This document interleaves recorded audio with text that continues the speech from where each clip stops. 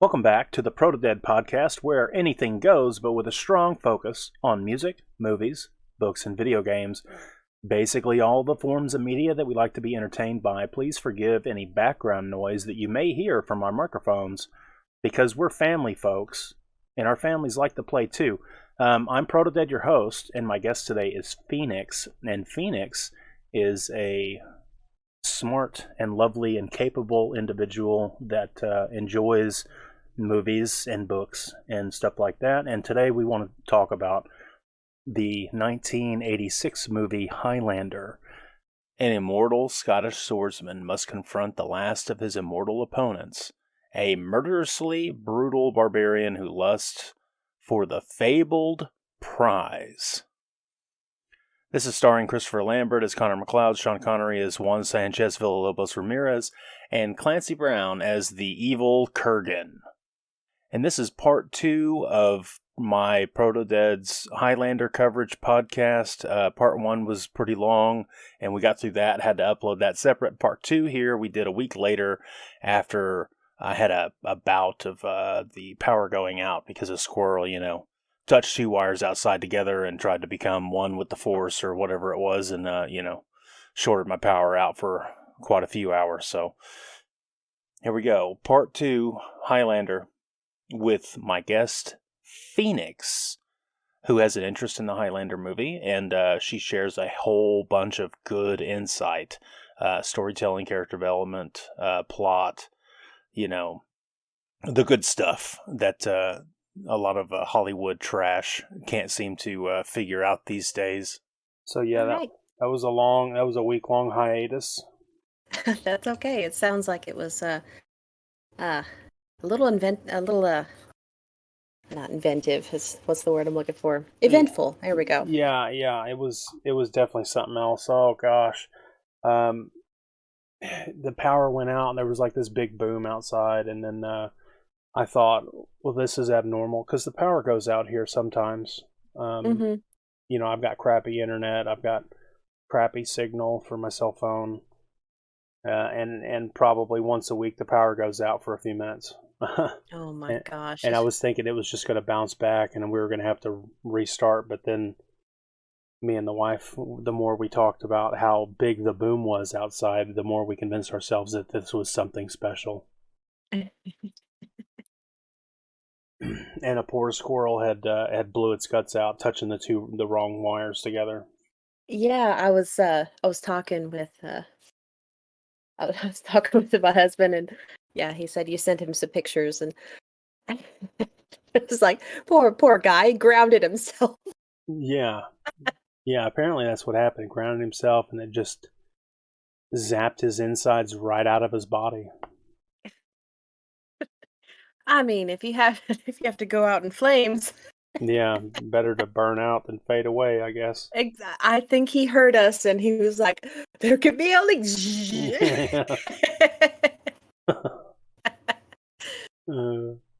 Yeah, that was definitely it was eventful, but it was okay because it gave me a week to recover. I started getting sick, and now I'm almost better now, but Awesome.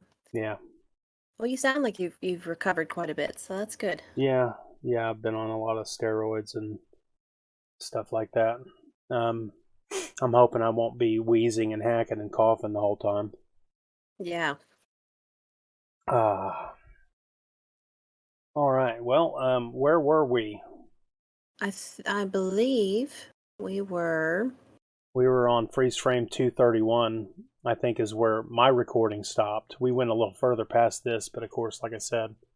Yeah, we lost like the next 5 to 10 minutes, so Yeah. I think, yeah, we had talked a little bit about the Kurgan driving into New York, so yeah, we had only made it to maybe 233, 234. Yeah. So, yeah. Yeah, well, I'm gonna say that what I remember is that you were talking about how it's these immortals, how they're able to sense or know of all the other immortals that have come in contact by the knowledge. Once they take somebody's head, they gain the knowledge they gain the experiences or the whatever, and then that's how, by extension, like the Kurgan knows of Facile, because if the Kurgan would have met Facile earlier in time, he would have absolutely taken his head already. Yes. Yeah, Yeah, so I there's think like I had this, mentioned. right? You're dipping into the mysticism that they know of each other because of all the power that they've harnessed before, but there's only a few, like the good guys or the guys that collaborate. They've had experiences and adventures before, and that's how, like later Connor knows Castigear. Mm-hmm. Yeah, I think I was going along the lines of maybe they absorb each other's memories as well. Yeah. So along with their excuse me, along with their power.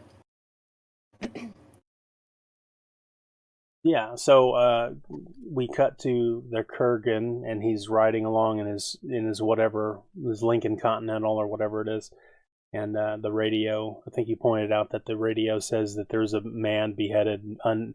As of right now, he cannot be identified. And Yes, a then man with no name. there you go, a man with no name, and the Kurgan says, "I know his name." Yes. Because I guess maybe even at that distance, he could feel that Facile disappeared. Probably. Yeah, if they can tell that each other are within a certain proximity, I'm pretty sure he's like, okay, there's one missing. Yeah. And it's kind of strange in the it kind of implies that they know exactly who's going to be where. Like the first time you watch it, you're like, oh, maybe they just sense that one of them is around.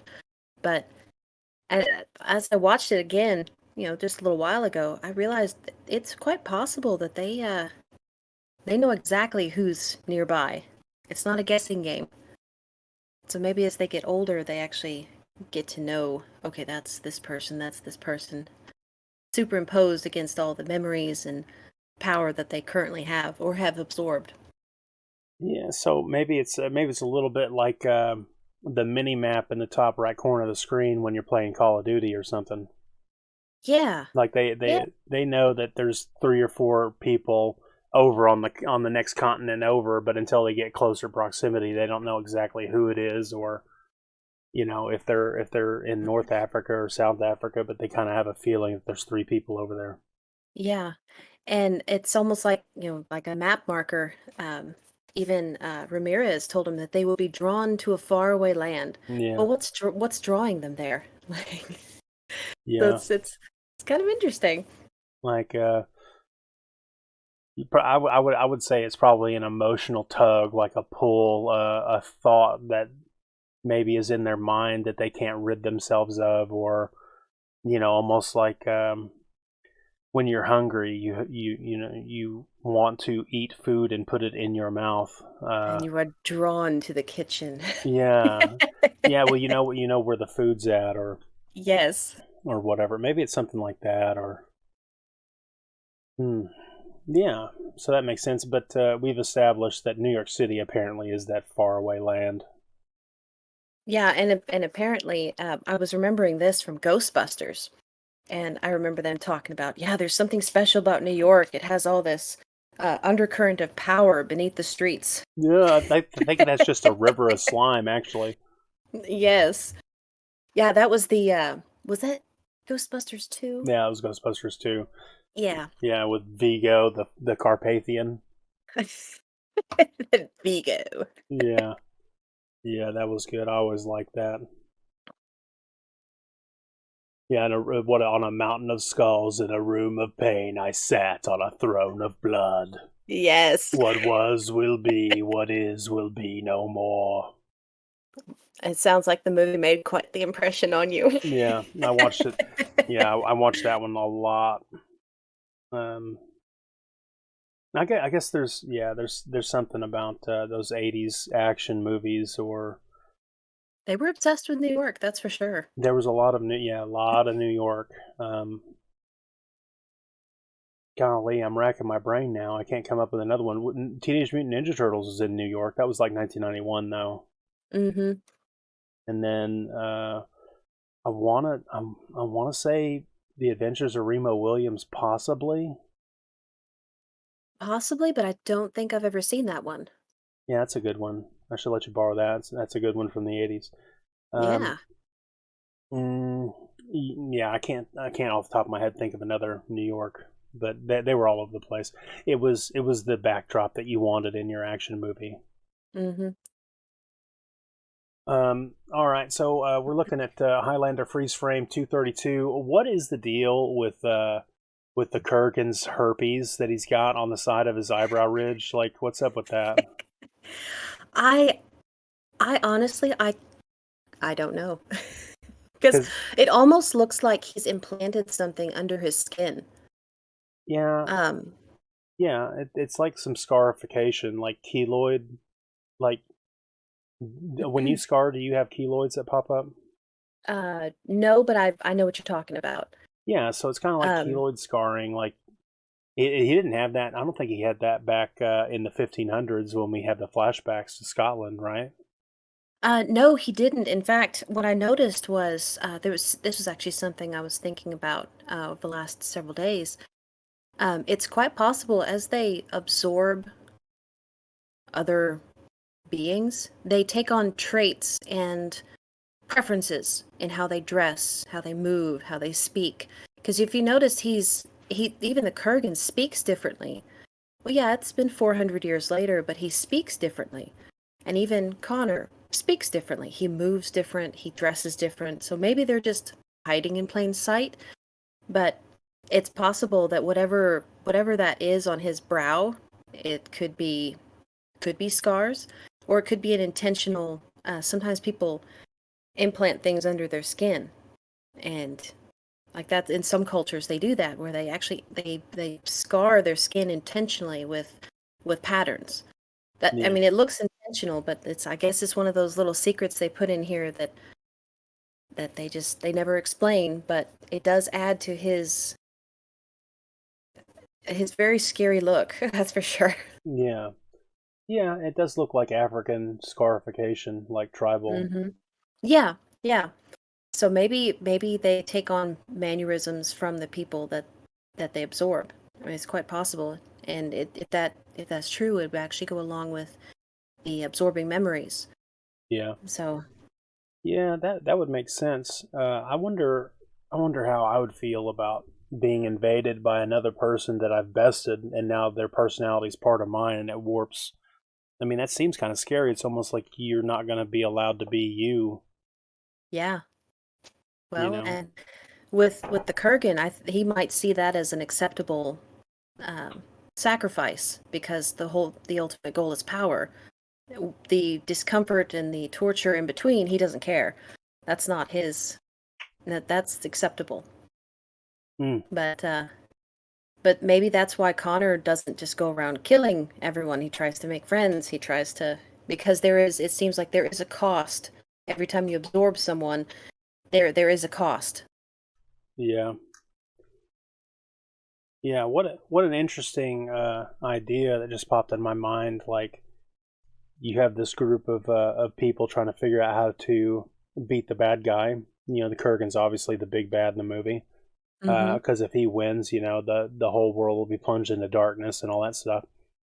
Um, what if like they're rallying together to try to beat him, and the Kurgan's besting them one at a time, absorbing their powers, and all the while becoming more strong um, and more undefeatable.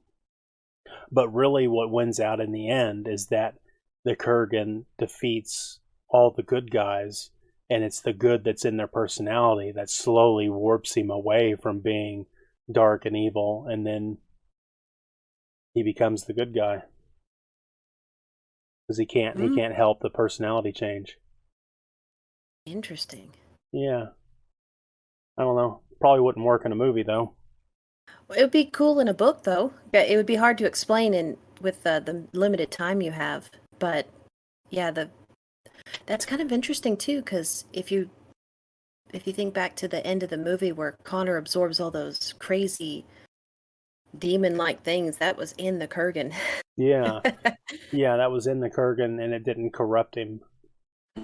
Yeah, But or yeah, at least we don't know. right. Yeah, I mean, if you watch Highlander 2, you could say he's been corrupted. That movie was a steaming pile of shit. So yeah, the theory might be. Yeah, the theory might hold true that Kurgan got inside and went bad, and then we got Highlander 2, and the whole audience threw up when they watched it. I've only seen it once, and I didn't absorb very much of it. I didn't store a lot of it in retrievable banks in my brain. Yeah, I think it got a bad rap. I mean, I'm making fun of it, and I'm doing jokes on it or whatever. It is awful. Like, there's no two ways about it. It's a really poor sequel, but it's not like all bad. It's not like 100% bad. It's got some cool things in there. Yeah. Maybe I'll have to give it another try. I'll Yeah, have to watch it one more time. yeah. One of these days, I'll get around to watching it again. I was reading, prepping for this Highlander. I was reading that this franchise, or this series of Highlander movies, is one of the only series out there where every sequel tries to rewrite what happened before, or like negate the continuity, or disregard the quote unquote canon of the series. Yeah. So when Highlander 3 came out, it disregarded what happened in Highlander 2 because it rewrote where the Immortals came from. And then, no. Yeah, because it was like, okay, so Highlander 2 sucked and it didn't work, so we're just going to pretend that one didn't happen. That one's not canon. So Highlander 1 and Highlander 3 are canon with each other. And then Highlander 4 came out, and it rewrote something about the past, like there was a character that came back or something, I can't remember, but it negated. It said, okay, so Highlander 2 and 3 aren't canon, but Highlander 1 and Highlander 4 are totally canon with each other. So just never mind the previous two sequels. And oh my gosh. yeah, so it did the same thing with the Duncan MacLeod one too. What was it called? Endgame? I believe so. Yeah, same thing. Like every sequel that came in between didn't count. So it's an absolute train wreck of a series. Oh yeah, and it sounds like they were trying to fix their previous mistakes, but in the words of Uguay, one often finds his destiny in the path he takes to avoid it. Oh, yeah, I've never heard that one before. What? Uguay? It's Kung Fu Panda. Oh, okay. Brilliant. Noodles. Noodle dream. You have to have the noodle dream. Noodle dream. Yeah, beautiful. I like that. Yeah, I like the philosophy, because often, yeah, that's true. Oftentimes, like, all we do is secure the future that we're trying to avoid by all the actions of the avoidance. Just solidifies what's going to happen anyway. Mm-hmm. It's almost as if a part of you knows that you have to take that path. Yeah. So even if you think you're making a different decision, the part of you that knows you must stay on track still diverts you a little bit. Yep. All right. So he's got the herpes. Speaking on of his... track. What? Yeah, getting back. Speaking of on track. Yeah. So he's driving the car down the highway or whatever, and I'm on 234 right now, and you can see a shadowy figure in the passenger seat. I remember seeing that. It's I don't know if that was just the cameraman, and they forgot that they had to kind of make sure that you couldn't see the cameraman, because in 232 he's obviously someone sitting in the passenger seat filming him, so maybe the editor just forgot. No, I think that's the guy driving the car. Oh yeah? Yeah. So I mean, you wouldn't have Clancy Brown like driving the car down the freeway with the safety rules and stuff that they've got.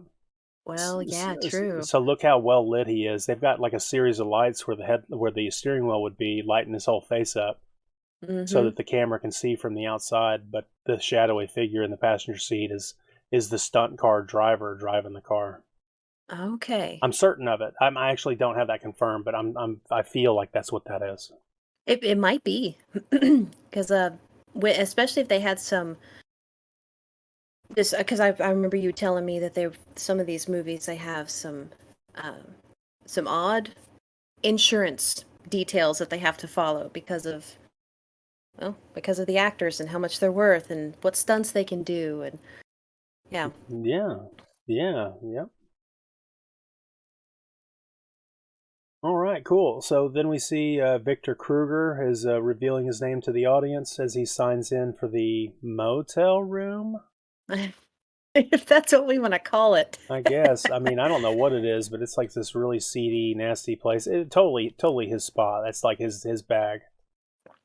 Oh yeah, he's very comfortable in places like this that are rotting away. Like there's still people there, but it's very much he loves the parts of town that are just dying. Yeah, yeah, almost like the character Spawn and like being in the muck and being with like maggots and worms and stuff. Mm-hmm. Yeah, kind of like it's the moth to the flame, but it's the fly to the well, Yeah, this stuff that's biodegrading. poo. Yeah, Victor. So Victor Kruger's. I was reading that they wanted to make sure that his name had some sort of symbolism with the audience. So Victor sounds like victorious, or when a person bests somebody, he is the victor, or she is the victor. So they wanted to try to fake the audience out with this little Victor name, and then of course Mm-hmm. Kruger is It's scary. Freddy. Yeah, Freddy Krueger. Freddy Krueger, yeah. Mm-hmm. Yeah, it's not only phonetically does it sound threatening, Kruger, uh, Yeah. but in German, Kruger means a vessel or a pot maker. I don't know if that matters, but A vessel. Well, yeah, if he's absorbing other beings, he would be receiving others like he would be a vessel. So, I mean, yeah, that's poetic there. yeah. So yeah, Kruger in German. Well, I forget the name of the language off the top of my head, but in Germanic, yeah, it means like a potter or a pot maker. So he's crafting victory? Yeah, he's crafting a victory for himself. Hmm. Well, and then of course the Kruger in the very next frame, are those like safety pins in his neck? Like I'm pretty sure those are safety pins. Oh, are we? Do we got the freeze frames out of order? He shouldn't have the safety pins in his neck yet. Okay, no, I'm thinking of the when he's in the church later. Yeah, yeah. He did that because he was in disguise, like that. Okay. Like it was just like a big joke, I think. I'm in disguise. Yeah, yeah. So freeze frame 236. You can see his Ramirez scar across his neck very prominently, Hmm. and he looks like a corpse a little bit. The He way they really does. the way they did Yeah. the makeup. A giant 6'4" corpse. That'd be terrifying. Is he really that tall? I actually looked it up because I was trying to gauge how tall he was, and yeah, he's he's 6'4" or 6'5", something Dang. like that. He's pretty tall. Yeah, that's scary. So the dude's like, "Hey, man, you need to fork up some money for this place. It's cash only, or whatever he says." And then the Kurgan, of course, has just a wad of 20s. And then the clerk guy with a herpy on his lip is really Oh interested in yeah. all that money. Probably because his normal patrons don't usually have any money, much less a whole wad of cash. Right. Yeah. So he thinks he's got some guy that's going to be just being loose with his cash, which he might actually be because Candy shows up a little later. Yeah, yeah. And I don't imagine that the Kurgan sets any money aside because again, that's not important to him.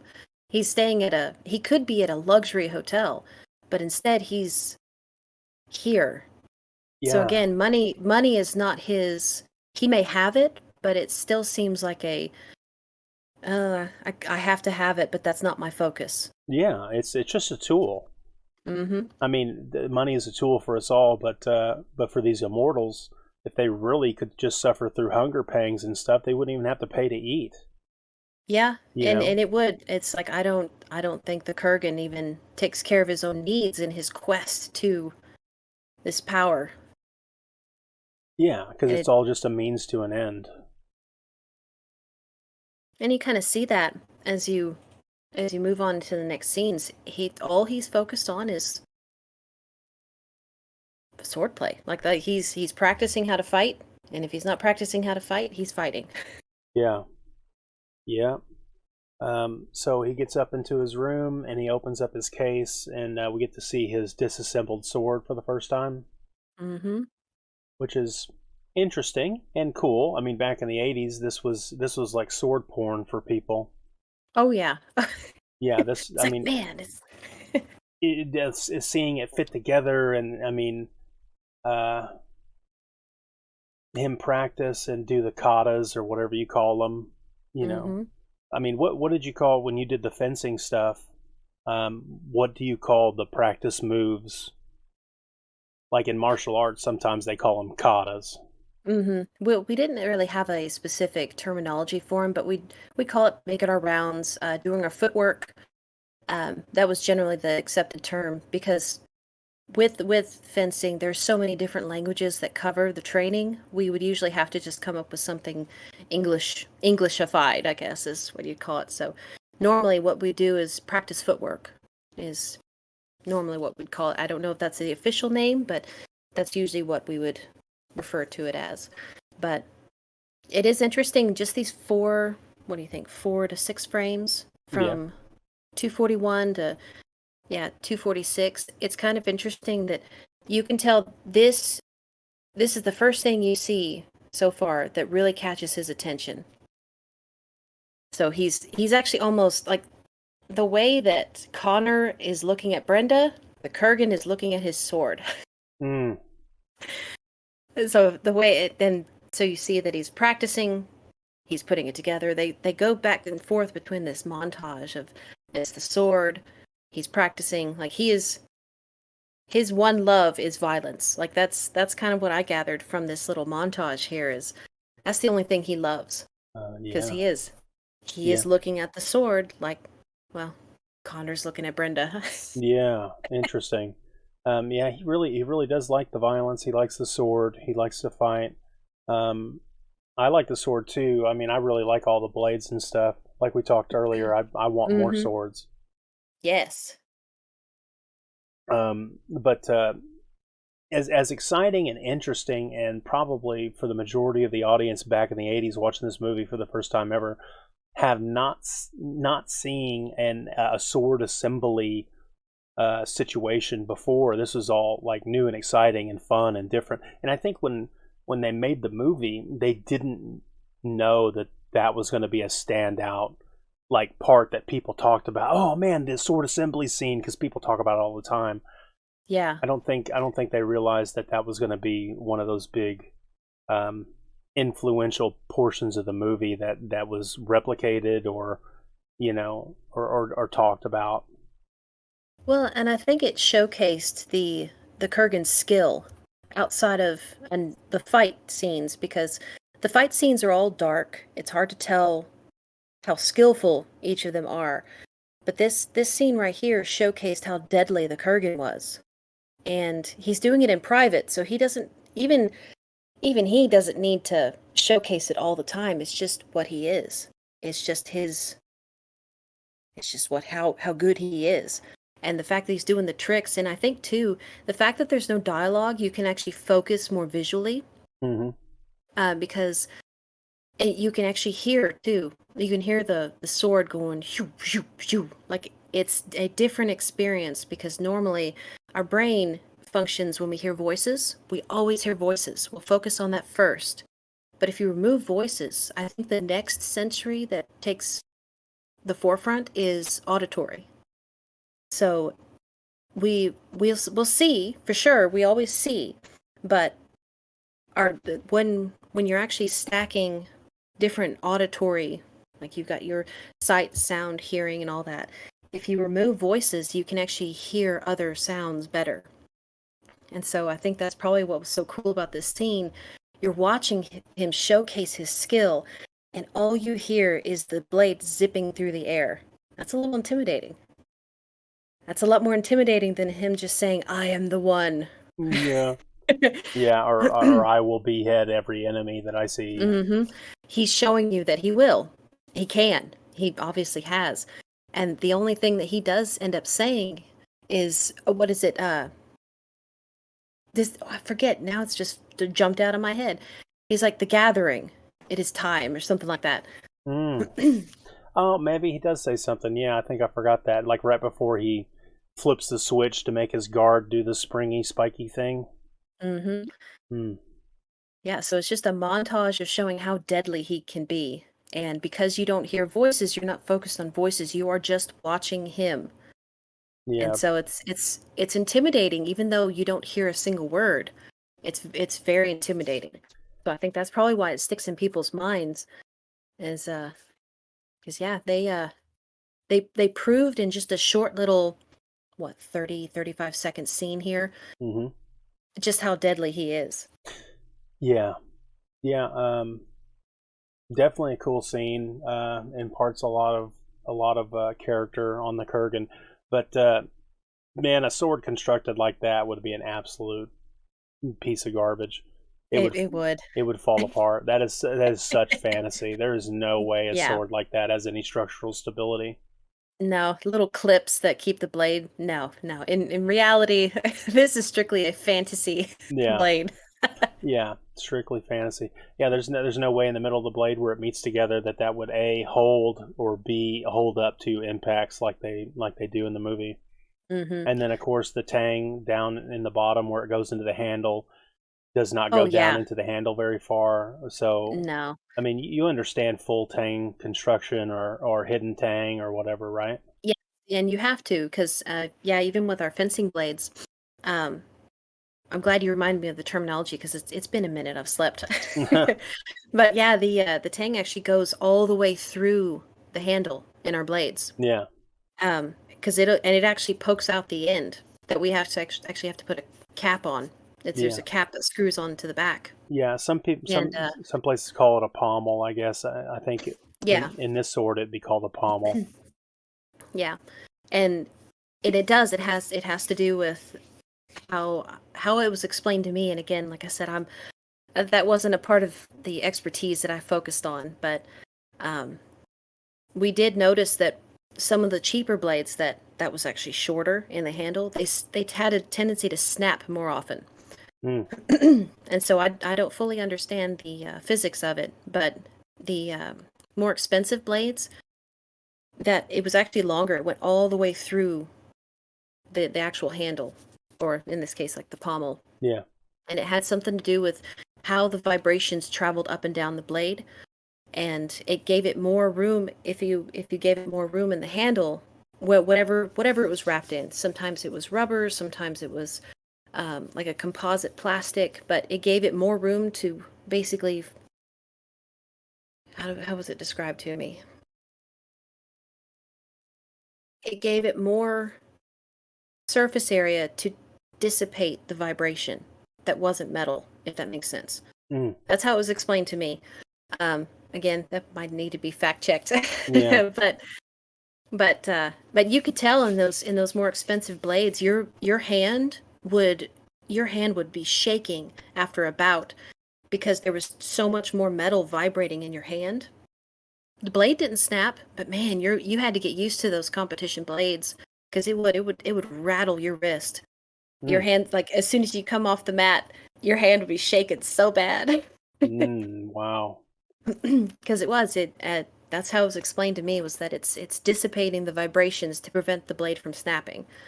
But I can only imagine if that's true and the physics follows that logic, I can only imagine how your hands would feel if you were actually holding a real sword and you were fighting. Your hands would be in so much pain. Yeah, I guess it can be. Yeah, I mean the impacts, the vibration, the forces that are imparted, down the length of the blade or whatever. But the big takeaway for me is that if the tang of the sword is all the way through the handle and out the bottom, then effectively, when you hold the sword, you are holding the blade. The whole thing Mm-hmm. is the blade. But when you have a sword that has only a partial tang or a stick tang, hidden tang down into the handle small, that you're really holding a handle that's connected to the blade. And that's like it's a really, structurally, it's way different, Yeah. Yeah, and I do remember one of my cheapest blades that I ever bought. It was, gosh, I can't remember how much it was. It was only like $30 for the blade. But I remember the tang on that one was really short. And it behaved a lot differently. It moved differently.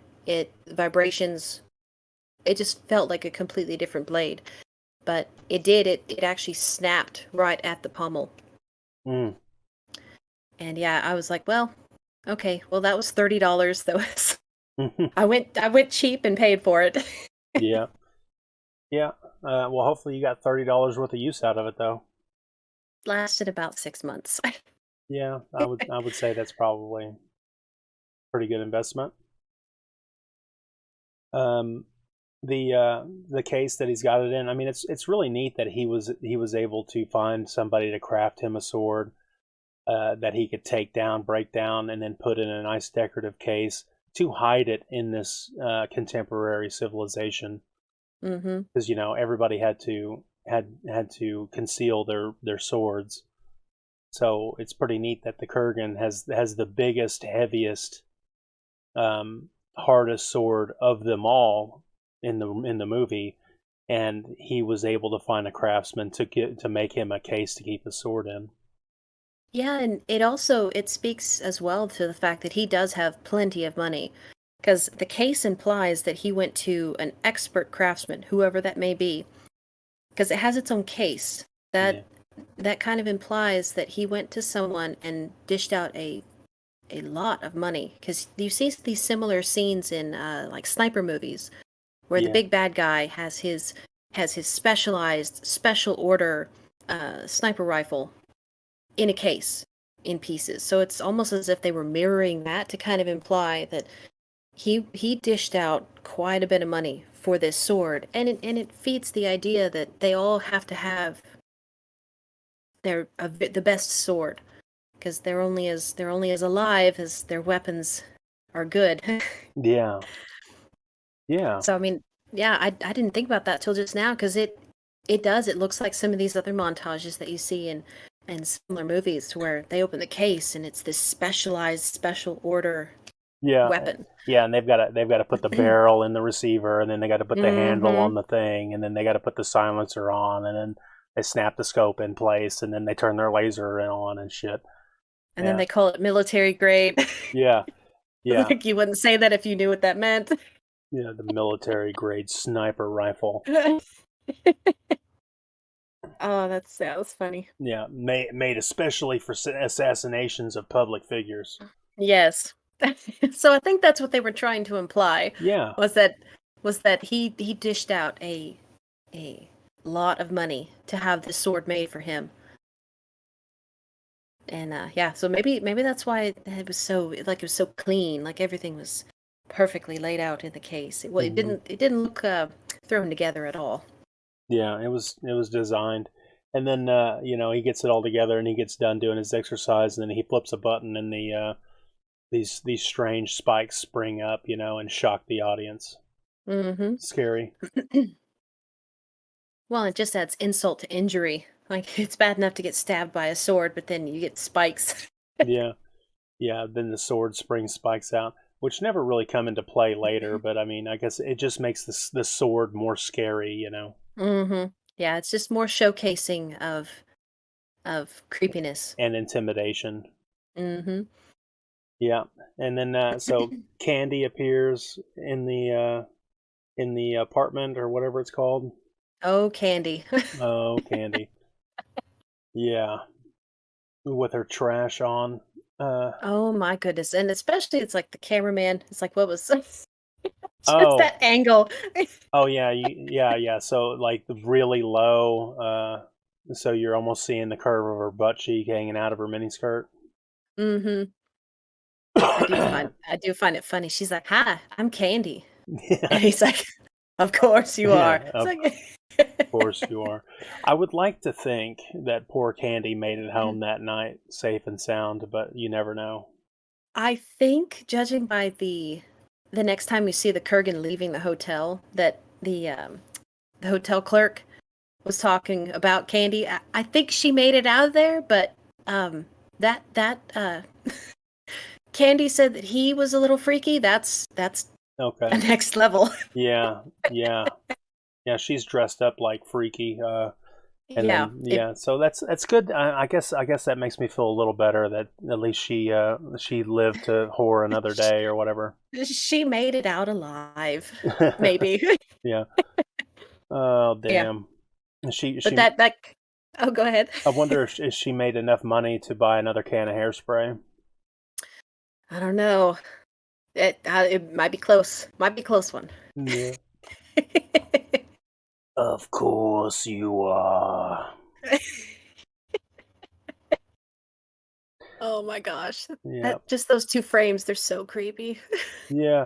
I do like the cinematography where they have to condense what's happening in the frame as much as possible. So, Mm-hmm. and I think in a lot of filmmakers today, they would have a shot of the Kurgan in front of the window, and then they'd have a shot of Candy and her butt cheeks and her legs, and then they would do a dialogue between them.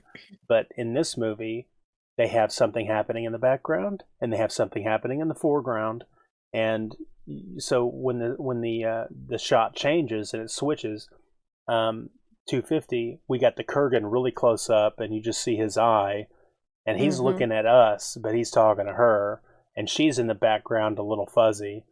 Yeah. So it's almost like every frame is a painting. Yes. When they crafted some of these movies back then, because time was of the essence. Yeah, and I think too that it comes off a little bit more naturally when you're looking at it, because that's how our eyes work. Our eyes see things in the foreground, in the background, off to the side, and they didn't dissect all the scenes like they do today.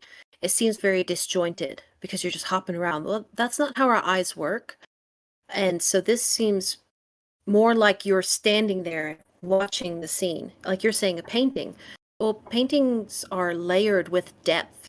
And a lot of these movies now, with the different contracts, they insist on certain actors only being on screen at one time. And, it's all this red tape that creates all this very unnatural looking scene. And yeah, you're absolutely right to where the way they layered this, it's more like you're literally walking into the room and seeing everyone. Yeah. And it's quite similar to I was just looking at some of these other freeze frames, but going back to 221, you have Connor. All you see is his profile. You're not seeing you're just seeing the side of his face, and you're seeing Garfield. Well, that's what you would see if you were sitting next to Connor. Yeah. So it's more believable. Your brain is saying, check. Yep, that's correct. Yep, everything looks okay here. You're not consciously making sure that everything looks correct. Your brain is just like, oh yeah, that's how it would look if I were sitting here. And so it's like they really don't think about that when they're making a lot of these movies nowadays. Everyone's standing exactly in the middle of the screen. Yeah. And they always slow motion or they zoom in, and that's not realistic. Right. It's like you're never exactly in the center of someone's vision. And so it's just, this definitely feels more natural to where someone's off to the side a little bit. There's layered depths over here. And yeah, if your brain's not saying, whoa, what's weird? Something's odd. So you're not pulled away from the story. Yeah. Yeah, like I guess some of the films back in the good old days, they were comfortable enough not revealing to the audience 100% of everything that they were trying to capture. They were fine with artistically leaving some of it out because it wasn't all 100% important to be in the frame. Yes. Yeah. Yeah, I like it. Cool. So then the next scene over, we get to see Brenda in her lab, and I guess we get a scientist that's dropping off some samples. Yes. He mentioned something about the guy who got his head cut off got a really close shave. Like a really close shave. Back when people shaved. Yes. Yeah, it was a different time. Yeah. Yeah, I Um, always thought this. Oh, go ahead. no, you go ahead. Um, yeah, I always thought this scene was a little interesting because uh, this lab that they're in, I don't know. It always seemed like it was a little thrown together. I'm not exactly sure why, but yeah, and then she's got this magical machine that in 5 seconds it tells you how old a carbon dating carbon dating metal is. Oh, yeah. 255. Something like, yeah, it was 25 or 2600 years old. Oh no, I mean, yeah, the freeze Oh, frame 255, yes, something yes. like that. Yeah. So she's got a readout. Well, I guess she throws it in a machine, and the machine is able to sample the chemical makeup and the whatever. And I got no idea. It's like some science mumbo jumbo, right? Yeah, I With I, the, I guess. the audience isn't like 100% meant to understand how it works or what's going on. It's just Hmm. that we learn some information.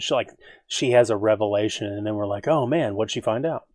Yeah, and maybe that was something they added on later because they needed something to show that, hey, Brenda had a reason to know that the blade was 2600 years old. So this may have been one of those scenes where they went back and said, hey, we need something to explain how she knows this.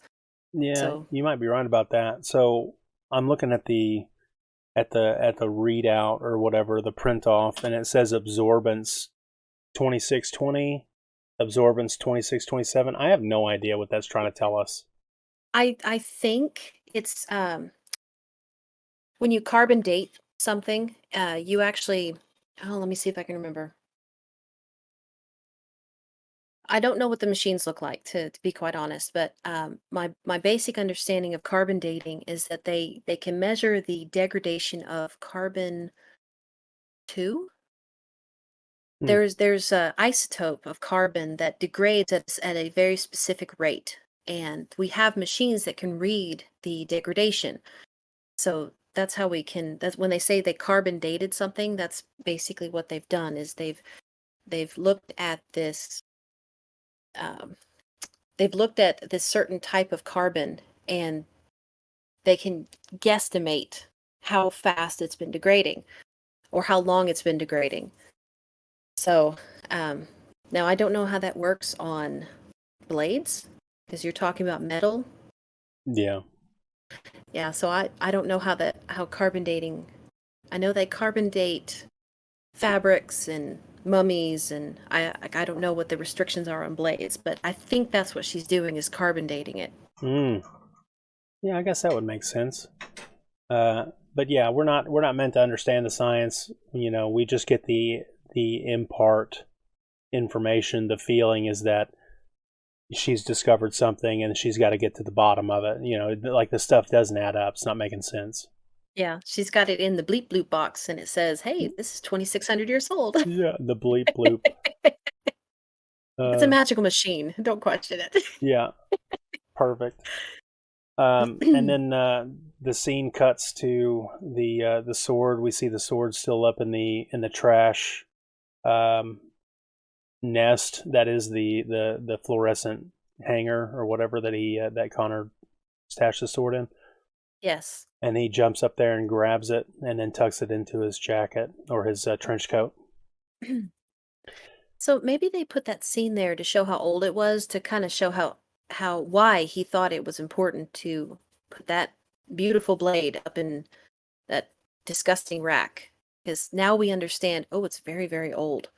Yeah, he hid Because he hid the weapon. Yeah, so maybe that's why they put that there to kind of impart on you. It's like, hey, this blade is highly valuable, and so it's like there's a reason why he threw it up there. yeah. It's not just that, but like we know that he was hiding it because if he got caught with it, then he would be in prison or he'd be in jail right now. Yeah, and they would have confiscated it as well Yeah, as evidence in a murder case. that's right. And then at the same time, it just so happens that Brenda is coming down the stairs with a flashlight because she wants to to find more about this sword that she only had a couple samples on. So he's there getting a sword, and she's there looking for the whatever relic may be left over from the battle. Well, and also too, I just realized this. So she would have had the metal. She would have had the sword that Facile had. Yeah. But if she was going back to the lab, I guess if she's looking at different metal shavings, well, it won't match the sword that Facile had. Right. So she may even say it later that there's another sword. Yeah. And because of her passion of swords, she's like, there's no way that there's a sword this old. Not with that quality, not with that, because I think she said later she could tell how many times it had been folded. Yeah, she says 200 times. Yeah. And so now she's on a mission. She goes back to the creepy garage because, well, there's another sword, and she knows the police don't have it, so that means the possibility is it's still at the garage somewhere. Yeah, maybe that's why they put that scene in there, because it kind of justifies the reason of why she would have to go back to the garage. Yeah. And it tells you how old the blade is. So actually, that's not thrown together. Yeah. Now that I'm looking at it. A lot of exposition, actually. Yeah. Okay. Yeah, it's feeding us a bunch of stuff. Okay, I rescind my scathing review from 2 minutes ago. Yeah. How kind-hearted you are about that. So she's gotten like a pocket metal detector, and then I guess she scans a couple of pillars, but then she finds the one pretty quickly, and that's the one that we see Connor bury his mesamune sword into earlier, and he's spying on her, and she busts out the tweezers, and she's going to grab some of these, I guess, flakes of the sword or some metal bit. I mean, it doesn't make any sense to me how there would be pieces like that of the sword left in the concrete. Yeah, if the blade had a tendency to flake like that every time you used it, I don't know that there would be much of a blade left. There you go. For 400 years. But again, this is fantasy. Yeah, it's a fantasy. Yeah, we gotta. She couldn't very well just like scrape off some dust in there and call it a day, and that wouldn't satisfy the audience. So they've got to visually give us something meaty to view as part of the sword that she's collecting. Yes. Yeah. So suspend your disbelief on this one. Yeah. So she grabs some samples of the sword and puts it in her little test tube vial or whatever, and I think she hears him move, and she kind of gets spooked, and then she hauls ass out of there. Yes. And I guess she decides her first stop after that is she needs to go drink a bunch of, I don't know what she's drinking at the bar, a whole bunch of brandy or something. I think it's brandy. Possibly, because if I think we noticed later that Connor is opening a bottle of brandy, so he knows that she likes brandy. So I'm assuming this is brandy that she's drinking. Yeah. But this is kind of an interesting scene that it kind of now it's Brenda's time to shine a little bit. We need to know a little bit more about her. We know that she's into swords. We know that she's really good at her job. We know she's proficient with her knowledge, but we don't really know much about her. Well, this little scene right here tells you a lot. It tells you the bartender knows her by name, which means she goes there a lot. He knows exactly what she's going to be drinking. So again, he knows what she likes. But you can tell that she frequents this place often, which kind of indicates that she's alone. Like her social life does not exist. Mm-hmm. This is her haunt. This is where she goes to probably decompress. Like it takes a minute for bartenders to know you by name. Yeah, I would think so. I wouldn't know. I don't go to bars. I do all my drinking alone.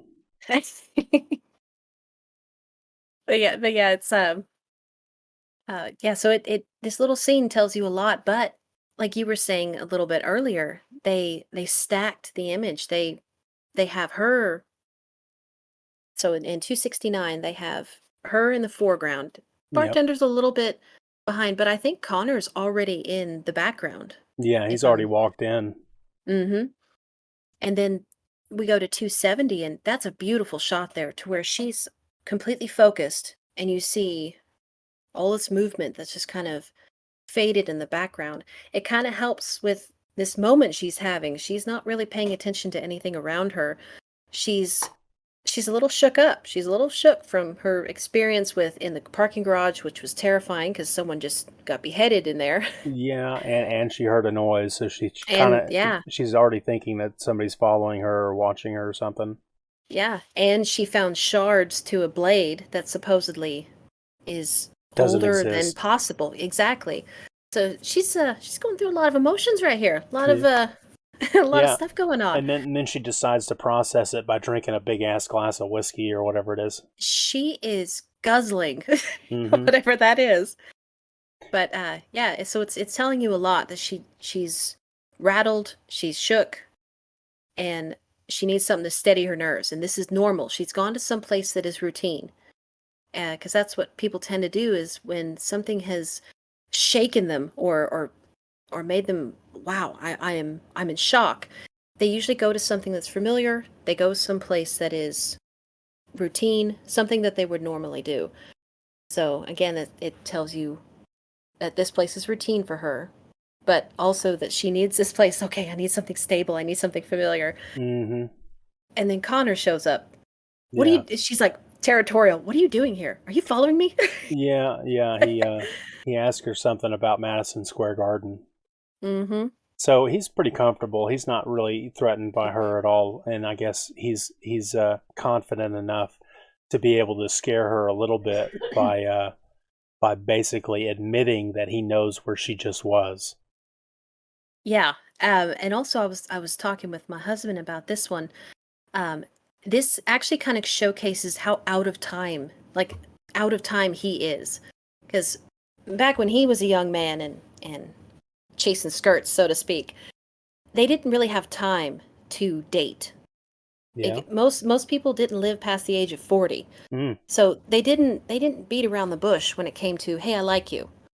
Yeah. So dating and the way he learned how to date would have been more like what you see in the bar. He's like, I like you, Brenda. But in today's setting, in today's society, only psychopaths do that. Oh, yeah. Yeah, I guess you're right. So for him, it's kind of funny. It shows how he can blend into the atmosphere if he's trying to survive. But when it comes to dating, he goes back to his default, which would have been appropriate in 1500. But Yeah. in 1980, it's creepy because too forward, especially in New York, if someone's looking at you, I've heard this before from New Yorkers. If someone's staring at you, it means they're following you. They're stalking you. It's just this unspoken etiquette in New York. You don't follow people, you don't look at people, and you don't make eye contact at all. Mm. And so he's breaking all of the decorum in New York. But he's just being very forward. And so for her, it adds to her perception of creepiness. But for him, he's probably just like, I like you. Yeah. And he doesn't have any, he doesn't have much time left. And so he doesn't want to waste any time. You think that's what it is? I mean, you don't think his motivations in this moment is more like how close is she to revealing what they look at as a crime, like and him getting busted? It might be both. It could be both. I mean, in the greater scheme of things, he's probably not really concerned with the judgment of regular humans or whatever, because he's, like a vampire would at this point, because this is kind of like a vampire movie. Yes. There's so much.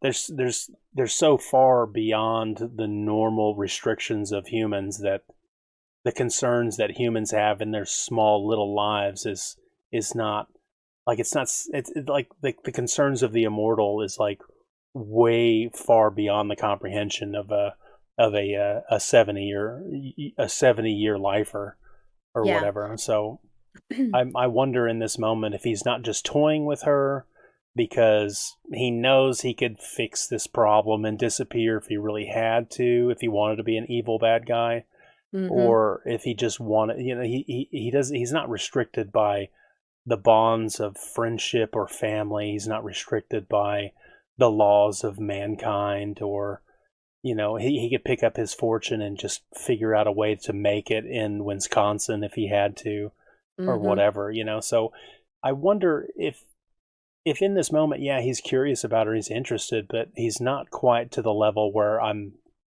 interested in dating you, Brenda. Gotcha. That's interesting. So you're thinking this may be more of he was trying to spook her away a little bit? Maybe that, or maybe just try to keep her on a short leash because he knows that she's kind of a loose cannon, because the cops weren't there investigating, the sword chips in the concrete. Ah, okay. I hadn't thought about that angle. Yeah, I mean, Interesting, yeah. I don't think he saw her in the parking garage and was like, "Hey, who's this little vixen?" This foxy little whatever that drinks brandy in the bar. I don't know. I mean, I could be all wrong about all that stuff.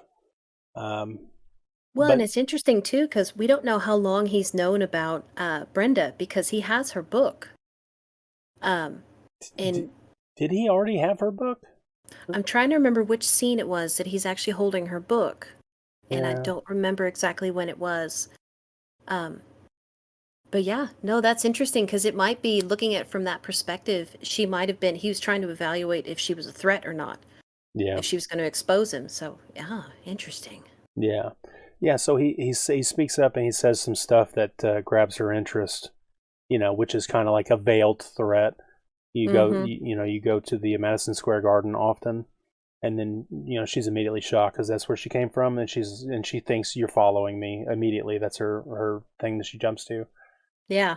And she kind of tells him to piss off or whatever, and she storms out, I think.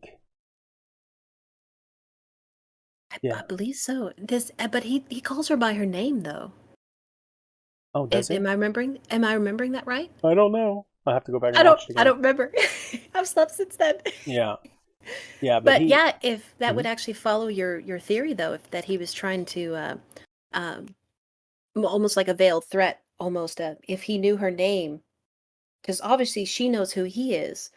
Well, I don't think she knows. She doesn't know, does she? Did she see him in the questioning when he was questioned in the police? I don't think she knows who he is at this point. Forgive me, I might be mixing things up. Yeah, I don't know. I mean, basically at this point, she's kind of like what your husband Redline pointed out in when we did the Terminator podcast. She's kind of like Sarah Connor at the Tech Noir Club, where this guy in a trench coat's following her, and she's kind of scared that this guy's going to try to do her harm. Mm-hmm. Also, another very creepy scene. Yeah. Yeah. So he steps out of the Irish cafe or whatever. It says McManus at the top, and we have kind of a fake out by the filmmakers, because we see Connor leave, and we kind of already have the idea that Connor's going to stalk her, or he's going to follow her, right? Yeah. So we kind of see him walk off because she left earlier. So we're kind of maybe looking in the background trying to figure out where she's at. And then the camera recesses, it pans back. I forget what they call that.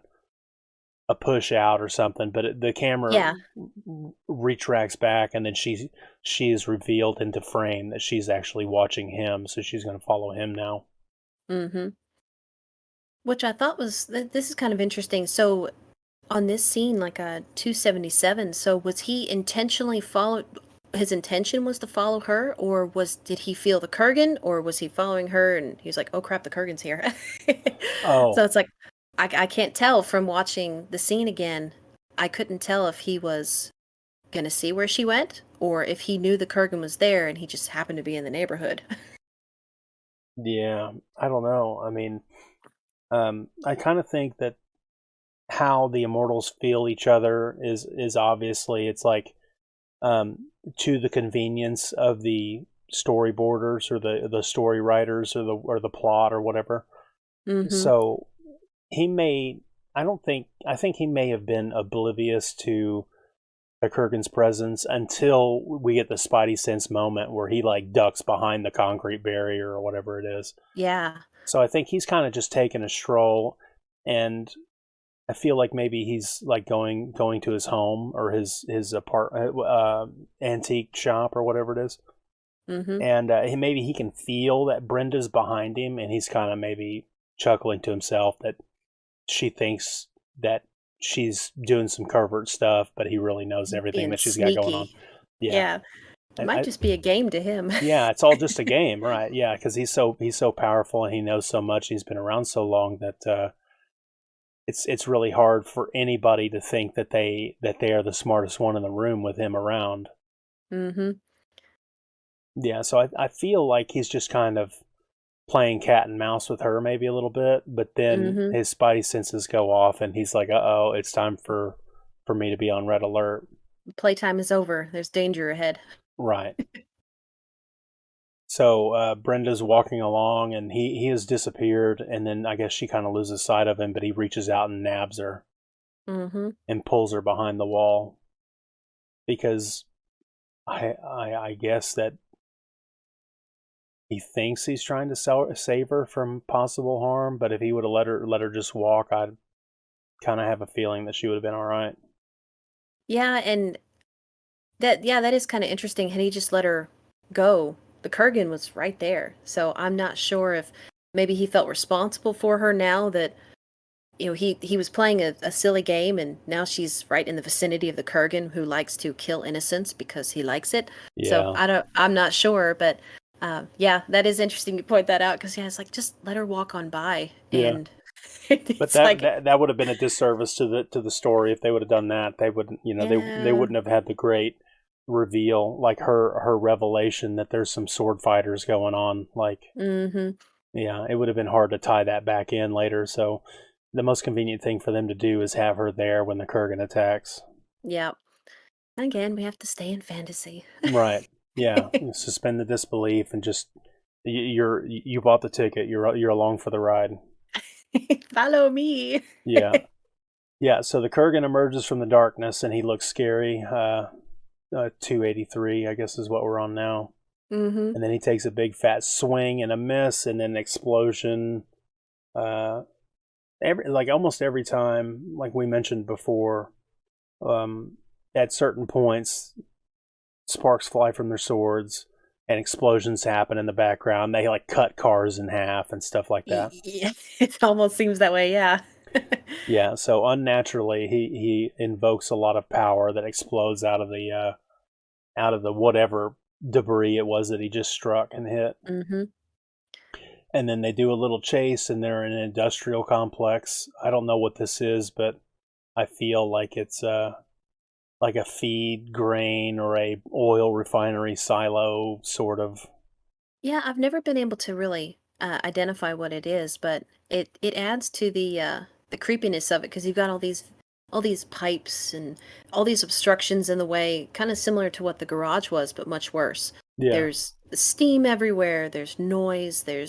So they're almost replicating the garage, but it's a lot of obstacles in the way, a lot of noise, a lot of steam. Yeah, so you have to have an interesting setting for the battle, and for the average American, they work customer service, they work office, they work, these occupations that don't get to live and breathe in environments where there's overhead cranes and pipes and valves and like all this other, like all that stuff is Freddy Krueger stuff, like the nightmare sequences where he's in the boiler room. Like that's what this is. For the majority of people, it's a fantasy setting where it's industrial and scary and you don't understand what everything is, and there's hidden passages everywhere and you don't know where to look. Yes, exactly. But it's mysterious and your eyes can't make sense of what you're looking at, so it adds to the confusion. Oh my gosh. Yes, exactly. But for folks like me and you, this is home. To me, it's like, oh yeah, that's a 4-600 over there. Yeah, this is that's a gate valve in the pipeline right there. Look at that, how neat. Cool. Yeah, They should probably have a load capacity on that overhead crane right there, so everybody knows what they can pick up.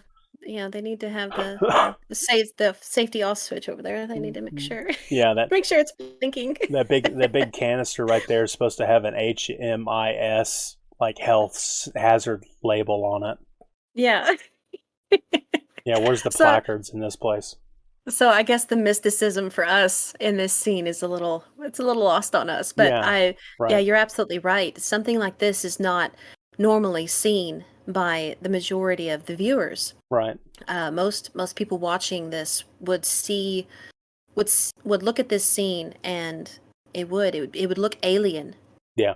And dangerous, which kind of adds to the fight scene right here, because they need to impress upon you that, again, we already know that the Kurgan must not win. He cannot win. Yeah. Even though we haven't really heard Ramirez say it yet, we kind of get the impression that this is the bad dude. He cannot be victorious here. So yeah, now it's just another beautiful use of a unique environment to just kind of add to the stress of the scene. That's right. Yes, ma'am. All right, so it looks like Connor doesn't have his sword ready. I think he hasn't pulled it out yet, or maybe it got knocked away and I didn't capture it in a freeze frame, but he picks up some sort of hose. So he decides he's going to try to lash at the Kurgan with this hose that he's picked up off the ground. And the Kurgan grabs it and yanks it or whatever, and then throws him around and then tries to strike him again. Big explosions when he misses. Mm-hmm. And then we see Brenda on the ground just basically freaking out. Or maybe not freaking out, but she's pretty amazed that this guy's making some magic explosions pop out of his sword. Well, and I'm sure too, it's the same way that the audience would be awed by the alien nature of this scene. She's already had a rough night of unexpected, almost traumatic things, and now she's watching a 6.5-foot dude, very scary dude, swinging a very large sword, and there's sparks flying. I'm pretty sure any normal human's brain would freeze. Like, yeah. I can't be awake. What was in that whiskey? What was in that stuff? Danger. Yeah, for sure. Excitement.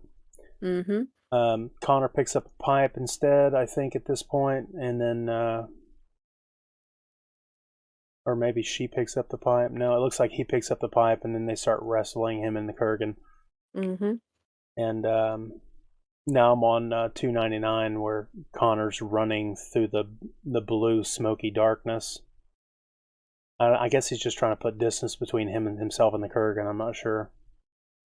Yeah, and I don't remember. Does he ever pull his sword out? I don't remember. In the scene? I don't recall. I don't know why he doesn't have the sword right now. But because I'm looking at the freeze frames. But yeah, he's basically just using the pipe, and he's kind of working the Kurgan over with this pipe. What I do find interesting is that the tactics that he's using with the Kurgan right here is what Facile was doing to him in the parking garage. So this running away into the distance and creating all this space and then coming back and attacking. So it's very similar strategy that he himself did not use in the parking garage. But Facile, now he's behaving more like Facile.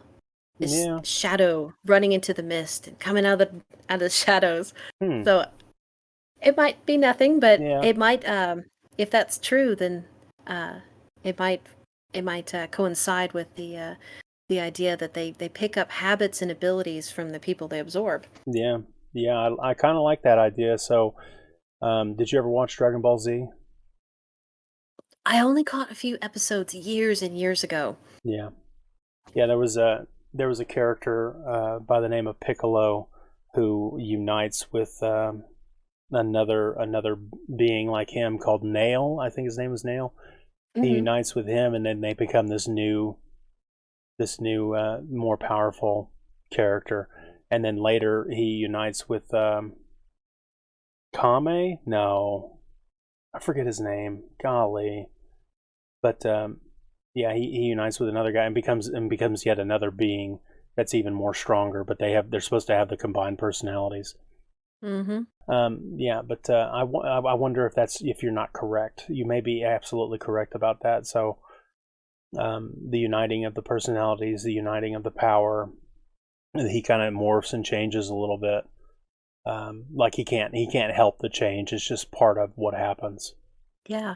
That'd be, if that's true, that would add a cool little element to the movie I'd never thought of before. Yeah, yeah, definitely something cool to think about. It would be nice to hear the original writers kind of break that down and see if there's any validity, and like if it goes deeper than just what they reveal. Like any good story has more going on in the background than what they put forth Mm-hmm. solidly for the audience to consume, because then it forces the audience to ask the questions and argue back and forth as to Yes. the, And yeah, and it makes the story more compelling too. If you there's for some reason we know when there's more to the story than what we're seeing. I don't understand the psychology of it, but the best story writers actually they know this, and if they'll have, I think I had mentioned this before, to where some of the greatest authors have written volumes of books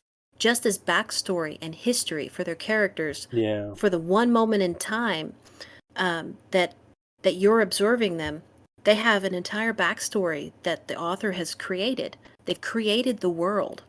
I think J.R.R. Tolkien, the Lord of the Rings, the writer for Lord of the Rings, he had volumes of just history and backstory to all of these characters that are almost most of them are not mentioned in the Lord of the Rings or the Hobbit, but he wrote all of the massive volumes. We're talking like 6 to 1,000 pages, big volumes of just history and lore that none of us know about.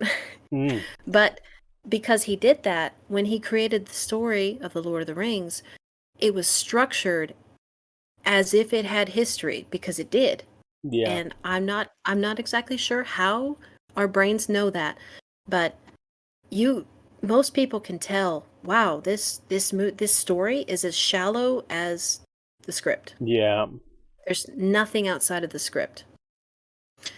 yeah. And it's you can feel that. It just feels plastic. Empty, It feels empty, yes. artificial. Mm-hmm. Yeah, I hear you. I agree with you there. The prep work, it's all in the prep work. So, yeah, I couldn't have said it better. Yeah, if you build the whole world and then have everything lined out, you do all that prep work ahead of time, and maybe it takes months, maybe it takes years, and then when Mm-hmm. you want to finally actually make a story, you have everything set up and ready to go. And you can just boom, boom, boom, pound it Yeah. out, and it's all cohesive. Yeah. And it makes sense because your characters are making decisions based off of the history that you created them to have. So their behavior is appropriate to their history. And there's for some reason we recognize that. We can see that. That's why most of us can tell, wow, that was a great story. Not just, oh, that was visually pleasing. No, no, no, that was a great story. Mm-hmm. Most of us can tell and again, I don't know all the details of as to why we can tell, but our brains are geared for story, Yeah, for history. And it's just something that most of us have that we can tell when something doesn't have history. Not 100%, of course, but yeah, yeah. yeah. I believe you there. Um, but yeah, the Kurgan takes away the pipe, and he does a little spinning maneuver, and then he beats Connor in the stomach and in the back or whatever. And I think he reminds Connor that there can be only one, as he clobbers him in the head a couple of times. Yes. He does a really cool spinny kick or whatever. And then Connor grabs the pipe again, and they start fighting. And a police helicopter, drops out of nowhere with a spotlight. Yeah, and I always thought this was funny. It's like how again, these cops, man, they are on they are on point. How did Yeah, they know? yeah. I wouldn't have been surprised if it wasn't Garfield, like sitting behind the megaphone. Yeah. Yeah, And it could have been something to where maybe they never mention it, but maybe they were having Connor followed like maybe they had someone basically tailing him, and it's possible. They never really show that. But yeah, I always thought it was funny that there's a police helicopter that takes time to fuel up and do all the checks and take off. Yeah, I think they kind of insinuate that the helicopter was just cruising around, apparently like Batman looking for some mischief. But yeah, I mean they obviously don't pin that on Connor McLeod or what's his name, Russell Nash. At this point, because if they would have, he would have been hearing about it from the police officially later. Yeah. Yeah, so they weren't tailing him. They weren't following him in a helicopter. It just kind of happenstance. So yeah, the helicopter breaks up the fight or whatever. Because the writers need the movie not to be over yet. Yes, it's like we need to we don't need the end, the finale yet. It's like we need to postpone it. Yeah, so they get interrupted, and I believe the Kurgan is kind of again for the second time, another time McLeod. Which it kind of shows that he's not really in a hurry. He's not doubting at all that he can take on Connor. He's just playing right now. Yeah. I guess it's not his life mission to kill Connor, or it is, but he's ready to savor the moment. It's like he'll drink the last slurp of his ice cream whenever he's ready. Exactly. Yeah, so I mean, he's at that moment he probably could have continued to fight, but if he did, what would he be sacrificing if he took Connor in that moment? He would be getting busted by the police. It would be an even bigger show than it is later, because I guess when he's being hunted by the police after he kills Castigear, they just have a description.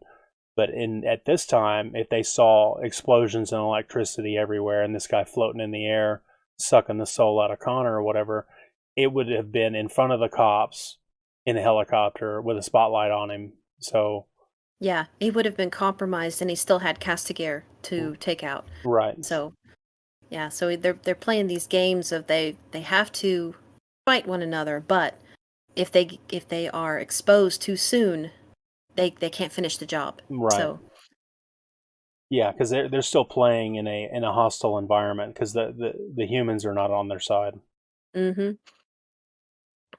Yeah. So Connor, he says something about you shouldn't be following me. This is dangerous. Brenda, go home. Get the hell out of here.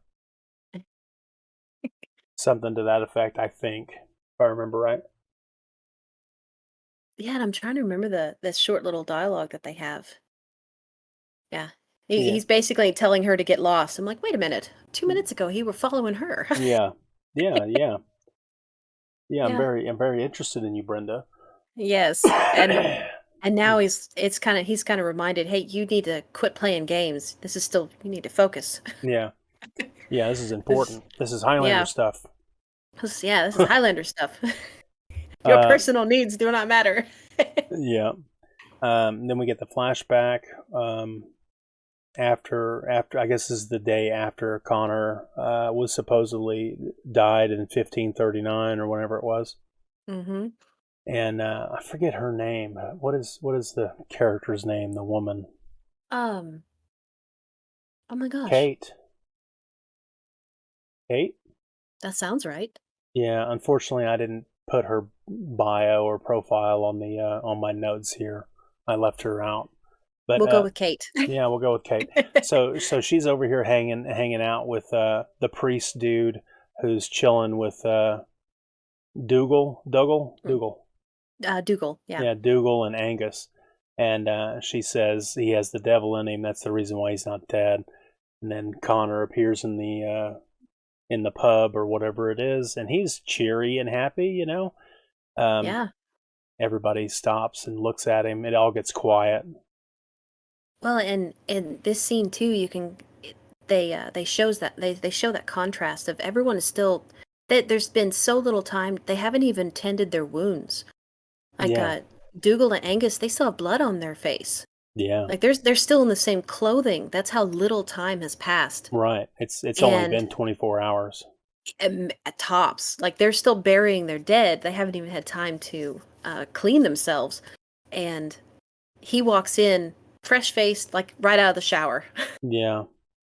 They're like, we should have had to put you in the ground last night, and here you are trying to crack jokes. That would be shocking, especially from that point in time. It was more mystical. Oh, there's witchcraft. Oh, there's evil. There's the devil. And with Kate, she's obviously tied to him. I don't know if they imply that they're married or if they were sweethearts, but she's tied to him in some capacity. And so now she's in self-preservation mode, because now if she's been tied to him in any way, well, now she has to distance herself. Yeah. Because I was thinking about this, of why she turned on him so quickly. Well, because she knows the village, she knows their people, and she sees the seething underbelly of suspicion and superstition. Well, now she's on preservation mode. She has to keep herself from being burned or beaten to death. Yeah. So and unfortunately, she's actually making it worse by getting up there in her self-preservation mode of, he's got the devil in him. Look, don't look at me. It wasn't me. Yeah. Well, she's actually feeding the idea that there's something evil about Connor. Unfortunately. Yes, unfortunately for our hero. So he gets the shaft with his own people. They're not equipped to understand or try to make allowances or whatever. It's easier just to accept that something evil is afoot. Mm-hmm. And this isn't natural. It's not okay. Yeah, so they turn on him pretty quickly. They all have the idea that they basically have to beat him to death. Yeah. And yeah. I think it's what is it? Frame 326. Is it Angus? And Angus he's a little bit older, so he's probably managed to, in his own mind, get past all the superstition. So he's not looking at Connor as evil. He's like, you have to get out of here. You have to leave quickly. Get away. I understand what these people are about to do. Yeah, and Connor doesn't, because it's just like, hey man, it's me. What do you mean? Yeah, it's like, I'm not. Why would I go anywhere? This is my home. Yeah. And then they crack him over the head with a tankard of ale or whatever. Something, yeah. Yeah, and it's really neat too. Like, he's just sitting there talking, and then we are surprised because it comes out of nowhere, and he just gets cracked over the head. And then just as fast as that splash happens, he's tied up to a horse carriage holder thing, like a apparatus that holds a horse to a carriage. Yeah, I can't tell if it's one of those or if it's they used to have something similar to that could carry buckets. I do not remember what it's called, but maybe it is a bucket assist carrier deal. It could be either. I just assumed it's like the thing that you see on oxen, like they throw, they throw over the shoulders of oxen to pull a trowel behind them or a plow or whatever. Yeah, I forget what the correct terminology is, but yeah, it does look very similar to that. So yeah, he's just getting pummeled and beat and kicked and smacked in the muddy outside area now. They're throwing stones. And this whole scene, your heart goes out to Connor, because you can tell that he was just happy to be alive. He didn't understand why, but he obviously loved his home. Yeah. And to see this scene of everyone he grew up with just turn on him. Like his cousin, his like people that he knew, everyone by name, just turned on him like that. Yeah. Yeah, it's that quick. There's no allowances made. There's no, let's think about this. Let's talk it through. It's, we got to get rid of this new threat. This new threat is unnatural. It's not right. We need to get this past us. The easiest way is to stone him to death with all the rocks that you can find. Yeah. And then of course so then you go on to they're just pummeling him. It's just so hard to watch. Yeah. Because again, he still doesn't understand why this is happening. Because again, that would be kind of wild. Waking up with a wound that you know should have killed you, and you wake up, he's just happy to be alive, and then to have to go through this montage of people that he thought loved and cared about him, and it turns out that as soon as he was a threat, they wanted to destroy him. And even his Kate, who, you know, not that long ago, like the day before, she was telling Angus and Dougal, make sure he comes back in one piece. Mm-hmm. Well, he thought that she loved him, and now she's furious that we're not going to burn him. There will be no burning today, is what Angus says. Yeah. And she loses it. Like, that's shocking. Mm-hmm. People that you thought had your back, 24 hours later, they're screaming for you to be burned at the stake. That's shocking. It's not, your brain isn't able to process that. So it's that they showed in this scene that just how shocking it was for him to become who he was. Yeah. You relate to it because it's a good origin story for the hero. You know, you got to have a journey and you got to have a struggle. So to have the beginning of the character's arc or the character's origins be that there was a tragedy. So a lot of times in characters, you have the parents die. You know, Batman, Luke, a Skywalker, you know, they become an orphan and then they have to make it on their own, but they're also still dealing with the tragedy of their loved ones passing away violently or horribly or unexpected. But in this way, it's the character is cast out by their own tribe. And then they have to make it on their own as an orphan, so even though maybe he's 22 years old theoretically or something like that. Yeah, and it's very similar to like becoming an orphan because it's not the death of his parents so much as the death of the life he had before. Right. So it's still that feeling of being cut loose from everything that's familiar from your home. But yeah, they did a good job of. They didn't have to add in more characters to say, oh look, now he's an orphan. They showed it so it's metaphorically. His village were his family. So it's an interesting, just a little bit of a twist on it. Because if they had specifically focused on his immediate family, just Kate or just his parents, which I don't think they don't look like they're a part of the story. But had it just been Kate, Dougal, and Angus, it wouldn't have had quite the same effect. As the entire village has come out to watch him burn. It really is. It's showing the death of his entire world in a minute and a half. Right. It's heartbreaking and it's sad. Yeah, they're able to capitalize on the time that they spend. They were able to condense all the feelings that you needed to get effectively, which is good because I think this movie, the runtime is like getting close to 2 hours. Yeah. So they tell a lot in this short little reject scene where he's bloody and battered and getting betrayed by the entire troop or whatever, the clan. Yeah. So Angus asks him if he can walk out, if you can get out of here, if you can walk, because he stops everybody. Like you said, Kate wants to burn him, and basically they're going to ignore her for now because Angus is the one standing up to the crowd. Yeah, and he's obviously a respected elder in the community, which this scene may have actually been a again, this is just my theory, but a catalyst for keeping Connor from being completely jaded when it comes to humans. Yeah. Because Angus, out of everyone in the village, Angus was the only one that stood up for him. And even Connor looks up at him and says, "I'll never forget you." Yeah. So again, that's just my thoughts on it, that he maintained just that little bit of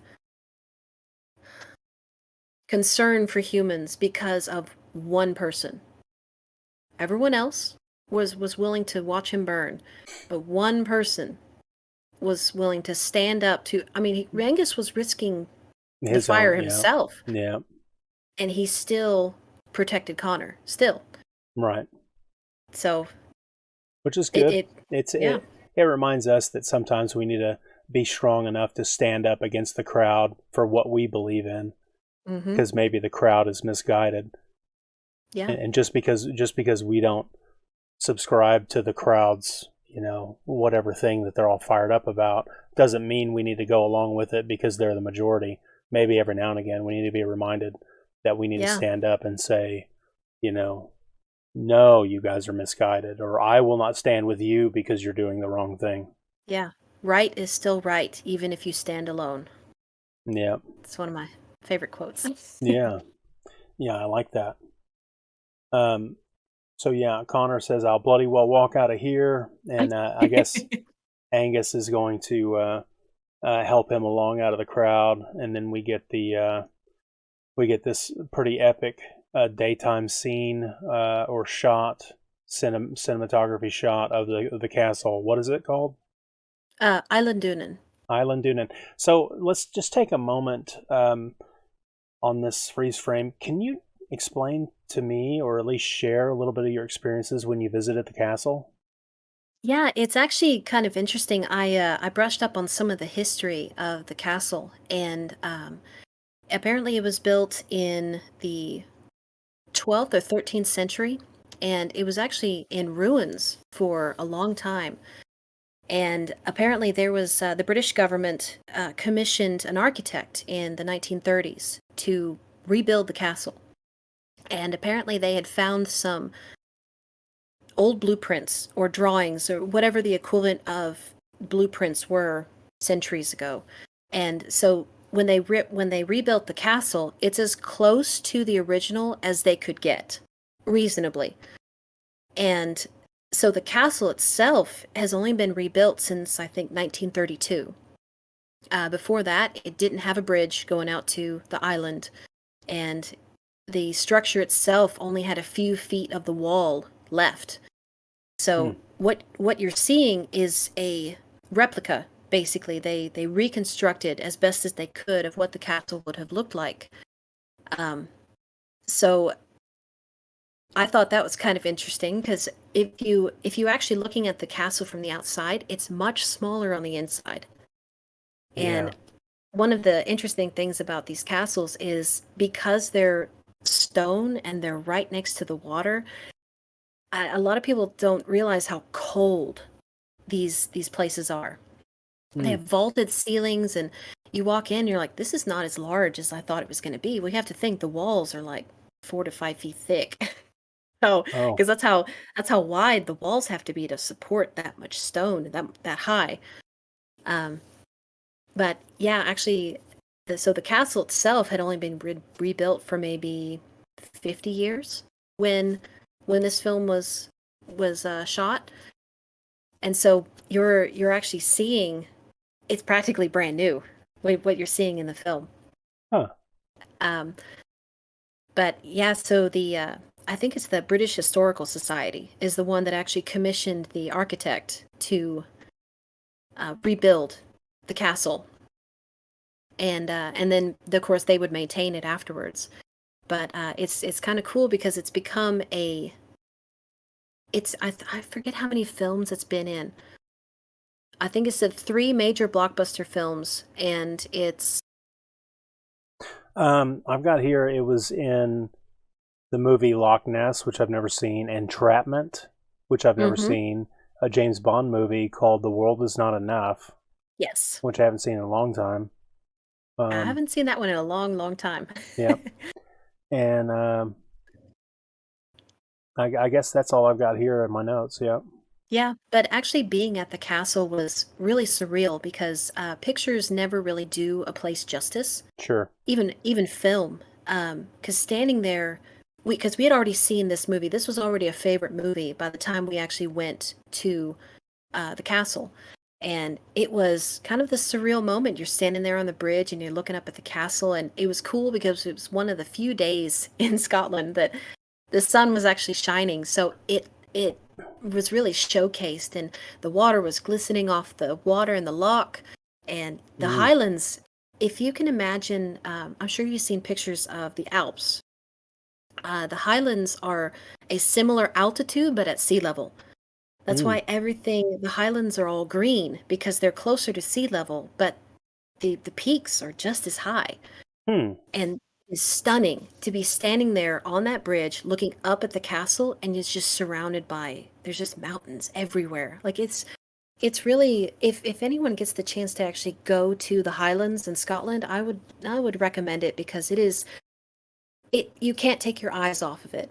If you've actually been there and you hear that one line where Connor is saying, you know, Scotland is my home, it's beautiful. Yeah, I believe it. Because driving through there and actually going to this castle was an experience in itself. And then to actually go into the castle and see the tapestries that they recreated off of actual descriptions and just it was cool to just be standing on the groundwork of so much history, because by the time we actually went to the castle, the structure had been there, what, almost 800 years, if I'm remembering the date right. Mm. And it's humbling to be standing on something that old, because we don't really get that experience here in the States, because the oldest structures that we actually see, some of them are a couple hundred years old. I think the oldest are what are those? The Hopi made them. So it's in the western United States. They have those villages that are carved out of stone. I think those are older. Those are like 400 or 500 years old. I don't know. But yeah, are you talking about the ones that are like in the canyon? Like, yes. Yeah. Yeah, I Yeah, forget what those are called.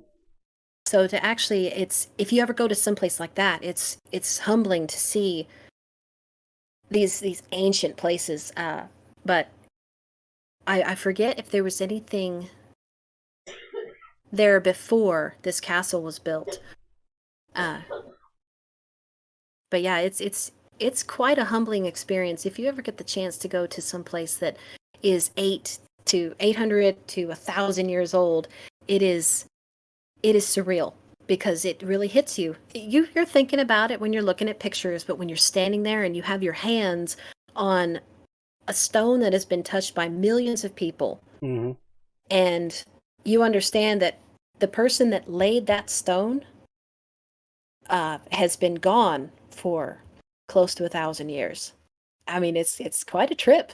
It's quite a trip. Mm-hmm. And you don't think you're going to have that experience until you go to these places. Because again, when you're just looking at a picture, oh, that looks beautiful. But when you're there in the moment, it impresses upon you, wow, this is the history behind this is just amazing. How many people have walked through these halls, kind of thing. Yeah. It's almost a sort of magic. Mm-hmm. Yeah. And it's almost as if places like this create their own personality. I know that sounds strange, but it's with that many people leaving an impression, with that many people going through, it's these older places get a feel to them that adds to the experience. It's unexpected, but it's pretty cool. Yeah, I agree. A gravitas. Mm-hmm. That's a perfect word for it. Yeah, absolutely. So the little village that we see in this freeze frame at the very bottom was erected over the parking lot. So, yes, it was. Yeah, so the parking lot right there at the base of the bridge or what have you, that was a parking lot for the tourist attraction that is for the castle, and they covered it up with dirt and then erected these little sodden houses or whatever they are to make the village that we see. And then, of course, when filming was over, they tore it all down and had to re-reveal the parking lot back for the public. Yeah, and I believe, I don't know if they're still there, but I do remember that the time that we visited the castle, they did have placards describing how long it took to build the village, how long they filmed. I don't remember the details, but yeah, they were talking about how they had to convert the entire parking lot. They had to cover any concrete and so they were scrambling to find dirt and straw, and so anything to cover um, any bit of concrete, anything that looked modern. And they were having a heck of a time with the signs, like just signs that we normally say, hey, tourist attraction this way. They were having to throw up anything they could find to hide all the things that you would say, hey, that's modern. Yeah, this to disguise it. So like trees and shrubs and stuff. Things that were too well tended, or just a little bit too new looking. I'm sure the set director had a heck of a time. It's like, cover that up. It says stop. Yeah. Yeah, but yeah, no, it was definitely cool to see how much work that they had to put into just converting this very modernized area to make it believable that we're 450 years in the past. But also, I believe the actor, I cannot remember his name, that played Angus. Yeah. I think he's passed away now, but I actually met him at a different castle in that same year, and he was actually a part of they used to have a massive reenactment group that would star in most of these movies that were set in around this time. They had their own swords, they had their own kilts made with their family crests. Like, they had everything to the T. It was quite impressive. And I remember when I met him, I was a little starstruck because I had already seen Braveheart and I had already seen the Highlander. I was already fans, and I walked up to him and I shook his hand and I said, "Sir," I was like, "I've seen you in the Highlander and Braveheart." It's like, "Are you really him?" And he's like, "Alas, I am." I was like, "Oh my goodness!" Wow. So I have the picture somewhere of where we actually took a picture with him, and it was a surreal experience, because it wasn't just that he was an actor; he was Angus. He. So it was kind of a cool experience. But yeah, it's the reenactors. They are legit over there. They actually have blacksmiths make their weapons, and they actually have their clothing tailor made. Like, it is very authentic. Nothing is thrown together. Everything looks beautifully crafted. Like, it's pretty impressive. And yeah, so I believe that all of a majority of the people that were actually starring in the village scene were actually reenactors. Yeah. So if I remember correctly, there were some extras that they had to create clothing for and do hair and makeup, but I think a large portion of the people that actually starred in the first battle scene and the village scenes were all reenactors. I think a lot of them were, but what I've got here is that they were folks from the university that was nearby. Golly, I think I've already skipped over it. Yeah, I think I might have. I don't have it here. I had it written down someplace and I skipped over it. But I want to say that there's a university somewhere close by this area, and a lot of the folks were paid a meager sum to appear as extras in the film, and then they got paid extra if they brought their own horses. Which is saying something. It's expensive to own horses over there. Yeah. Says a lot of the locals took off several days to work on this film. They were paid 25 euros a day with a 10-pound bonus if they took their own horses. 10 Which that went a lot further in the 80s. Yeah. That's probably a lot. That money went a lot further back then. It went a lot further back then. They said that while filming in the Scottish Highlands, the production's medical team were kept busy in the afternoons because after a liquid lunch, many of the local Scottish extras got a bit too enthusiastic during the clan battles, and many of them had resulting injuries. So that's a fancy way of saying there was a drunken brawl. Yeah. So they had a lot of fun. They got drunk. Apparently, I mean, it's not just a stereotype. Apparently, they drink a lot in Scotland. They actually do. They're a lively bunch. I know that where we actually lived in, it was outside of Glasgow, and they were notorious for being a little bit of a rowdy bunch. But um, it was funny just seeing the different subcultures for an island Hmm. and such a tiny little country. They have pockets of just different cultures. It's really cool to witness, because yeah, you'll have other regions of uh, Scottish towns that they'll even say, "Oh, those Glaswegians, they're crazy." Yeah, yeah, it's funny. It's like they're so close together, but yet they have to be divided in some way. And they even have their own dialects. So each we think the Scottish that we always hear in movies is, I believe, southern. It's more of a southern Scottish accent. Like Edinburgh or something. Yeah, it's a softer, more easily understood Scottish. But the further north you go, it at least it was when we were there. I don't know if it's shifted over the last. Gosh, it's been almost 30 years since I was there. But Mm. um, but when we were there, it was cool because every time you stopped in a different village, it was a different dialect. And yeah, and in Glasgow, it was probably 2 months before we could understand what anyone was saying because it just that was how they spoke, and it took us forever to figure out how to speak to them because they claimed they couldn't understand us. Hmm. Yeah. Yeah. But Do you ever listen to the YouTube movie reviewer guy, the Critical Drinker?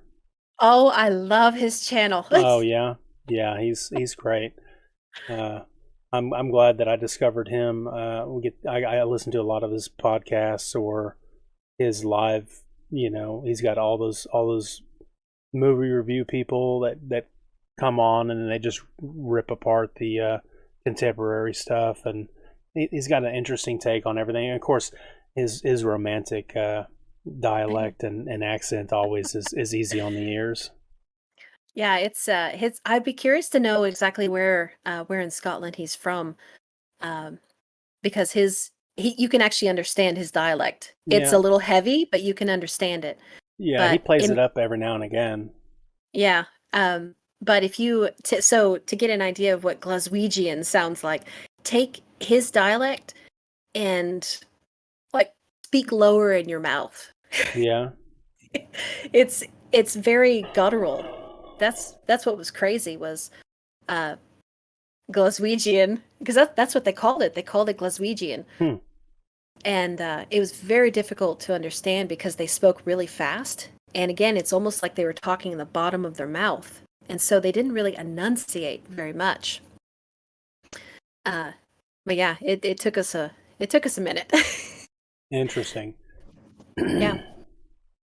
Yeah, I like me some Critical Drinker. That's a little flair. He's like, Yeah. it was absolute garbage. Yeah. Yeah, I would like to hear him actually do this movie, see what he's got to say about it. Oh my gosh, that would be if he ever does, maybe we can get on his channel and say, "Excuse me, sir, can you please?" Yeah, there can be only one. Yes. Um, yeah, so Connor is still walking along. I guess he's kind of like forlorn and alone, and still strapped up to the thing. I mean, he gets himself loose at some point later, but right now he's pretty stranded. Mm-hmm. And then we have another one of those super awesome transitions where it's like it's a close up of his face, but then it fades to, for whatever reason, a giant building size poster of the Mona Lisa. Yeah, and I'm trying to remember the sign actually says something, and I'm blanking out at the moment. Oh, really? Yeah. It Hmm. I because I can see the freeze frame right here, but there's it says something. It's only like a split second that it you can kind of see that the it says something, and I cannot remember what it. Dang, I missed it. Yeah, I don't know. I don't know what this poster is supposed to be. Maybe it was just a happy accident, like they were filming and there was just an advertisement, and they just decided to capture the advertisement. Because But it does look a little strange. It's almost like because the Mona Lisa is like an icon with culture and art and all that, and to see it in this degraded form is kind of interesting. yeah, I don't know if they intended that or not, but I don't know. But yeah, green skin and red eyes. hmm yeah, it's a degradation of art and creativity almost. Yeah, it's creepy, scary. It's a little disturbing. Yeah. So our hero Nash is walking down the sidewalk or what have you, and he unlocks the door to his antique boutique shop or whatever it is, hmm and he takes his really cool elevator to whatever floor it is, and it's basically this is like a young person's dream place to live. I mean, this is like a gigantic artsy fartsy studio, super decorated, expensive ass place to live, I guess. Oh yeah, it's one of those old industrial buildings, the stonework outside. You have the freight elevator that's been refurbished. There's cool little ambient light everywhere. It's a time capsule, and it's beautiful to watch. It's funny that that one scene, frame 351, it's quite obvious that that neighborhood is not frequented by antique dealers. Yeah. It's obvious that this is a front. Like Mm. I'm not sure that he sells anything out of this building. Obviously, he doesn't need to. He's got obviously got money from something. Yeah. From years of being alive. Mm-hmm. And accumulated. It helps when you're hundreds of years old. Compound interest is a thing. Yeah, compounding interest. Yeah, I'm actually curious how he was able to dodge enough tax oppression to be able to actually afford anything at all. Oh my gosh, cash under the table. Yeah, yeah, that's probably exactly what it was. But you know, he's got this really cozy apartment or whatever it is, Mm-hmm. wide open, super decorated. But then he walks into this little hidden room that is like a little museum all unto its own. Yeah, Uh, and it's kind of cool if you actually look at the specific things that are hanging on the wall. yeah, Uh, you actually see the banner from that first battle. I don't know if he managed to grab one or replicate it, but it's got that first banner from the it's like that triangular banner mm. on the first battle scene. He's got that up on the wall. Is that the one with And the like? It's got like the ox head on it. yes, yeah. So Okay. it's got you can kind of see that one, but also on either side of the door, you can see I think it's when he first enters into the room, I think it's on the our left when we're actually looking. Hmm. That's his old whatever that jacket was with all the red and the like it was very frilly. It's from that first scene in the battle where he's Yeah. got that big red overcloak type garment. That looks like it's hanging off to the left, but on the right, again, we don't know about Ramirez yet. Yeah. And on the right, you can see Ramirez's peacock feather cloak Yeah. hanging on the right-hand side of the door. Yeah. You're absolutely right. And it's just cool if you pay attention. There's all these details, and I love how they have him walk in a circle. He's revisiting, quite literally, the archives of his mind. It's kind of cool. It's a really cool scene. But you can see the progression of the years as he walks in this circle, and the camera just follows him. Like it's a really cool and artistic way to say, look at all the history of all the things that he's decided were the most important in 400 years. Really cool. Yeah. Very cool. I agree. Um. Yeah. So he's got these artifacts all over the place. I guess he sits down in the Roman style circular couch thing. And I think directly behind him is Ramirez's coat. Yes. Yeah, so they've it's not something you notice the first time you watch it, but it's a cool little detail. It's like an Easter egg that you notice later. But it's really cool. Absolutely. Yeah, and then it slowly zooms in, I think, on his face, and he looks super creepy and disturbed, Just a little bit. just a little bit. But that's okay, That's because then we fine. get another really cool flashback. So this is some years after he's cast out of his village, and somehow is able to establish a new life and a new home someplace, even though Scotland is a very small island, relatively speaking. Well, But and also, I think the population wasn't very large, partly because of the nature of the clan wars. Like they were constantly at odds with one another because the families were very loyal to one another, so they fought each other quite often. Um, and so it's believable that with it being such a small island, their population wasn't very high for the longest time. It's okay, only been within the last couple hundred years, maybe 300 years, that their population has actually grown.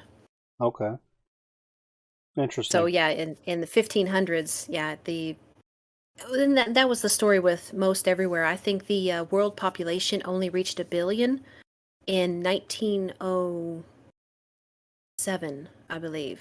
It was the first decade of the 20th century.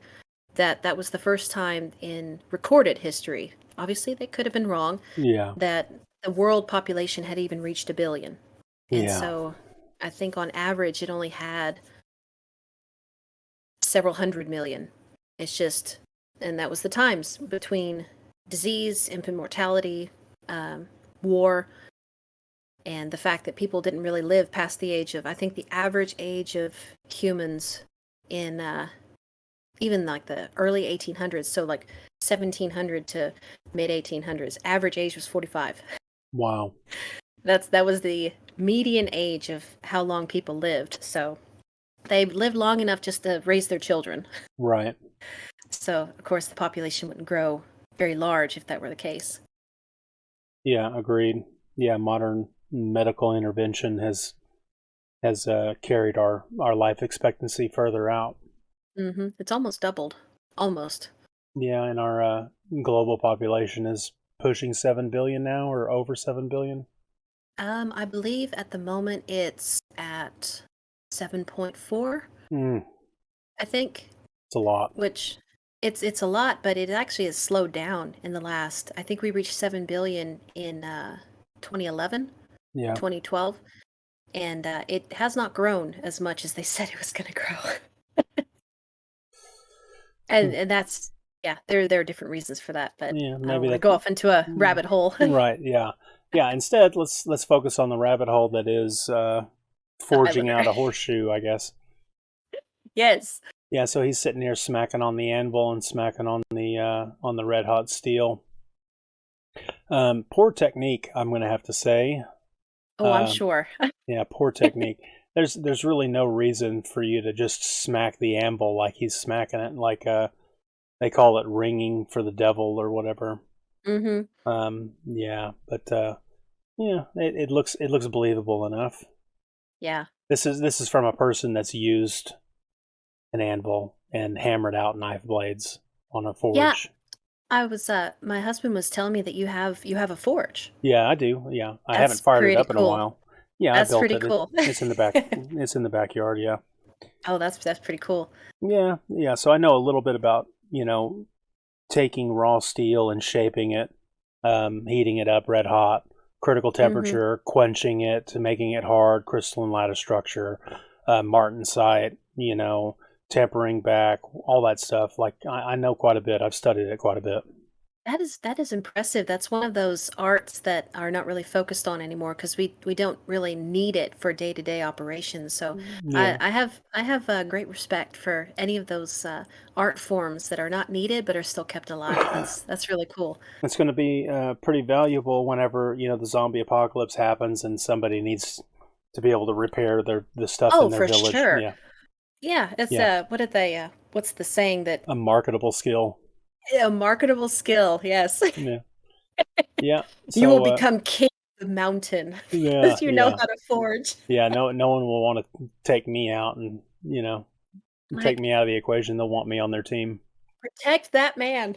Yeah, yeah. So it's it's nice to see him sitting here trying to forge out whatever it is that they need for their horse. The next freeze frame over 358, we see the castle that they're living at. I want to point out that the upper half of it is a little bit brown. If you'll notice that, you know why that is. CGI. Well, I believe the CGI, the top half was CGI'd. I don't know the exact reason, but it actually wasn't. But yes, it was superimposed. It is extra. So what it was is it's a pane of clear glass, and the brown part is where an artist hand painted what the top of the castle would look like. Oh, how cool! So this is a composite shot of them. I think this was a set that was erected, but they could only build it up so far. Yeah. And what is the rest of the top of the castle, because they could only build it up so far, is just an artist's rendering, hand painted rendering. So every scene you see after this, you don't see the upper part of the castle. Yeah, you only see like the lower 20 feet or so. Right. Yeah. So this is the camera sitting in front of a pane of glass, and it's lined up just right to where the artist that put paint on the glass is lined up, so it looks like the castle is complete. How cool is that? Yeah, that is combining artistic talents to make something beautiful. Yes. I'm really impressed whenever I see something like that. That's really cool. Yeah, absolutely. Yeah, it was a super neat solution to the problem, and they figured it out and they did it. And nowadays you wouldn't get that. You would just get fireworks and colors and superheroes and all the other CGI trash, green screen everywhere. A lot of flash and flare, but it's doesn't quite have the same effect. That's interestingly enough. That's right. So then we see Heather come out to greet him, and she, they're kind of sweet on each other a little bit, and he cleans up because he's dirty and grimy. And they're both really, really ecstatic to be happy and healthy together. Yeah, and this is... Oh, go ahead, sorry. No, you go ahead. Oh, I was just saying this is kind of an interesting scene because this is a side of Connor we haven't seen. We've seen him as the warrior. We've seen him, cast out of his village. We've seen him kind of creepy in New York City.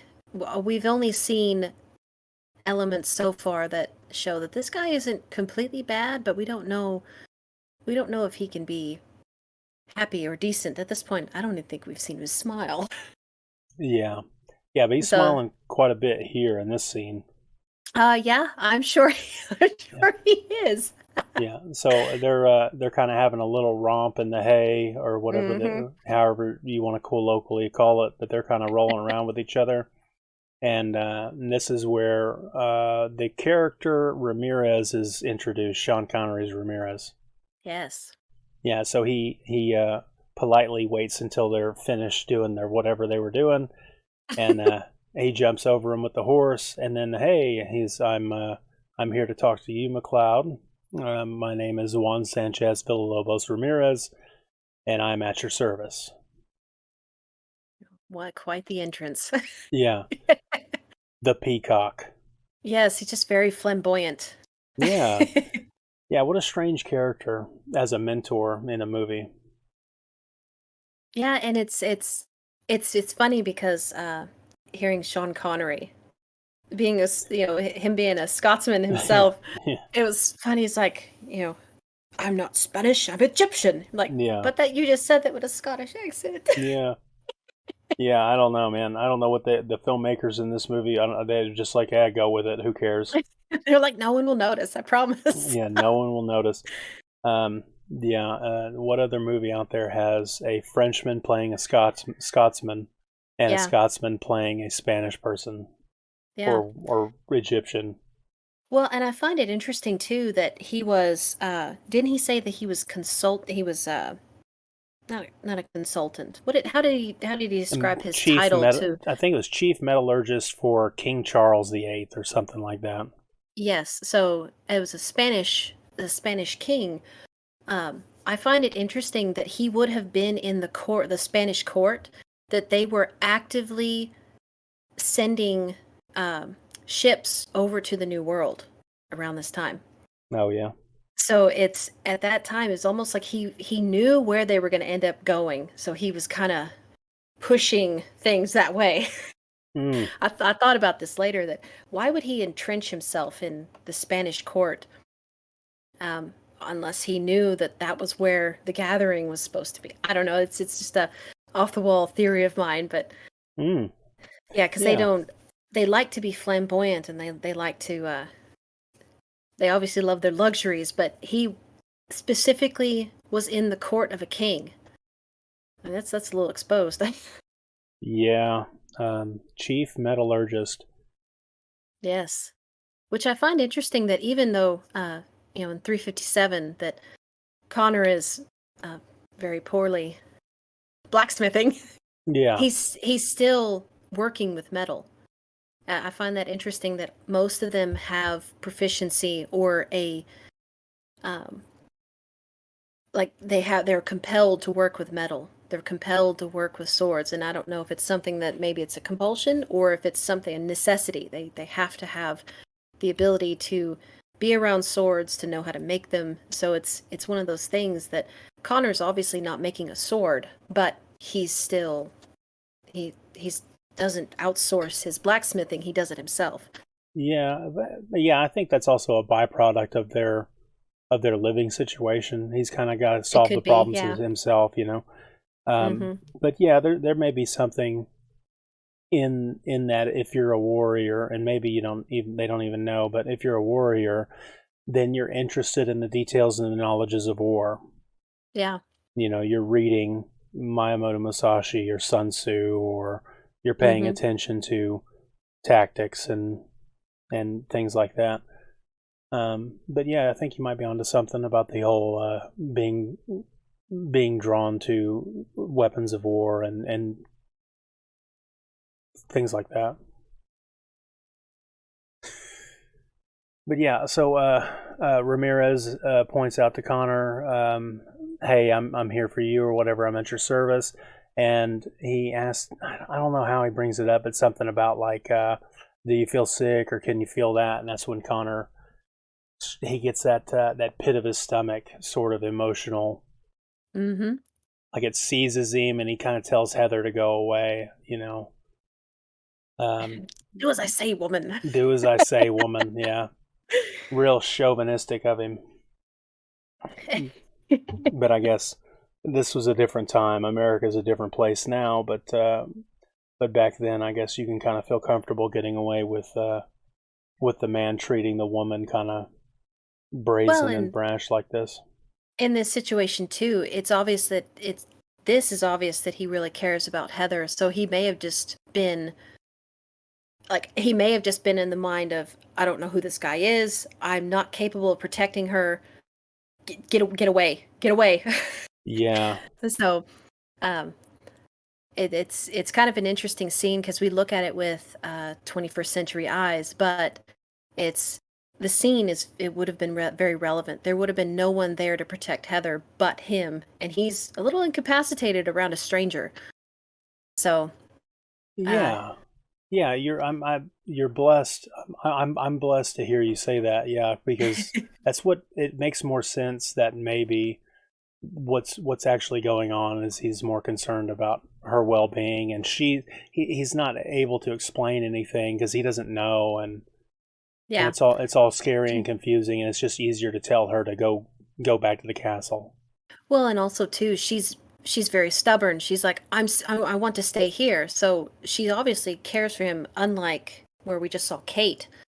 She was ready to, light the bonfire herself, whereas when Connor's in danger, he's in league with Lucifer. He's in league with Lucifer. So you can tell that Heather is a very different personality than Kate was, and maybe Connor knows that she will stand right there no matter what happens. So, but he needs her to go away, go over there. I can't protect you right now.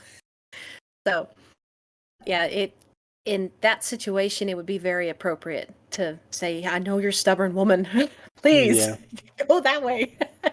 Yeah, I feel the same way. That's good. So he starts getting struck by lightning for whatever reason. The movie doesn't really explain how this works or what is the fascination with electricity, but it happens quite a bit. He gets struck by lightning several times, and we have lightning in the background while he's going through this I guess surge of power going into his body. Maybe, I don't know, but he's like screaming at the sky and Yeah, getting struck by lightning. It's kind of interesting, and it may just be for show, because lightning could be metaphorical for so many different things. And because there was a thunderstorm in that first battle where the Kurgan showed up, so there was lightning there. So it may just, I'd have to double check through some of these other scenes. I can't remember if there's lightning. They use lightning a lot, and I think part of it is lightning is fantastic. We like seeing lightning, but it's also an effect that they could put in post-production. Like, that's one of the limited tools that they had in their tool belt. So they used electricity, the CGI or whatever technique. They use that post-production lightning a lot in this movie. Yeah. And it may have just been like this showcase of they're not dealing with firecrackers here. They're dealing with substantial power. Yes. So I don't know if they, like you were saying, they were limited with their CGI abilities, and they had to impress upon the scene of this is huge. Ramirez, I think he tells. So we already know, we see Ramirez's sword in the next. I don't remember exactly when, but we know after this scene, we know that Ramirez is very old. So the fact that he would come around Connor, and we saw the thunderstorm, the lightning show of what happened when the Kurgan was around Connor. So it just impresses the idea that some strange things happen when these people come together. Yeah, some out of the ordinary supernatural stuff. Yeah, Ramirez he tells Connor, but he's telling us, the audience, that what he's feeling right now is the quickening. Yes.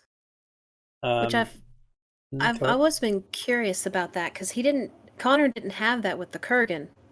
I've always wondered why it didn't happen with the Kurgan, but with Ramirez it did. Yeah, I don't know. I think it may be just a minor plot hole. I'm we can not sure. Forgive them. We can forgive them for a few. Yeah, so the quickening is supposed to be the influx of the power and the realization that you're different than everybody else. The quickening happens kind of, I guess, whenever they're going to become immortal, basically. I feel like, I could be wrong, but I feel like they don't necessarily not age from the time they're stabbed, or like in this case Connor, when he's stabbed, it's like when he dies the first death, it's not like he's immortal after that. It's like there's something else that kind of happens, and then that becomes the quickening. And then from that point on, he doesn't age. Well, and maybe that's why the Kurgan targeted him before he had died. Maybe he was targeting him before the quickening.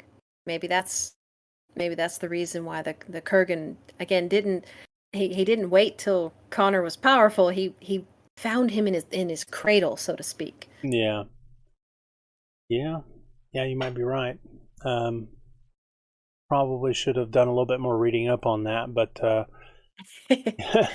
Ramirez reminds McLeod that he cannot die, and he proclaims that we are brothers. Yes. Which is good for us, because then we have maybe a better idea that this isn't going to be another showdown to the death. Of course, everything about Ramirez's introduction, there's nothing about it that screams that he's a bad guy. No, and it's quite clear that when he introduces himself, Connor is in a little bit of a vulnerable state. Let's just put it that way. Yeah. And so, but he didn't attack them. I mean, he shocked them a little bit, but yes, he made an entrance. But it was quite clear that he could have taken them out, but he didn't. So we've already been subliminally told that he's not a threat. He could have taken them out quickly, but instead he's we have this whole introduction. Yeah. Him in his peacock coat. Yes. Yeah. You peacock. And so the scene changes, and now we got Brenda talking to the police chief, Lieutenant Frank Moran, and she notices that Moran is looking at Connor's open file on his desk. Mm-hmm. And then she kind of, she butters him up a little bit with, "Hey, I'll take you out to lunch. I'll even buy. Oh, wait a minute, I forgot my purse. Yeah, Yeah. Let me go get my purse." And then she's able to crack open the file and I guess grab a couple of bits of information about this mysterious trench coat, Yes. pipe wielding knife fighter, sword fighter guy. Yeah, because I suppose at this point the only thing she knows about him is that he was a suspect in the beheading at the garden. Yeah. He shows up at her local haunt, and then she witnessed him fight a, 6.5 foot tall crazy dude in the middle of the night with a pipe. So now she's like, okay, I need more information. Yeah, need more information. So we get this cool pushing in, panning shot, zoom shot or whatever of Connor sitting on his really cool sofa, playing with the Ramirez's sword, and this is where he's got the book. We first see the book. Yes. A meteorological history of ancient sword making. Yes. So, and this kind of showcases the fact that her obsession with these swords, this makes sense now, because we see this is her passion. So yeah, she may work for the police department, but her passion, where her curiosity has taken her, is because of these swords. So now he has more information. Yeah. So I'd like to believe that he finds out who she is, and then he goes and buys her book, and that's why he has it right now. Mm-hmm. Later, he tells her he has an extensive library, but that could be just he's not trying to explain. Oh, after I met you the first time, I got on Amazon and I ordered your book. It took 3 days to get here. Yeah. Instead, he just simply says, "I have an extensive library, so shut your mouth, Brenda. Tell me what you're really up to." Yeah, and it may have been like you had mentioned before. These immortals may be obsessed with absorbing as much knowledge as possible about metallurgy and swordsmanship and tactics and all that. It's possible that he may have already had her book. He may have. Yeah, you might be right about that. He may have already had her book. I think she's actually the Scranton Strangler. The Scranton Strangler. Yeah, so look at freeze frame 398. Uh-huh. Brenda J. Wyatt, born in Scranton, Pennsylvania. Oh my goodness. I think she is the Scranton Strangler, folks. We have solved the case. We've solved the case. Yeah, Toby, you're off the hook.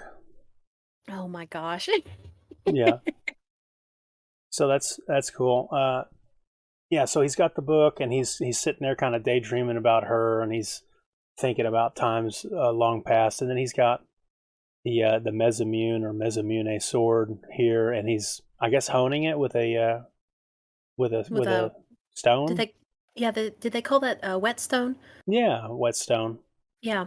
Yeah, and it's kind of funny because I think at this scene, if our theory is correct that he may have already had her book in his library, well, now she's not following him because she's a threat to Connor McLeod. Oh no, she's obsessed with the swords. Well, that changes the game a little bit if the theory holds true. Right. But this is actually one of those beautiful transitions that you were talking about. So he's got the big fish tank behind him. Yeah. And he's honing the blade with this whetstone, and now he's remembering. And this is cool because this is how memory works, is that we usually are doing something, saying something, experiencing something that basically recalls the memory. And so it's believable. And it's kind of cool because he hears the water behind him, and he's holding the sword, and he's thinking about Ramirez. So then you go through the water and you come up through the lock. Like, it's really, like, I love that scene where he looks back behind him, and we pan up through the fish tank, and then suddenly we're on a lake. We're transported. How cool. Yeah, we're transported 500 years ago. Yeah, and I love that too because the use of water in the next couple of minutes is really cool because water is traditionally used as symbolic of knowledge and memory, like the oceans of the subconscious kind of thing. I think I've heard it phrased before. And so that just adds to the symbology in the film. Again, I could be way off left field, but Yeah. No, yeah, I hear what you're saying. There's a lot of symbolism there with water and the flow of time, and your mind is a vessel and all this other stuff. Mm-hmm. It contains whatever it is you fill it up with. Yeah, but excellent transition, really, really neat. They're on the rowboat in the middle of the loch, and for some reason Ramirez reaches into his coat and he pulls something out and then he sniffs it. I think that's snuff. I think that's snuff. I believe so, because it was something that they used to have these little silver boxes. Sometimes they were gold and sometimes they had jewels on them, but they were snuff boxes. Yeah, and tobacco. they always, yeah, pretty much. And it was like finely ground, and they would tap it on their forefinger or their thumb, and they would just they'd snort it basically. But Yeah. it was all the aristocrats were doing it, kind of thing. Yeah, I've done snuff before when I was much younger. It burns. Oh, I'm sure. I'm sure. It is very potent stuff, and it's painful. Oh, man. If you do too much of it. Oh my gosh, yeah. It's again one of those trends. Look, I'm cool because I'm doing this, but Yeah, because I'm not smoking a cigarette. Cigarettes are dirty. I'll do snuff. Yeah. A gentleman's way of doing tobacco. Because it's so much better. Yeah, I actually think that he was grabbing some fibers or even ripping out some armpit hairs. Stay with me here, because he sniffs it up his nose, and then in like 45 seconds he sneezes really hard and flips the boat. Goodness. So I think he's trying to make himself sneeze. And I don't know why that's important, but that's what happens. He sneezes, he rocks the boat, Connor falls out. Well, and it could be because and it could just be a part of his character with the Immortals. They really don't care about etiquette. They really don't care if you feel like you're in danger. He's just over here doing his thing, and he sneezes and rocks the boat. And I think Connor is telling him, "Be careful, you Spanish people." Yeah, I can't swim. Yeah. Yeah. Oh, and I think this is what is it? Frame 412, where he says, "You smell like a dung heap." Yeah. Yeah. Well, because he let's see. They talk about haggis, right? And oh my gosh, yes, the haggis. Yeah, so they talk about haggis, and the Scotsman, which is Sean Connery, he says that haggis is revolting, which is kind of ironic because he's a Scottish person. And he sneezes, and then it pisses Connor off, and then he exposes. So Ramirez said that he was Spanish, but then in this moment he reveals that he's actually Egyptian. Yes. And then that's when Connor says, "You're a liar." You are a liar. because he said he was Spanish before, and it can't be possible that he's also from someplace else. Yeah. And then that's when Ramirez says that you're rude and you're inexperienced. Or he says you got the manners of a goat and you smell like a dung heap. Yes. And then that's when he flips him out of the boat. Which, a footnote here, I have had haggis, and I quite agree with Ramirez. Is it nasty? Well, it quite literally is a sheep's stomach that's bloated, and they stuff all the things that you normally wouldn't think you should eat in there with potatoes and some vegetables, and then they boil it. Okay. Cook it. It smells awful. But I've heard that as an adult it tastes better. Again, I was only like 7 or 8 when I had it, and the palate of a 7 and 8-year-old is quite different from an adult. I've been told that I need to have it again as an adult. I don't know if I could do that. Mm-hmm. But, there's still time. Yeah, I would like to try it. All Yeah, all the famous dishes that you hear about in movies and stuff. I'd like to try all of them. Yes. Although, if you ever go to England, be prepared to have pinto beans for breakfast. Yeah, what, bangers and mash? Is that what it's called? Pretty much. It's a little odd at first, but yeah, Yeah. Ugh. very different. Yeah. People all over the world, they eat weird, they eat different, Yes. which is okay, but yeah, it would be kind of shocking to be eating a side of fish with beans for breakfast. Yeah, it's a little strange, for sure.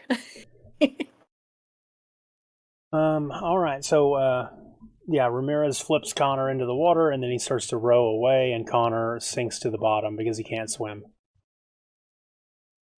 Yeah, I was trying to figure out which song that Ramirez was singing, but it's quite clear that he has every confidence that Connor's gonna pop back up. Oh yeah, he's not worried about it at all. Yeah, No. yeah. So Connor's down there, kind of like breathing, maybe, like, or he's just not running out of air, and he kind of says to himself, "Hey, I'm not dead. I'm not dying. I'm not drowning. I don't have a want for air. I'm doing okay." So then he starts laughing. Everything's funny. Well, because this is the moment he realizes that, you know, oh wow, there is something different about me. Because it's almost as if up until this moment, he doesn't really believe that what happened at the village actually happened. There's no way that he just magically came back to life. Yeah, or it was natural and there wasn't anything supernatural about it. Exactly. He doesn't believe that there's something strange about him yet. Until this moment, he starts laughing. Like he's underwater laughing, and he pulls his sword and he starts whacking at the seaweed, and he's walking around. He's delighted. He's like, there just may be something odd about me. Yeah, yeah. He does this really cool underwater sword training. Mm-hmm. Very Yeah, unique scene. I don't think there's I yeah, don't think there's too many scenes like this in very many movies. yeah. I agree. Yeah, this movie made cutting plant life underwater made it look so cool. Yeah. I don't know how they did it, but they did it. Yeah, they did it. So he slowly walks up out of the water. He's covered with moss and whatever it is, and he thinks he's going to sneak up on Ramirez, who's apparently just chilling by the campfire. And Connor gives a hearty whack, and then before you know it, he hits nothing but a log because Ramirez is already ready to spring to action, and he's got the jump on him. So freeze frame 435, Ramirez has got him dead to rights, basically. Yeah. And one of the things I noticed here, and we'll see it later in in some of the scenes in New York. I remember the Kurgan killed Ramirez. Ramirez has this ability to vanish, like just pop in and out. And you notice the Kurgan can do that in New York. Again, I don't know if it was intentional, but the Kurgan could pop in and out like that. And again, I don't know if it's like super speed or... Yeah, I think it's more like I was saying earlier, where the filmmakers, if you can't see it in the frame, it's kind of like the characters disappear. Uh-huh. Yeah, that cool little technique that they've been using. Yeah. So they've used it several times where it's like if you yourself can't see the character on screen, then the other character that you're looking at on screen also can't see them, kind of like a child holding their eyes shut or covering up their eyes. Well, and it gives the impression of super speed without having to manufacture, ooh, look, this human's moving really fast. Yes. Which would be difficult with normal humans. We'd have to implement CGI. And CGI back in this year was it wasn't that reliable. It would have looked really funky. Absolutely. Yeah, so filmmaking trick to make it appear to the audience that these characters are supernatural, that they have abilities that are beyond the normal human. Really inventive technique, though. Yeah. It's a simple solution to something that's very complicated. Yeah. You see a quick cut, the character's no longer there, and then the frame changes like a zoom in, and then the character's got the jump because they're now back into the frame. In this case, with a sword on the back of the neck. Crude and slow clansman, your clack was no better than that of a clumsy child. Which I find interesting with this scene, because again, he could have easily taken out Connor, but instead he's more concerned with making sure that Connor survives. It's one of those unspoken things in the story that they never really cover, and I'd be interested to know if the writer actually had a little bit more history as to why Ramirez decided to train Connor instead of just killing him. Yeah.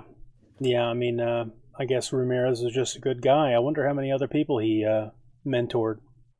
Yeah, it's and maybe that's why Connor knows some of the other immortals throughout the years. Maybe they were. Maybe Ramirez trained more than one. It's possible. Yeah, and then there was a kinship. Yeah. Yeah, possibly. Ramirez disarms Connor. He flips his big sword up into the air, and then it sticks into the gravelly embankment there by the water, and we get to see this really cool shot of the McLeod sword quivering in the dirt as Ramirez puts away his sword into the scabbard or whatever. Mm-hmm. I think Connor even says here it cannot be. Yeah. Yeah, he's still kind of like talking in denial. Mm-hmm. He says, "You cannot die, McLeod." Yeah, face it, you cannot die. And then some fish fall out of his pants, and then he's like, "Hey, let's start training." Yeah, he's standing there covered in the evidence that he can't die, and he's still saying, "Are you sure?" Yeah. As I recall, it felt like this exchange between them was very disjointed. I don't remember the exact lines they spoke, but I remember specifically saying that the line that they respond to doesn't make sense. Like, it's almost like each line uttered was a completely different idea and a completely different thought. It wasn't a conversation. Mm-hmm. And I'm trying to remember the specific dialogue. I can't remember it, but I remember it being very disjointed. In 441, you see Ramirez's pearl earring dangling down. Mm-hmm. Excuse me. The Kurgan has that earring hanging from his jacket later. Oh, I missed that. Yeah, I'll point it out. The very next time we see the Kurgan, it's dangling from his breast, chest, vest thing. Yeah. Yeah. I totally missed that. Yeah. What a cool detail. Yeah, unfortunately. Yeah, so he takes Ramirez's earring. Unfortunately. So we see the castle again in all of its painted upper glory. And 443 Ramirez poetically explains that he does not know why they are immortals, but they are fighting for the prize when they are the last to claim it. And he admits to Connor that, hey, you must conceal your special gift and harness your power until the time of the gathering. So he's now explained to Connor both the quickening and now the gathering that will happen later. Yeah, and it's actually it's a lot of information to a lot of exposition, but I think they handled it well. They kept it concise, and because it gave us a couple of answers to the questions we've had so far. Because I think the Kurgan in the hotel room, he even said the gathering. So at this point, we're not quite sure. Okay, what does that mean? So this is a cool little scene. Again, it's a lot of exposition, but it doesn't sound like you're not sitting here going, "Golly, can you hurry it up?" Yeah, I agree. It flows. I think it flows very well. Mm-hmm. Ramirez also says, when there is only a few of us left, you will feel a pull to a faraway land. Yes. And we've mentioned that several times before. And then the next scenes, several scenes, is a montage of them kind of fighting and training, and Ramirez gets the jump on Connor again, showing Connor that he's a better fighter than Connor is currently right now. And he reminds him not to lose your temper. If your head comes away from your neck, it's over. It's over. It's over.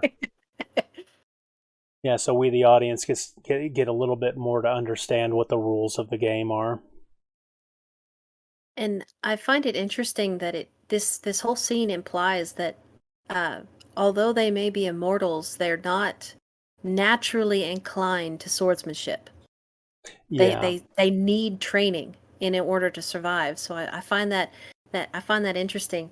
They actually showcase this in this scene because it obviously Connor he's uncoordinated, like he still needs to work on his cardio like the rest of us. Yeah, running across the beach and yeah.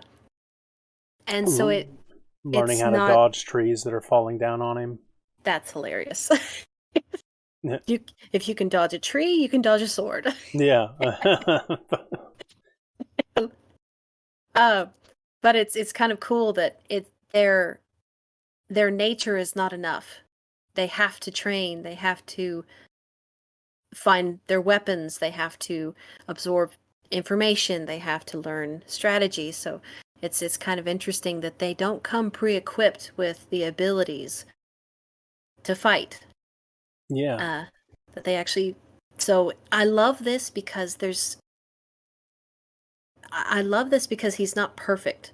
Yeah. And the reason I say that is a lot of stories, a lot of movies in the last, I would start by say 15 years, the character has no room to grow. When we are first introduced to them, they're perfect already.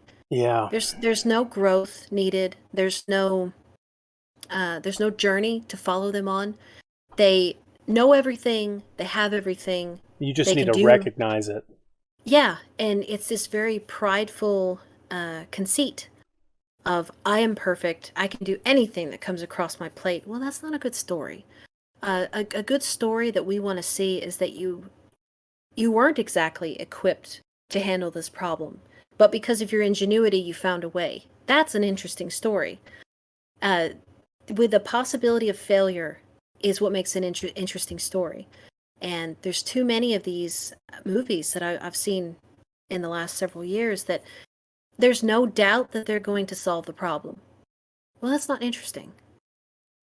Because we don't really want to see that snapshot in time. We want to see that a problem that may conquer you. Yeah. It may destroy you. But and you're not equipped for it.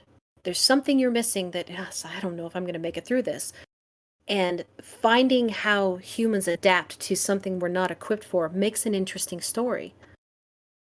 And yeah, there's too many movies now to where they conveniently have every skill, every resource, and they don't really feel emotions. They're never scared. They're never uncertain. They never have to be courageous because they're not going to fail. Yeah. That's not interesting. No. It's not fun to watch, and it feels empty. Yes. And oh, go ahead. Artificial. Yeah. And that's what I find. I love this part of the story because it shows that Connor had a lot to learn. And it really, he had no skills whatsoever except to just swing this heavy sword as hard as he could. But Ramirez taught him finesse. He taught him strategy. And again, it taught him you just being you is an integral part, but you also need to add training. You need to take what you have and hone the skills you have, much like their swords. So it implies, like most martial arts, they will teach you that your body is as important as your weapon. You must train your body as you would hone your blade or your whatever weapon you're using. It's just as important that your body is a part of your weaponry. So I love that they tell you that in this whole scene without actually saying it again. Yeah. Yeah, I agree. I like that quite a bit. I mean, it's these guys are really lucky that they were born into a world that had a bunch of swords around, though. Mm-hmm. I mean, imagine if they were on an alien planet where all they have are 45 caliber revolvers. How the hell are you going to sever somebody's head with that? Well, carefully, I guess. Yeah, it would take a lot of shots. It would. It would be the strategy would definitely have to be a little different. Yeah, it would definitely be different. But yeah, like given the rules of the immortality game, it's these guys are extremely lucky that they got a bunch of swords that can do the job. Yeah, Uh, and maybe that's why that like with the story they stuck with the idea that they still carry swords in 1980s New York because that's still the most effective weapon for their Achilles heel, so to yeah, speak.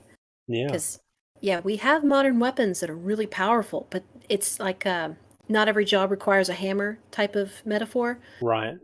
The best tool to date for their weakness is a sword, which adds some interesting challenges in modern day New York. Absolutely. Yeah, and it would be a very different movie if it wasn't swords that they were battling each other with. Oh my gosh, and I do not think anyone would ever know the name of the movie if that were the case. Yeah, yeah, I agree. It wouldn't have been popular. No one would ever watch it. Yeah, because it would Uh, just be hokey. it would have been dumb. But yeah, so Ramirez bests Connor yet again in the montage, and Heather laughs at Connor, and then Connor is kind of like pleading with Heather to please stop making fun of him or whatever. He's like, I'm trying. It's like, can I not get a little support here? Yeah, exactly. Yeah, yeah. You're supposed to be my cheerleader, but instead you're making me Instead, she's feel up there. terrible. Instead, she's up there giggling. Hmm. Heather, please. So we see them fight in the midst of the forest or whatever it is, and it looks like Connor may have gotten the best of him this time. And Yeah, he asks, if it came down to just us two, would you take my head? yeah.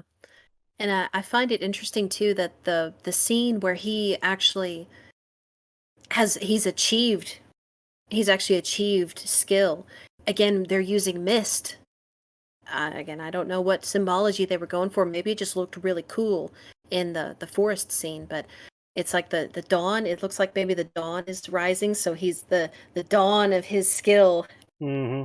Yeah, And these people have enough time to keep the film in the oven long enough to really bring these concepts and ideas together. mm-hmm. Just like when Connor died his first death after the battle of whatever it was. Um, it was the sunset silhouette. The castle Dunan was in a Yes. sunset. It was like they did that on purpose. There's Oh yeah. symbology that they weave into the story. So if they're going to do anything, you might as well do it completely and do it well. So there probably is a very small chance that the sun rising and this being early morning in the forest here, it's probably a very small chance that that was an accident. Mm-hmm. Yeah, because they so far they've used the scenery almost as the way you would use music There you to go. Hey. yeah, Yeah. the same way that they use music to basically to help you feel an emotion during a scene. Because I'm sure you have witnessed it in movies where the song is just the wrong tempo, it's the wrong beat, it's it's just wrong, Yeah. and it just throws you out of the world to where you're in this intense scene and they start playing the wrong song. Polka. Yeah. Exactly. Um, and so yeah, I think they along because the music in this is really beautiful too. They pace the music very well. They overlay the music at the right moments, and yeah, they're using the scenery to help tell the story, to help you feel a certain way in the scene along with the music. So yeah, it's really is great craftsmanship as far as filmmaking because they did and even moving on into the next three frames, 466 through 68. Hmm. So we've just seen Connor, he's bested Ramirez. And now you go to this beautiful open view of where they're going through just the motions of swordplay. They're not fighting each other, but you see this vast valley, and you get the idea. Oh, he's reached a certain level now. The possibilities have advanced. Yeah. The possibilities of what he could be. You see this open valley, and so the scenery is matching what you're thinking. It's really cool. Yeah, like he's achieved a new plateau or whatever. Mm-hmm. Exactly. He's broadening his horizons. Yeah. You know, to the student there are a few paths, but to the master there are many paths. Exactly. Exactly. Or maybe that's the other way around. It's fine. Yeah. Either way.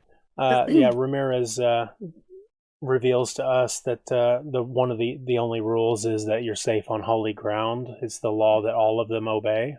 Mm-hmm. As they practice their katas. Yeah, and what's interesting is that even the Kurgan respects that rule. Yeah. The one that he doesn't follow any other rules. He doesn't follow the rules of combat. He doesn't follow the rules of society. Like, he doesn't care about any of the other rules, but for whatever reason, he barely follows that one. Yeah. Barely. Yeah. Yeah, I would say Connor gets pretty close to breaking it at that time. Mm-hmm. He's the aggressor. He grabs him. He actually grabs him by the throat. Which is kind of interesting. The Kurgan was trying to provoke him. Yeah. Which makes you wonder what would happen if you broke that rule. I don't know. Whatever supernatural force is governing this game, I guess maybe would come down and obliterate both of them. I don't know. And that also feeds the idea maybe the Kurgan was a little scared of Connor at this point, or at that point later on. Yeah. Because now he's trying to provoke Connor into doing something that would cripple Connor for the Kurgan. Yeah. So it's kind of interesting. But yeah, it's like I've always wondered about that. It's like, why is that the one rule that the Kurgan follows? Makes you wonder what would happen if he actually broke that rule. Yeah. I think in the show with Adrian Paul, Duncan MacLeod, I think in that show they explore the reason. I guess they come up with a reason as to why that is. It's because it creates a natural disaster, and I don't know why they chose this. I didn't write the show or anything, but I read that there was 2 immortals that broke that rule, and that's the reason why Mount Vesuvius in Pompeii erupted and killed all those people. Oh my goodness. Yeah. Well, but even then that wouldn't fit the Kurgan, because if that were the case, he'd break that rule all the time. Yeah, but he would have been obliterated too. Ah, okay. So that'd be interesting if that is... And so, like, it creates a natural disaster in that location. Ah, okay. So, all right, so it would destroy them, and the releasing of the power that they have would destroy everything around them. Yeah, that would be a reason to show temperance. Yeah. Yeah, I wonder if the supernatural forces that are trying to put the reins on this eons long game that they're playing here between the quickening and the gathering, I wonder if they also respect mosques and temples and whatever, like all the different religions, or is it just because we see a Catholic, a contemporary Catholic setting for the Holy Ground. Which in New York, I believe that that would probably make sense in New York. I think there's quite a few Catholic churches in New York, so it may have just been the location. But if it's true, along with the story with like Vesuvius and Pompeii, they would have had temples. Which it would have been some other religion. But it still would have been hallowed ground. It Yes. still would have had priests. Still would have been so. Yeah, it'd be. So yeah, that kind of implies that it doesn't really matter which religion it is. It's still the hallowed ground. Because even in Scotland, there's hallowed ground that isn't Christian. There's Gaelic. There's the pagan religions. There were dozens of pagan religions before Christianity, and many of those sites are still hallowed ground. They're still sacred, even though it's now technically. Christian churches may be on those sites. Those sites have had people worshiping there for thousands of years. So yeah, it kind of implies that it really doesn't matter what religion it is, that it may just be the whatever connection we have through religion is that same source that created them. So whatever any other rose or any rose by any other name kind of thing. It's Would like smell as sweet. exactly. So we may call it different things in different cultures and in different different religions, but it's all talking about the same source. It's all talking about the creative source. It's all talking about the same thing. So that's just my take on it. But yeah. Yeah. Yeah, I think that makes sense.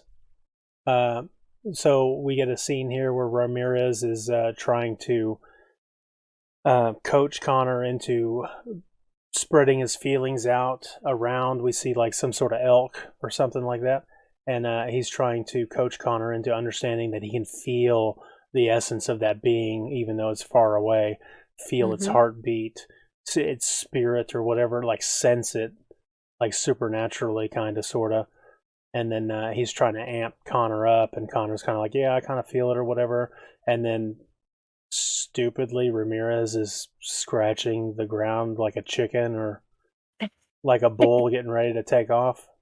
Well, and I find that interesting too, because they are barefoot in this scene. And they're, I forget which, there's some, not, what's the word I'm looking for? I don't think it's a religion, but there's a ideology that talks about centering yourself with the energy of the earth type of thing. Yeah. And they insist that you walk around on your bare feet on the ground. Yeah. And so I think the idea with this scene was that he's connecting to the all the energy that is them and the earth and the animals there. It's like, and if you actually what we call that today is electromagnetic energy. We have a scientific term for it now, but he had to explain this to Connor in 1500s terminology. Right. He's like, feel the energy through your feet. Feel the stag. And so he's having to tell him that, hey, all this stuff, if you pay attention, all of these things are moving in symphony with one another. And I need you to focus and feel it. And what I think is funny about Ramirez pawing the ground like that, I think he's already so connected with that stag that he's already mirroring the energy of the stag. Connor's not quite there yet because he's like, oh, I kind of feel just now learning it. Maybe, yeah. But doesn't Ramirez talk about he can tap into that energy and use it? Maybe he does. I don't remember. I can't remember. Yeah, I can't remember exactly the words he was using, but you see that this scene where he sees the stag, Ramirez starts pawing. He starts starting to breathe a little heavier, as if he can feel the adrenaline from the stag. Yeah, or you're taking on his animal like behavior. Yeah, and Connor's over here like, in the world? He's like, he whispers, I can feel it. He's absolutely dumbfounded. He's like, I can feel it. What? Yeah. As an interesting tidbit, the filmmakers, when they filmed this scene, it was out of season for the stag or the elk or whatever it was. And so for them to get the antlers on the beast, they had to glue them on its head. If that is true, that is dedication. That's what it said on the internet, and the internet doesn't lie. Oh my goodness. Yeah, so they had to knock the animal out, then they had to glue with whatever it was that they used, glue the fake antlers to its head, and then they shot the scene of it running off. Oh my goodness. They did it a whole bunch of times. Apparently it was a nightmare. They had to do it a whole bunch of times because the antlers kept falling off. So the last time they caked the glue up on the animal and turned it loose and filmed it, and that was great. But then they couldn't wrangle it. It actually it got away, and they found it 15 miles away, some weeks later. Oh my goodness! With the antlers, they never recovered the fake antlers. Oh, I'm sure, and the stag probably knocked him off as soon as he found something sturdy enough. That's right. But I think this is actually the Scottish red deer. If this is, I think that's what they call them, but yeah, it's a type of deer that's found on mainland Scotland. If it's the right, I'd have to look up a picture to know for sure, but yeah, no, that's a funny story. That would be, that's special features material right there. Yeah. Yeah, so the stag takes off running, and then they take off running too. They do a little foot race on the beach, and we, the audience, gets to see Connor run faster than Ramirez. So that kind of gives us this subliminal idea that Connor may be getting stronger and better and faster. Mm-hmm. And what's interesting is Ramirez doesn't seem to be very. He seems happy that Connor is outpacing him. Yeah. Like that's what you want to see. Mm-hmm. Like that's the goal. They jump off the cliff into the water. This is the quickening. They have like a little bromance or whatever. There's nothing more romantic than jumping into the water, almost holding hands with each other. I wish they would have. It's like, ah! Yeah.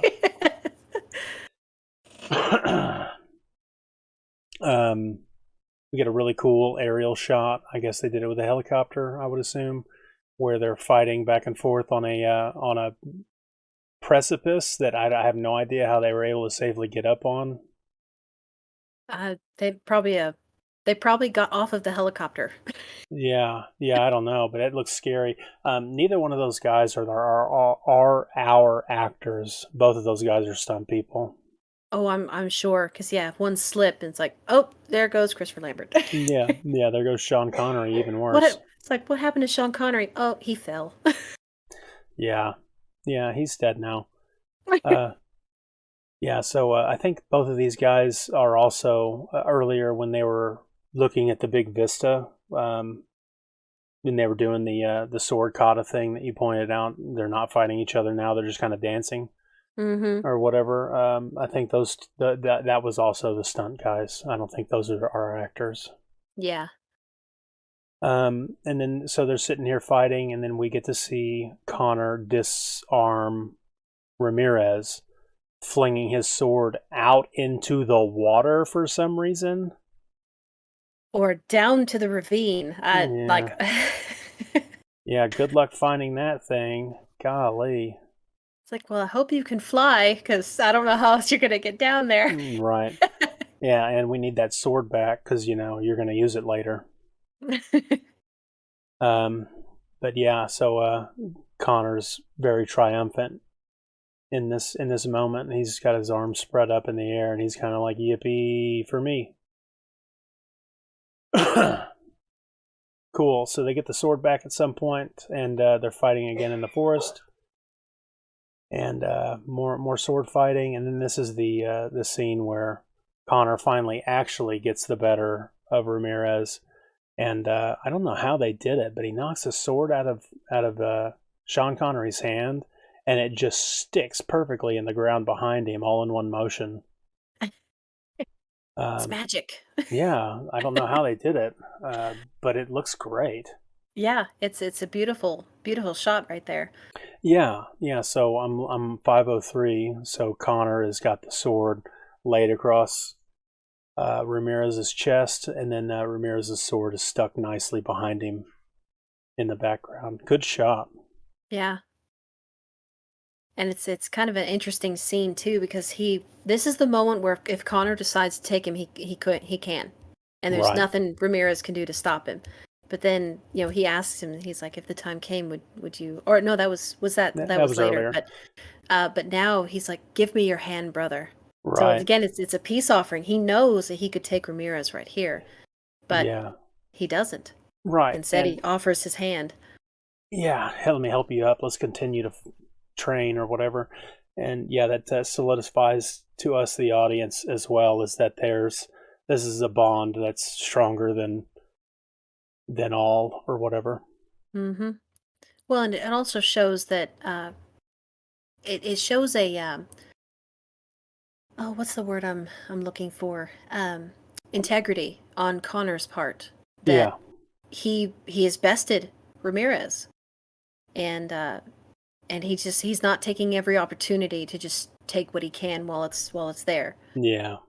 And because this whole time they never say Connor's a good man. They never say that ever. Right. But you see different behaviors that you're like, he might actually be decent. Yeah. You know? Yeah. There hasn't been much in the movie so far to give anybody who's paying attention an impression that Connor is not A, the protagonist, and B, a rightful and upstanding hero. Mm-hmm. And I love that you get that impression, and they haven't said it. Right. I love that. Yeah. Yeah. These days, the filmmakers would just tell you what you're supposed to think and feel, and then you just have to get used to it, buddy. Yeah. It's like, I'm going to tell you what's happening. It's like, why don't you just show me? No, I know what's best. Because we don't know how to do that. I'm going to think for you. Yeah. I'm going to do your thinking for you. So the next scene is we got the little carnival or the gathering or whatever this is. Oh, I don't want to call it the gathering. It's something different. It's like a little festival. Yeah, it's like a fair. Yeah, it's like a little county fair or something. Yeah, a medieval fair. And so this chicken shack there has got a bunch of dead chickens hanging up everywhere. Apparently they're counting on people buying dead chickens that day. I would hope so, because, well, the chicken that Heather gets she even says is quite lively. Yeah, it's full of life.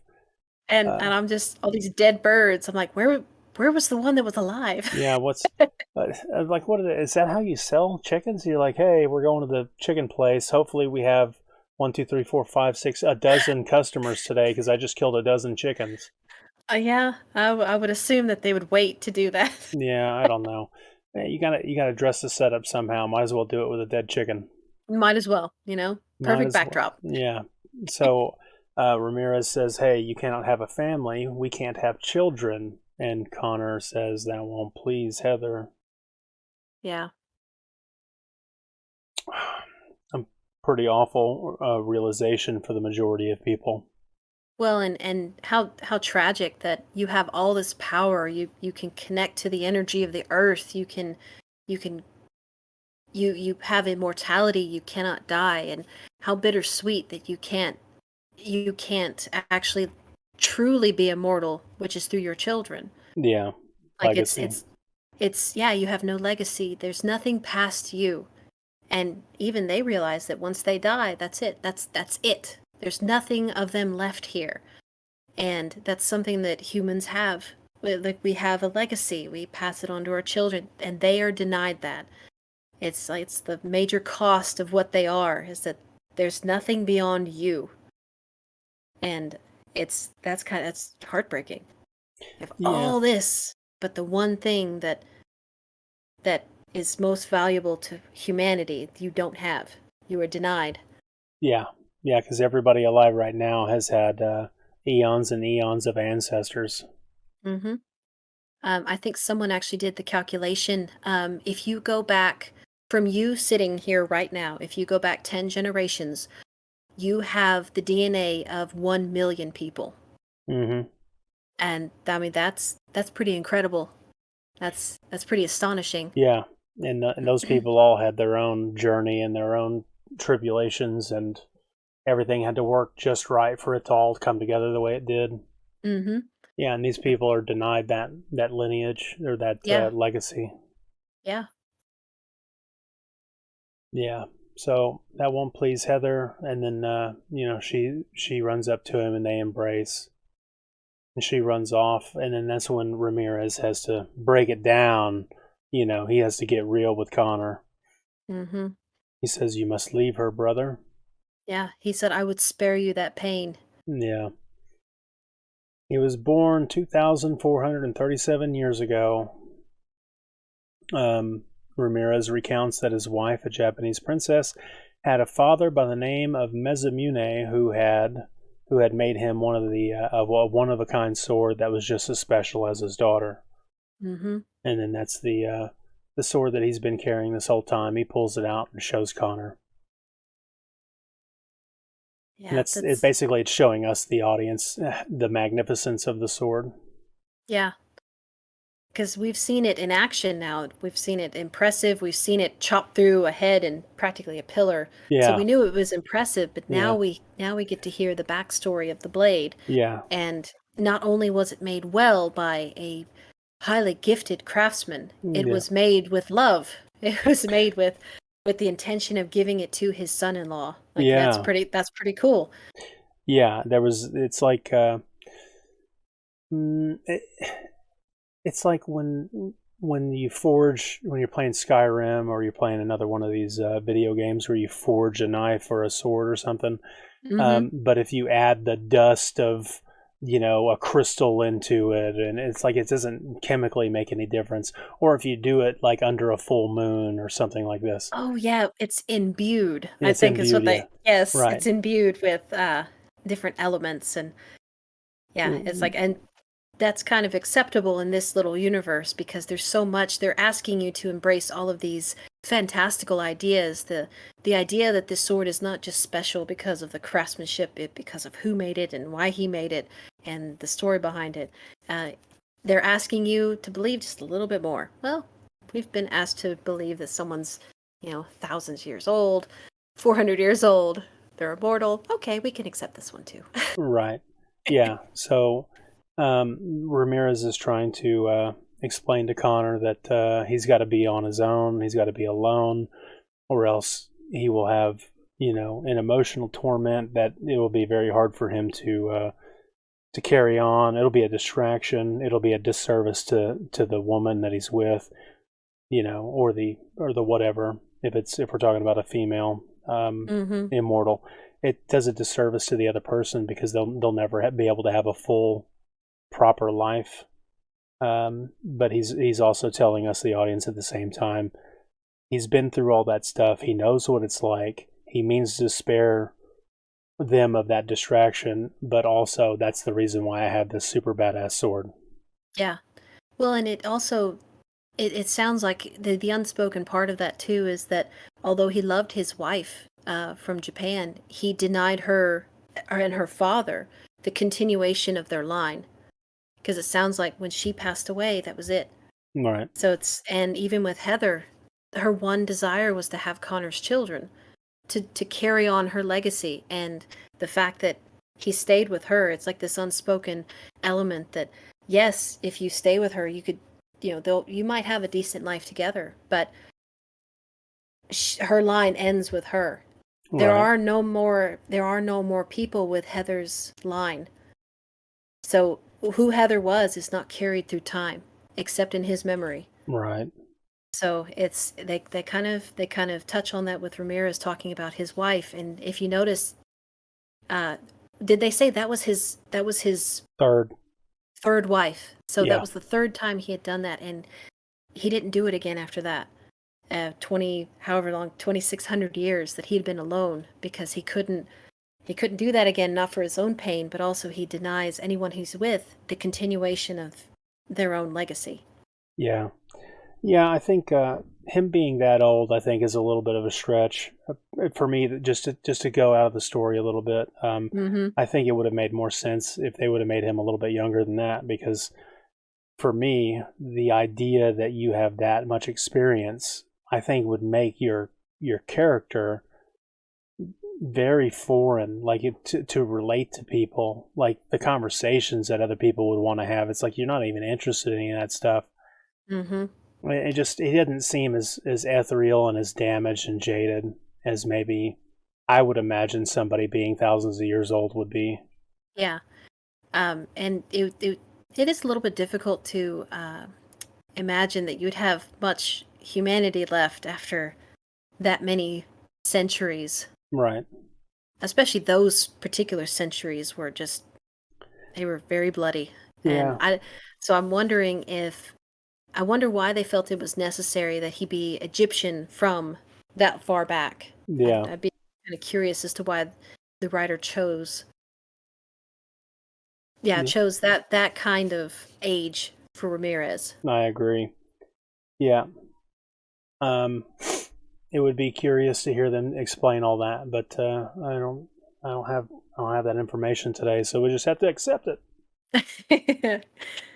Yeah, so he was shattered when his wife died, and he confesses that Connor must leave Heather, and of course we get a shot where Heather's kind of looking over her shoulder back at the two men holding the sword, not knowing what they're talking about, but maybe on the wind she could hear Ramirez trying to plead to Connor to let her go and let her leave, because she's got a pretty foul look on her face.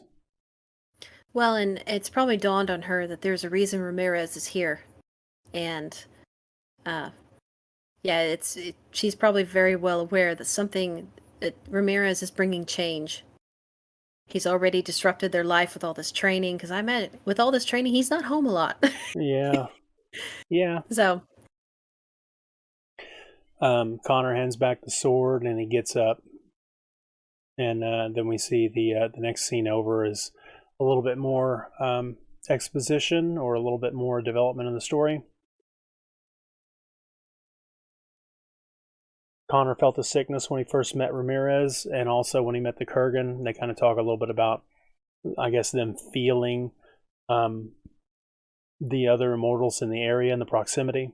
mm-hmm. And Ramirez explains that the Kurgans were an ancient people from the steppes of Russia, and that's who the bad guy is. They're Kurgan. He says that the Kurgan is the strongest and the most vile of all of the immortals. If he wins the prize, humanity will suffer an eternity of darkness. And in the end, there can be only one. Yeah. So it's interesting that Ramirez clearly understands that it's a very, very bad idea that the Kurgan win. So again, you have to question is him being here training Connor is very deliberate. But again, it's like, to what end? Did he train some of the other immortals that we see later? Because, the Kurgan is very much, I find you, I kill you. Yeah. Yeah, that's right. It looks like the scene changes, and now it's like almost nighttime. There's a storm. The castle's shrouded in darkness and purple light. And I think, for whatever reason, our hero Connor is nowhere to be found. But Ramirez is hanging out with Heather, and they're joking around, but Ramirez can feel something is different. And this is, I mean, we were just told that they could feel each other, so Flock of Pigeons freaks out, and Ramirez jumps up and draws his sword because he knows that the Kurgan is near. Yeah. Which I always thought this was kind of funny. Is like, where's Connor? Why was he gone? And it's almost as if you watch this back, I think Ramirez was fully expecting the Kurgan to show up. But again, why? Why didn't he? It almost seems like he didn't fight as hard as he could, or maybe he wasn't skilled enough. I don't know. Yeah. I just don't know. But it feels like there was maybe another scene that was supposed to be around where, Connor had to go do something. But they didn't explain it. It's just Connor's not here right now, and the Kurgan busts through the door like, here's Johnny, Yeah. the here's Johnny moment of the movie. Yeah. What I find interesting is when he busts through the door, he almost looks delighted that it's Ramirez. He was expecting Connor. Yeah. The Kurgan sees Ramirez and he says, Highlander, where is he? Ramirez says, you're too late. I've prepared him for you. So he's trying to fool the Kurgan into thinking that Ramirez has already killed Connor. Yeah. We know that isn't true. Yeah. So they fight a little bit, and Ramirez is able to get a one-up on the Kurgan. He slices him right across his throat. Surprises the shit out of this guy. Yeah. Yeah, the Kurgan is shocked that he got caught in the Adam's apple like that. Spits out a little bit of blood, and Ramirez asks him if it hurts. Kind of funny. Does it hurt? And the Kurgan has now got a super gravelly voice, I guess. But, he always sounded pretty rough to me. Now you die, he says. And then they fight some more, and you point... Oh, wait a minute. He kicks him off the top, and the Kurgan crashes, but he's not dead yet. So he finds a sword, and that you mentioned this earlier in the talk. There's so much power coming from the Kurgan that and whenever he strikes and he misses, he doesn't just send sparks flying out. He actually is destroying brick walls or stone walls. Yeah, and they show it too as well in this scene too. There's lightning strikes. So again, it's almost as if these beings, when they are fighting, they conjure storms. Like it's almost that impression. And again, it might have just been a special effect to imply how powerful this fight is, but it came off as a really cool effect of these people are so charged with power that when they come together, they create lightning. That's pretty cool. Yeah, it seems to happen every time. So there's a storm outside, there's lightning happening. The Kurgan is fighting Ramirez, and they're clashing swords and sparking, with the car battery down the sleeve. But the Kurgan, I'm on 562. The Kurgan misses and strikes the wall and knocks a whole damn wall down. Yeah. And then that's when Ramirez lunges and pierces his guts, I guess. Stabs the Kurgan through the midsection. Mm-hmm. And the Kurgan grabs the sword and pulls it out, which is really neat. I mean, it's a good-looking set of effects there. Yeah. But it kind of showcases that he's strong enough to resist Ramirez and just pull the sword. It's kind of creepy, the amount of strength it would take to do something like that. Yeah. The Kurgan then gets one up on Ramirez, knocks him down, and slices him across his chest. And then most of the castle has been brought down by this point. We see Heather down on the ground floor looking up at the sky as the Kurgan and Ramirez are on the stony staircase that's jutting out like a giraffe's neck into the darkness. Mm-hmm. The Kurgan stabs him through the stomach, and we got some more lightning effects everywhere, and then that's when Ramirez drops his sword. He can't fight any longer. Yeah. And that there's in 577, that's a lightning strike? I believe. Yeah. Yeah, and that's when he says, "Who is the woman?" Yeah. Who's the woman? She's my woman. Not for much longer. It's so creepy. Yeah. It's a touchy subject.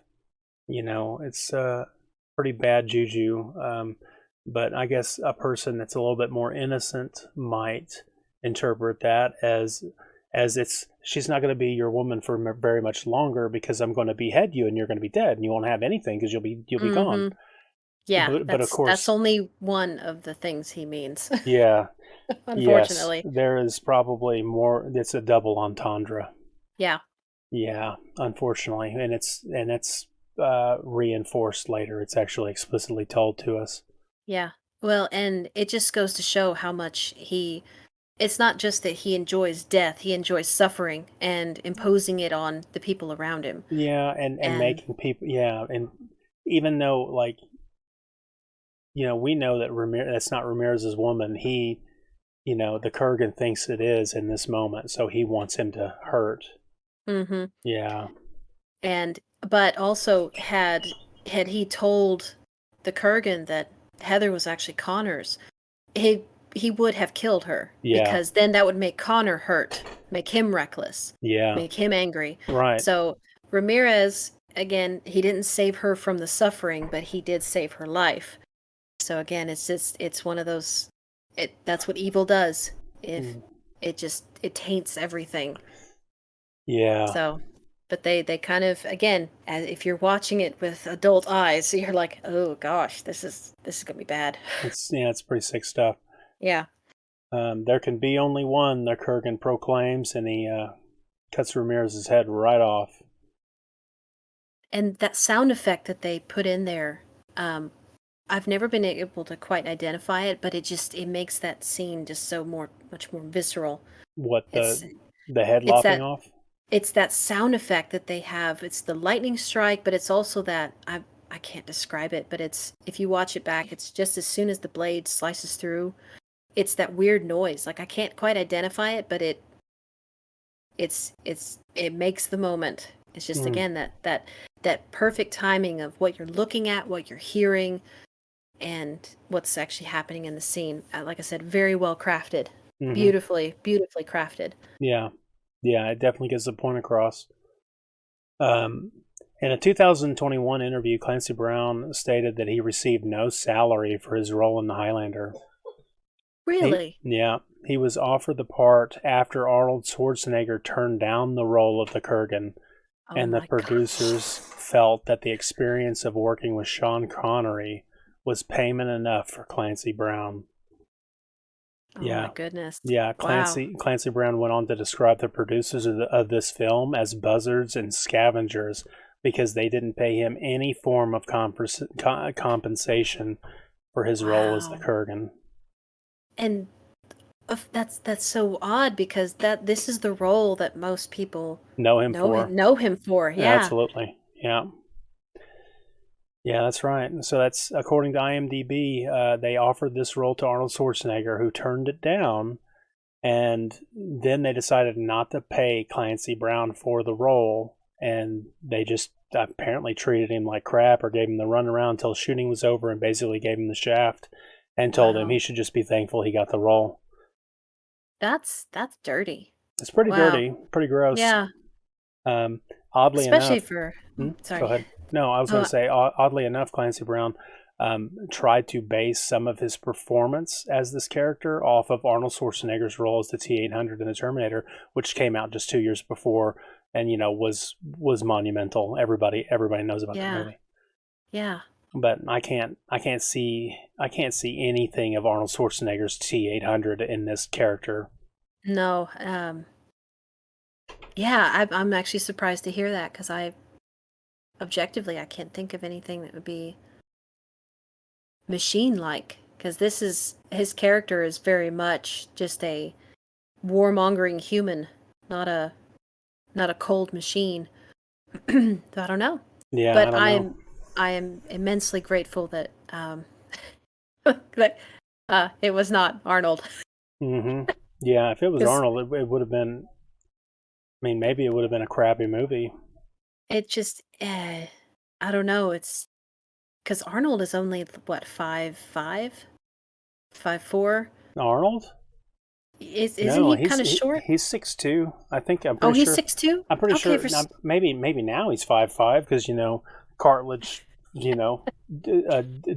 degradation or whatever. But yeah, for some reason I was under the impression he was a little shorter, but even then, it would have given the wrong vibe to the movie, because when this came out, like you were saying, it's only 2 years after the Terminator, and it just, yeah, it would have been.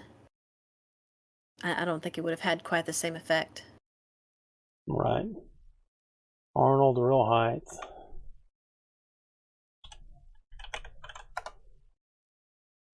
6'2", yeah. That was back when he was competing in his world bodybuilding stuff. Yeah, he was 6'2". Wow. I wonder where I got the idea that he was shorter. Huh. Yeah. Don't know. Yeah, I don't know. He's a big dude. But yeah, I think it would have been a very different movie with Arnold but then again, maybe not, because I mean, the Kurgan's a pretty vile dude, and Arnold played a pretty vile character as a Terminator, so I don't know. Would have just been different. Yeah, I think it would have been different because the cruelty and the murderous nature of a machine is a little bit different than the cruelty and murderous nature of the Kurgan. It's just got it's shocking in a robot, but it's I guess the creepy element is a little bit stronger if it's a person. Yeah, that's right. I also want to put in here before I forget, the name Kurgan comes from the Russian word for burial mound. Oh, really? Yeah. So not only is it Victor Kruger, but also the Kurgan means something. Kurgan means burial mound, which is just as creepy and decadent and macabre. Yeah, and yeah, it fits right in. So his entire people were basically their culture was death. Like Yeah. if that, I mean, that's pretty pretty creepy. And when Ramirez was talking about they would throw children into pits with ravenous dogs just for fun. Yeah. Yeah, that kind of fits the creepy obsession with death. Yeah, and hurting people. Mm-hmm. Yeah. They love decay. Ooh. Yeah. Ugh. So the Kurgan gets the power. The electricity starts popping off, and he gets imbued with the energy from Ramirez, and there's a little oopsie, I guess. The universe decides to kind of play a little joke on the Kurgan by cracking the staircase in half and dumping him down on the ground.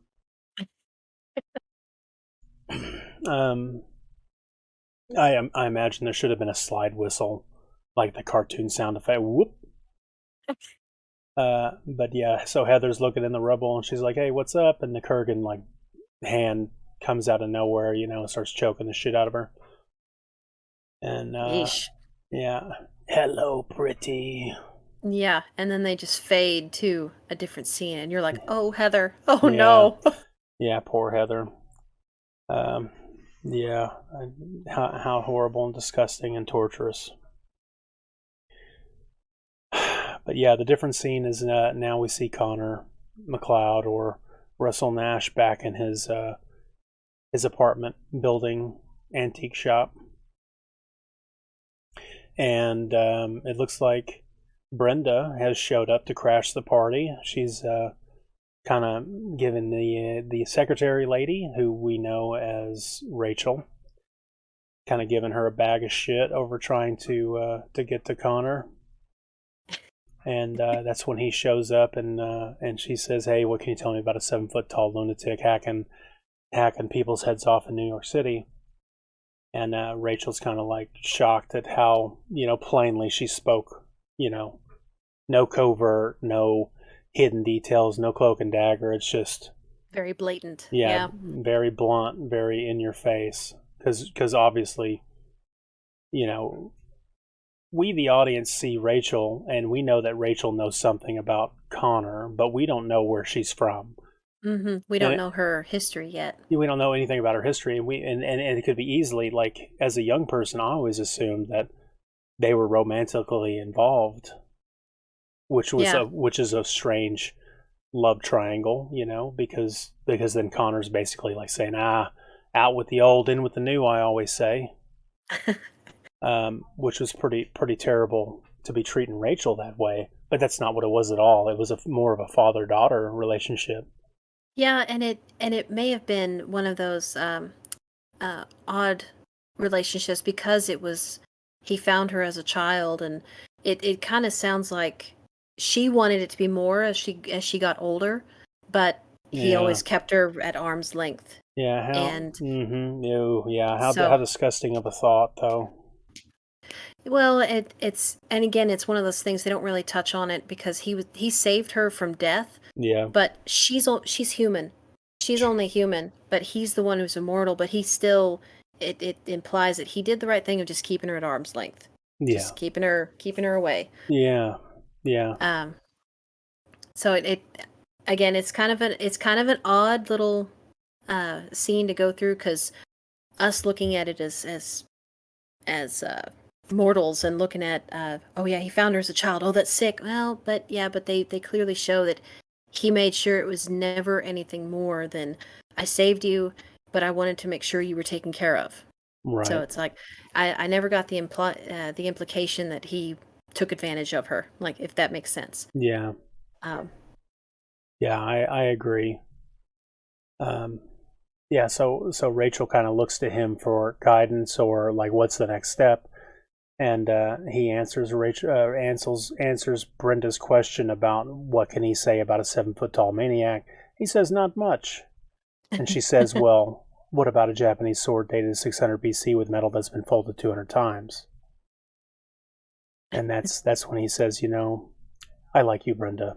I think we should have dinner. Do you know how to cook?" Yeah. And see, now he's probably she's invaded his territory. So now he's trying to get her away. Just like, okay. Yeah. She's He's imposing a little bit. Yeah, like maybe he's imposing himself, so he's like kind of being direct. Mm-hmm. I did that with my wife whenever I met my wife. I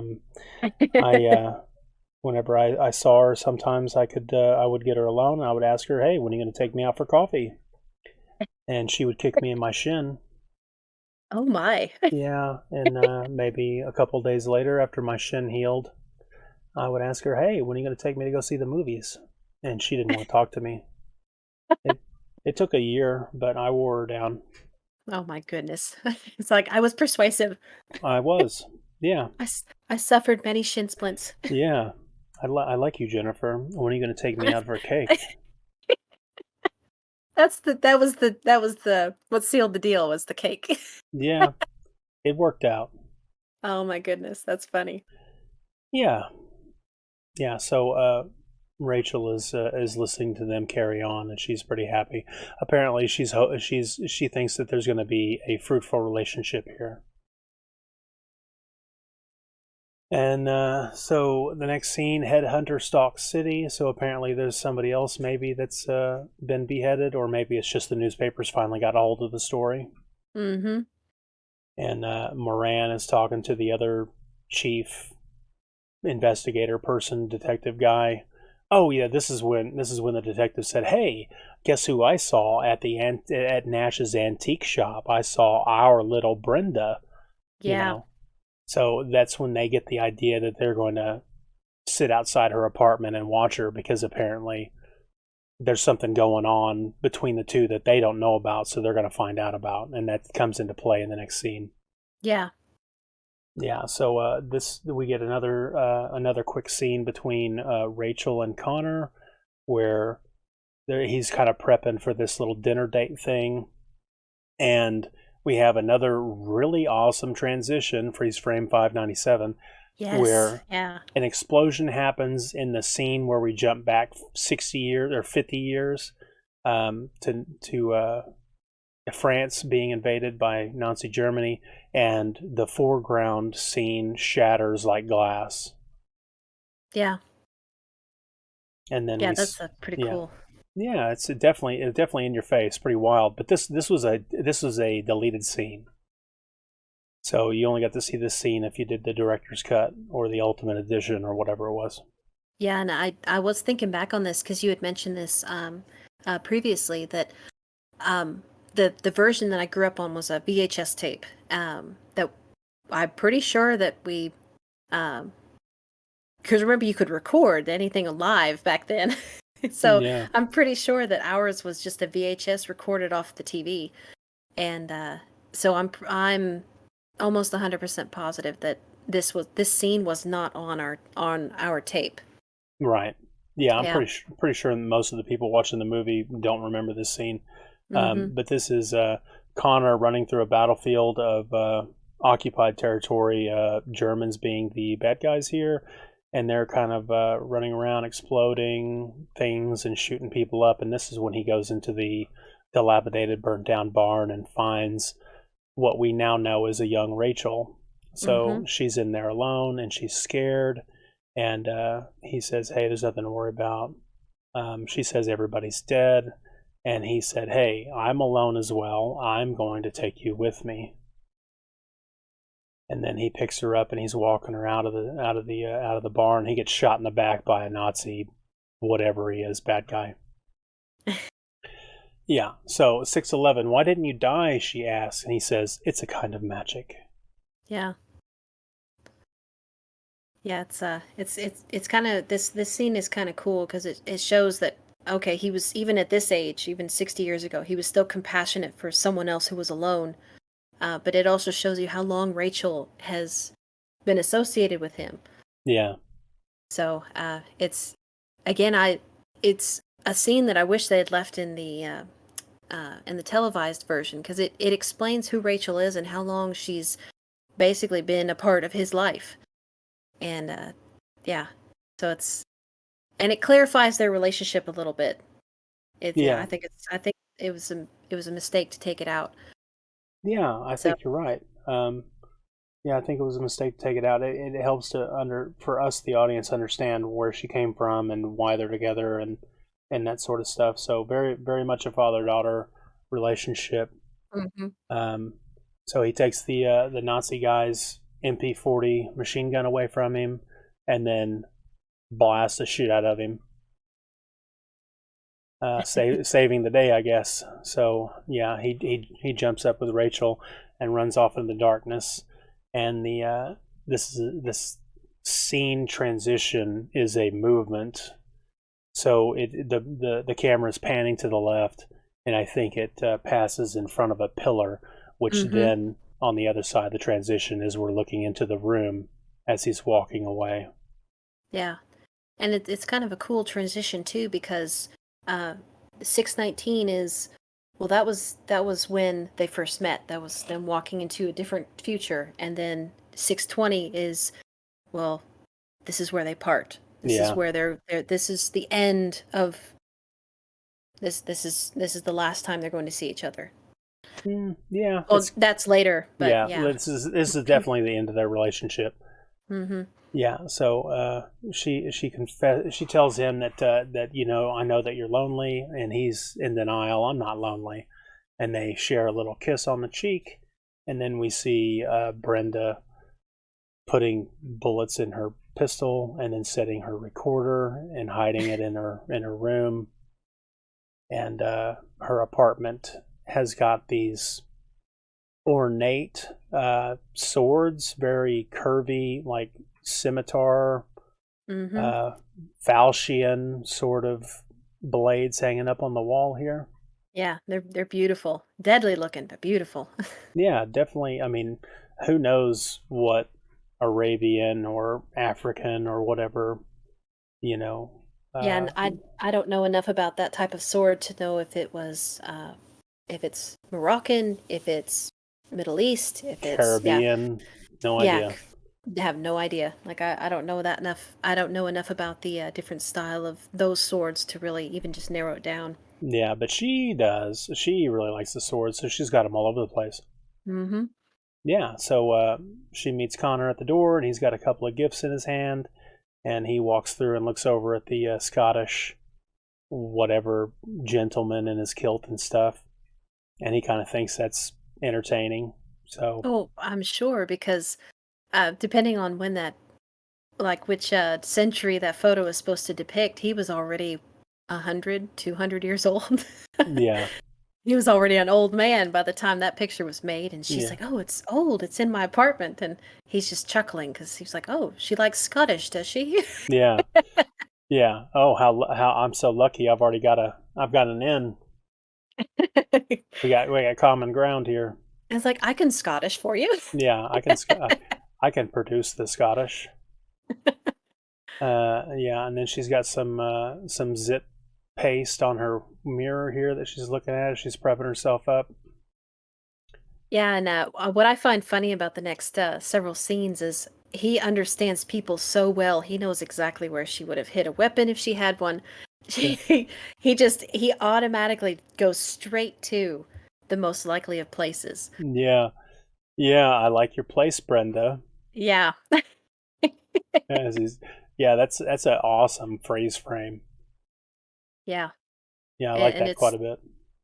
Well, and again, it showcases how this is funny to him because she's trying to be coy and sneaky, and he goes right to, he's like, okay, I have known too many people, I've seen too many strategies.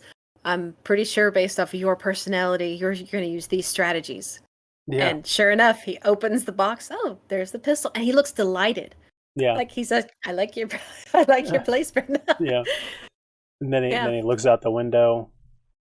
You got a nice view. Yes. or what an interesting view, he says. Interesting view, yes. Yeah. She says, "What? I'm trying to put my earrings on." And he opens up the case, looks at the recorder. Interesting view.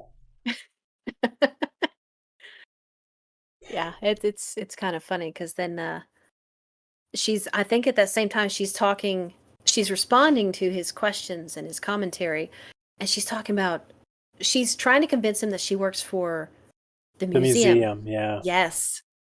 And this whole time he's, oh yeah, we're chit-chatting. I know who you are, Brenda. Yeah, yeah. I know a lot. There's a lot more going on here, Brenda, than you know. Mm-hmm. Yeah, yeah. So he pops the cork on his brandy. Was it 1783? 1783. Yeah, Yep. and he pours a couple of glasses, and then she drinks. She's, maybe not greedy, but maybe she's agitated. Maybe she's excited. Whatever. She's got less class than he's got. He exhibits poise and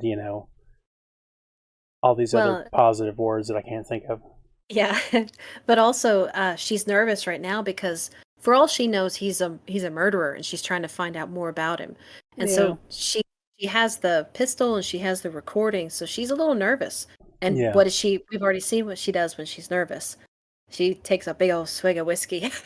Yeah, and she's sitting there drinking it, and he's just still breathing it in, breathing the air.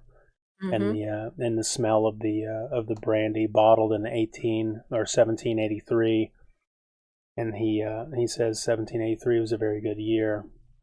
And he starts recounting all of the different things that happened during that year, and I love this little scene here because this is one of those, they could have moved us back into 1783. They do that later. Yeah, but right here, they keep us in the moment. And now we're get to see Connor real time. What happens to him when he's recalling? Yeah.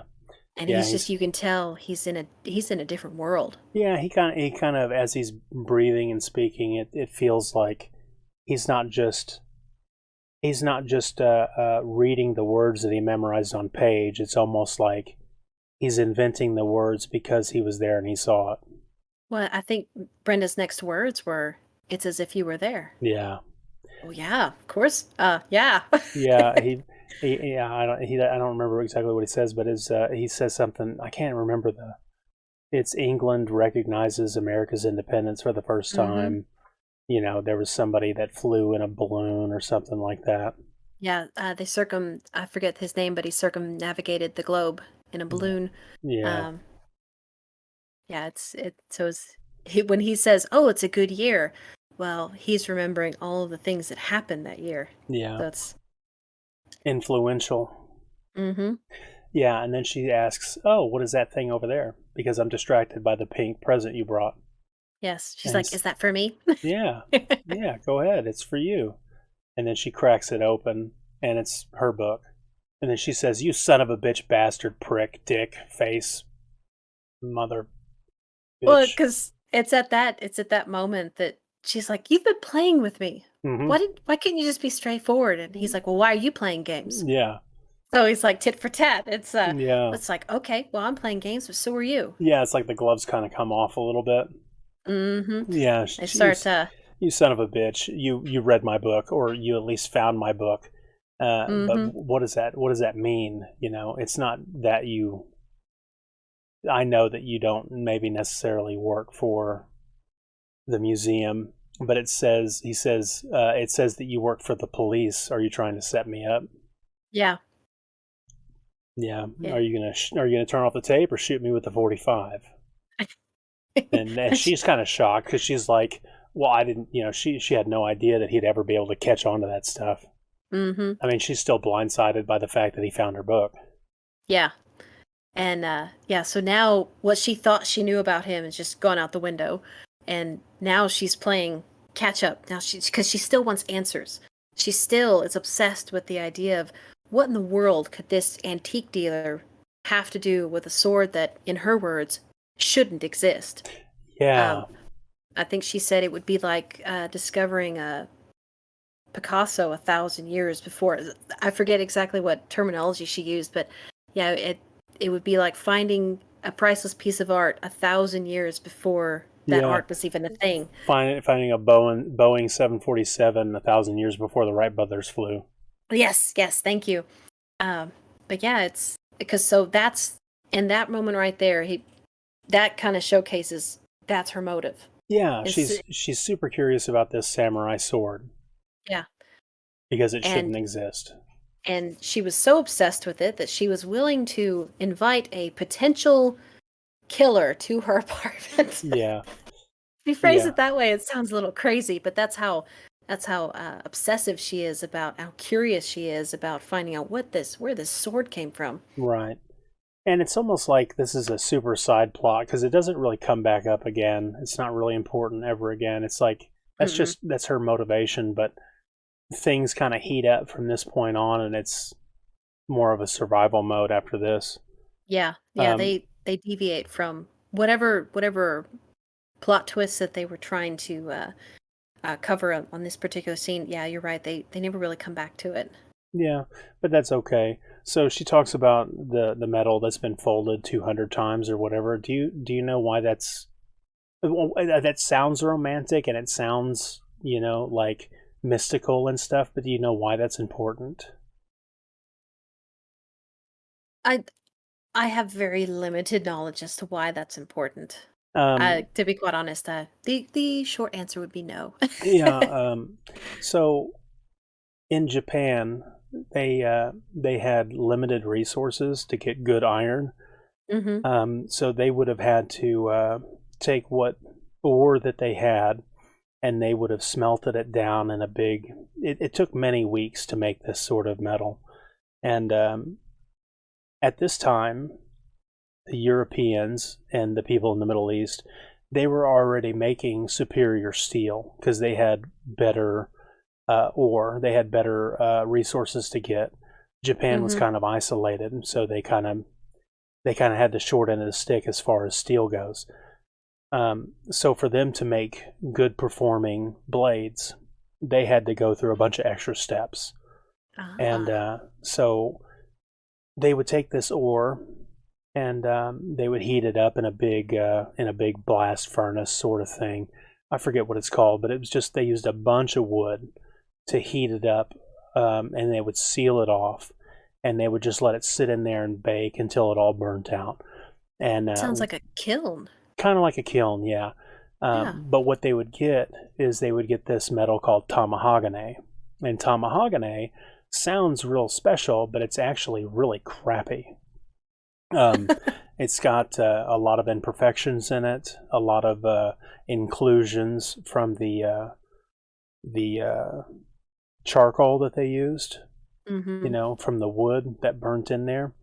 And so the charcoal wood is mainly a carbon, so that would give the iron some carbon, but if you put too much carbon into it, the metal becomes like pig iron. It becomes very brittle, and it's not good. So you gotta get some of that carbon back out of it. So iron with carbon is good, but iron with too much carbon is bad. Okay. So it's got to be balanced. But the way that they could normalize the amount of carbon in a given sample and remove the imperfections and the chemicals that were in the mix that they didn't want by way of slag and extra bits or whatever, is by beating it and folding it and beating it and folding it. So it pushed out the impurities, and it also normalized the consistency of the chemical makeup by heating it, beating it flat, folding it, heating it up, welding it back to itself into a bar again, heating it up, beating it out, flattening it, folding it, heating it up, welding it back to itself. You know what I mean? So they did this, and every time they folded it, they would squeeze out some more impurities, and that's what the sparks would be as they beat it against the anvils.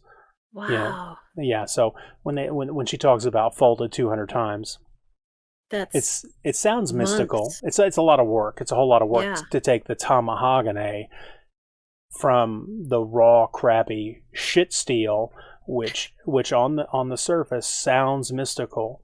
It was just a long, drawn out, unnecessary process in their way of making steel to make it almost comparable to the modern, at that time, quote unquote, modern sword making techniques of Europe. Yeah. Wow. What's funny is the way you were describing that, it sounded a lot like when you're baking bread. Some of the best bread is you rise it several times, you beat it down, fold it, you knead the dough, and if you can do that 3 or 4 different times, it makes better bread. Interesting. I didn't know that. Yeah. Yeah. So the samurai sword, she's really, really interested in that, and she wants to know all about it. And he kind of throws it back in her face. He says something to the effect, "It's always about what you want, isn't that right, Brenda?" Which is kind of a low down, dirty, tactic to use, but he uses it. Then we get a flashback in the scene, back to the castle being dilapidated, and he's with Heather again, kind of trying to comfort her, and they're trying to forge a new life together. Mm-hmm. And we see him sharpening his McLeod sword, and he's running, doing some chores or whatever, and this is where we get that song, "Who Wants to Live Forever." Yeah. Yeah, because this is where you actually see that, 648, you're guessing it's several months later. But then you're seeing the montage of, I think it's somewhere between, 650 and 651. There's a few frames in there that you can tell she's a little bit older. Yeah. Maybe like late 30s, early 40s. Yeah. And then you see clearly it's 652 when she comes up the hill with the lamb in her arms. That's right. Yeah, you're like, wow, how many years has it been? Yeah. Yeah, it's been a long time. He's still just as fresh as a daisy, and she's getting on in years. Mm-hmm. Yeah. And then she's on her deathbed. He's curled up in bed with her, and she's passing away. And she knows that it's the end, and she asks Connor, the love of her life, if he will light a candle on her birthday to remember her. Mm-hmm. Yeah. And she passes away in his arms as he's trying to comfort her as she lives her last moments. Yeah, and then, from 655 to 656, it's kind of, this is it's a heartbreaking scene, but it's very symbolic. Because you see his life that he had with Heather. And this is also the first time that you see him when he's younger. This is the first time you see him basically put down his life as McLeod. So he leaves the sword behind at her grave. The house is on fire. And he's walking off into the distance with Ramirez's sword. Yeah. So it's very symbolic of this is the moment where he accepts who he is and walks the path of loneliness. That right here at 656. And he even says, I think he says, "Good night, my bonnie Heather."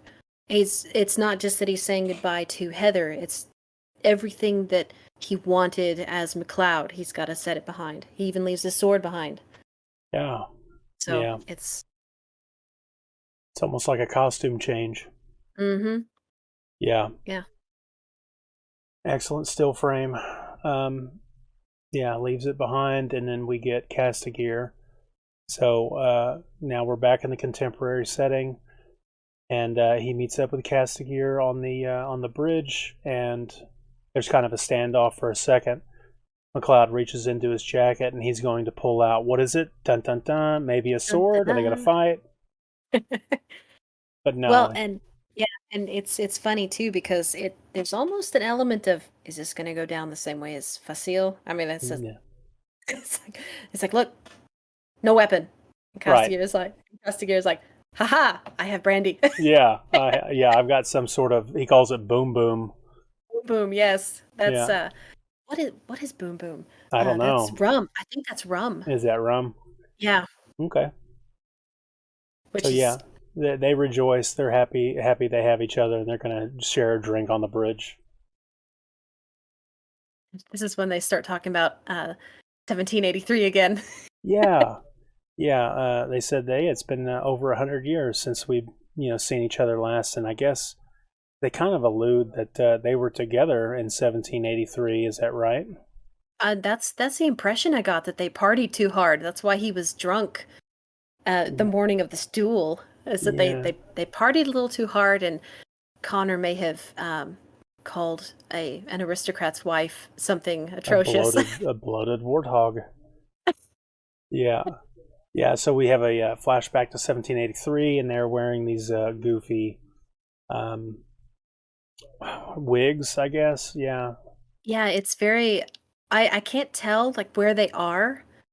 And of course, you know, the one guy sounds very British, but again, in some of these movies, you can't tell. It's kind of implied it's either in France or England, but it's hard to tell which. Yeah. And Yeah, I it's wonder if it's not a possibility that it's in New England, like somewhere on the east coast of the U.S. that could also be a possibility. Yeah. With the foppish get up though, I'm more inclined to think that it's still in mainland Europe. The foppish. Just yes, it's like those flamboyant wigs and And the big uh, frilly cuffs. yes, the big lace cuffs and that to me that implies that it's mainland um, Europe, but they at this point they could put it anywhere they wanted to. Yeah, yeah, yeah. I totally agree. And then yeah, so the guy reaches up and stabs through Connor's midsection, and the effect is so good. I don't know how they did it. I can't imagine. I don't know how they did it, and maybe they used one of those collapsible blades. I have no idea because it doesn't look artificial like that. But it looks like it goes straight through his midsection. It comes It, out his it back. yeah, it does. I mean, I don't know how they did it, but I don't know it's either. wild Yeah, looking. yeah. It's very, very, very well done. It looks really good. I like it a lot. But yeah, so he stabs Connor for, and this is the duel. You know, duel to the death. And his whatever the guy it is, what's the name of the guy that carries your golf clubs around, the caddy person? The caddy, yeah. Yeah, so this is his weaponry caddy. Yeah, his weaponry caddy is congratulating him on killing the adversary and doing a great job and kissing him on his lips and stuff. Real It's so embarrassing. creepy. Yeah, yeah. Holy moly. I want to mention real quick before I forget. This movie, is it the first movie to do the constantly flashing back to an earlier time where they have an adventure, and maybe sometimes it loosely relates to what's happening in the current day? I would have to think. I mean, I think this is the first movie, because there's been a lot of movies that's done that since then. Mm-hmm. You know? Yeah, like what is this the inspiration or was it inspired by something else That's kind what of I'm thing? saying. Yeah, Yeah. yeah. I want I don't to. know. Like that whole design, like the idea, like contemporary storytelling is just point A to point B. You know, A is the beginning, B is the end of the movie. But Mm-hmm. then we've got like Christopher Nolan guys that come in and they tell a story, and sometimes you begin in the middle and then you jump around all over the place. Or Quentin Tarantino is a better example, where it's Yeah. all over the place. It's mixed up all over the place, and that's just the way that they tell the presentation of film. But in this movie, it intercuts with things that happened way earlier in time. And I think there's been a couple of vampire movies that have copied this same formula. Yeah, Interview with a Vampire does that. But that was made in the early 90s, wasn't it? Yes, yeah. I was Yeah. gonna. I'm glad you mentioned Interview with the Vampire. Great movie. Yeah. But yeah, he tells the story of everything that happened to him as a youngster, but they're kind of jumping back and forth between, you know, today as the recording is happening, and let me catch you up with what happened way back when. Mm-hmm. And then the iconic "Stop whining, Louis." Yeah, yeah. Rats. But yeah, I'd have to think on that to yeah, I'd have to think on it because I'm not sure if the movies I'm thinking of came after this or before it. Right. Yeah. But yeah, that'd be interesting to find out. Yeah, if this inspired a whole genre of movies, that would be pretty cool. Right. Yes. Yeah, that would be. Um, so the guy righteously stabs our Connor McLeod in the guts, and then Connor McLeod gets up, and they're kind of surprised that he's not dead. So he's got to stab him again and again, and it's just like a comedy of errors, basically. Oh my As goodness. as these people are dumbfounded as to why this guy over here just doesn't die. And so it's a little bit of comic relief for us, the audience, but Yeah. I don't necessarily know if I needed the comic relief. No, but it goes to show that Connor was not always so serious about Right. all of this. Right. Yes. Sometimes it was just a game. Yeah. Well, and I'm sure that by this time, by 1783, he was already, what, 230 years old. So he might have been through a phase of jaded. Like, I don't know how much longer this is going to take. I'm just going to have some fun. Maybe he had his midlife crisis, so to speak. Yeah. Yeah. He's had a honeymoon phase with his immortality.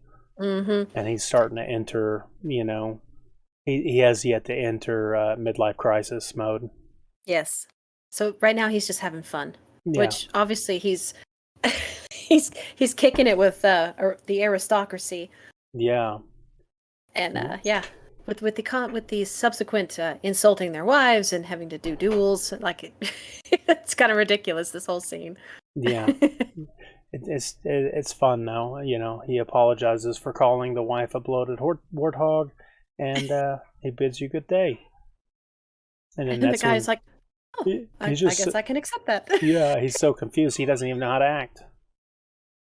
He's like, "This wasn't in any of the teachings." No, he's just absolutely confused. But he does know that his weaponry caddy is getting on his nerves. Yeah, and he decides to take his fat aggression out on him and shoots him in the back.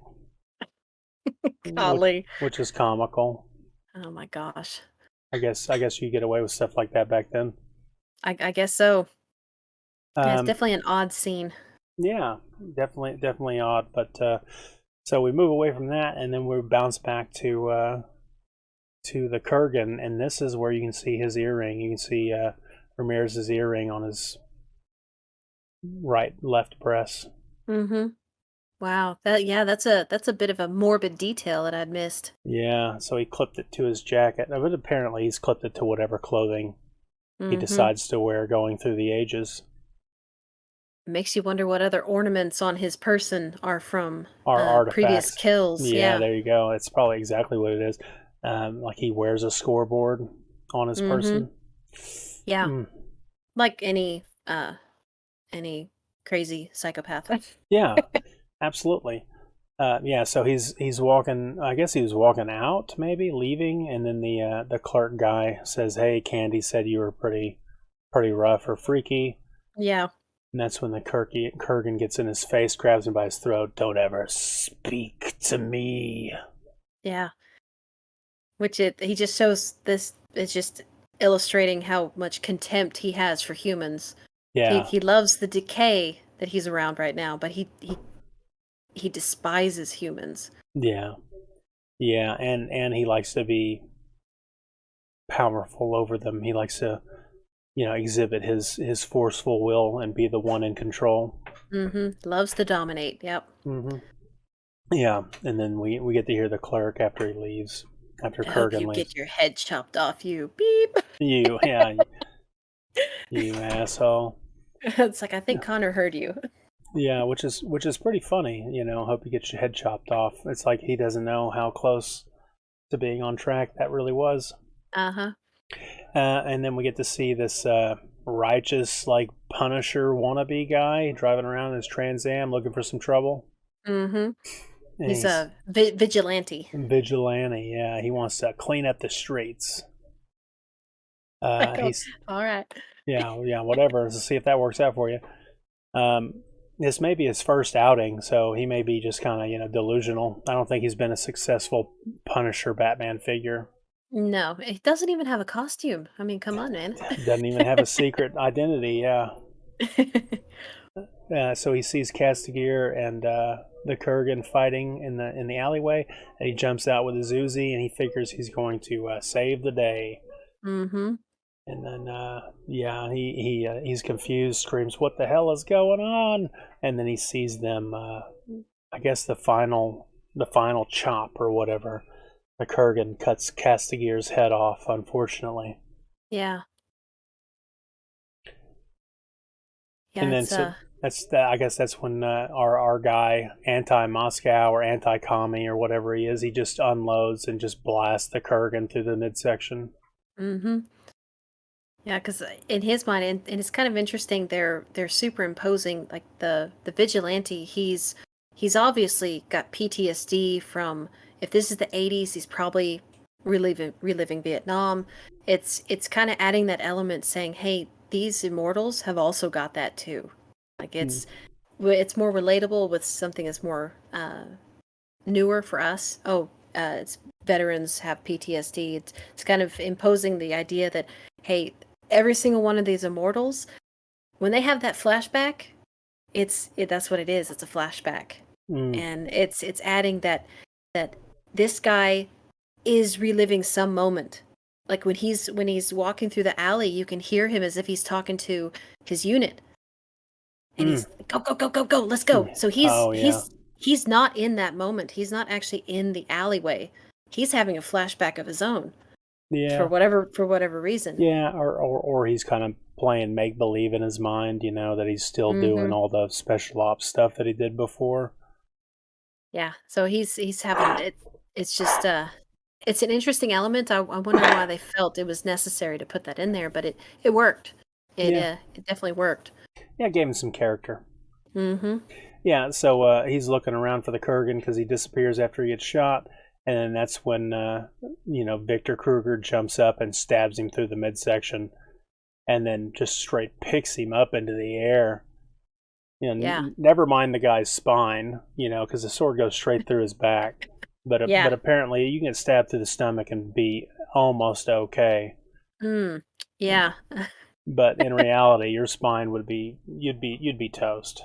Yeah, you would be. That would be a killing blow. That would not be something you'd walk away from. Yeah, so he slings him across the alleyway, and then that's when Castigear's immortal spirit starts doing the I don't know, the floaty levitation transition of power.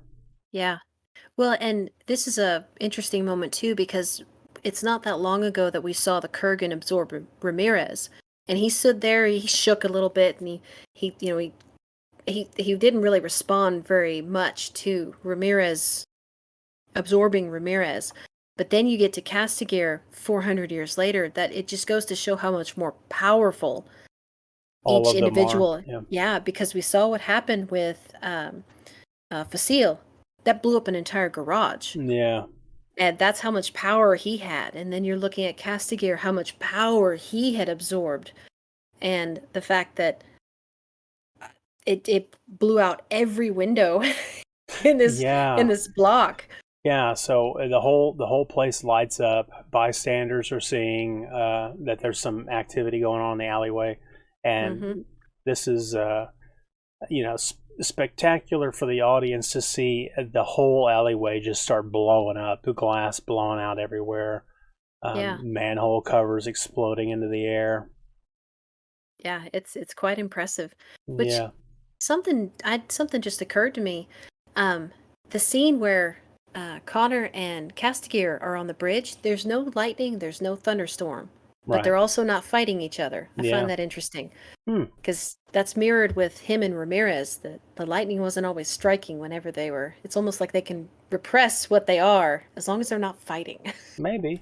Yeah, maybe that's exactly what it is. Or it's just the storytellers doing atmospheric, They gotta have the atmosphere work for the emotion, like you said earlier, like almost like how the music is supposed to convey the emotion.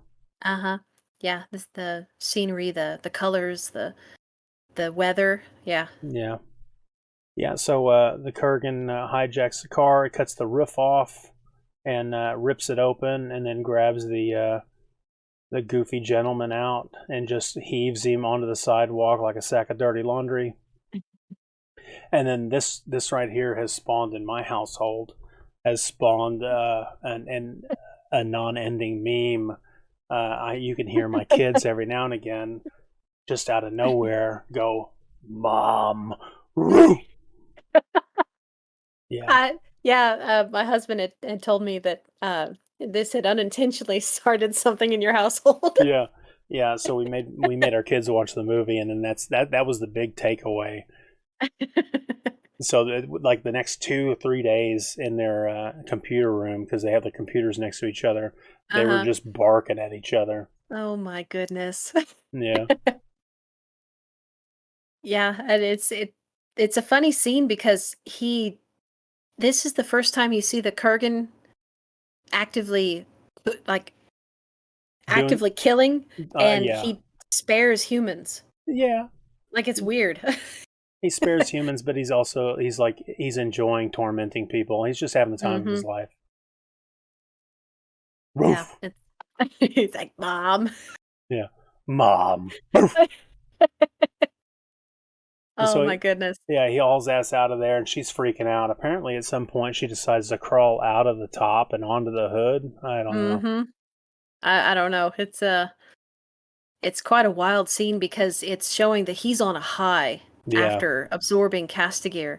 So yeah, he's not exhausted like Connor was. Connor fell to the ground, yeah, exhausted, whereas the Kurgan he's almost on a he's on a high.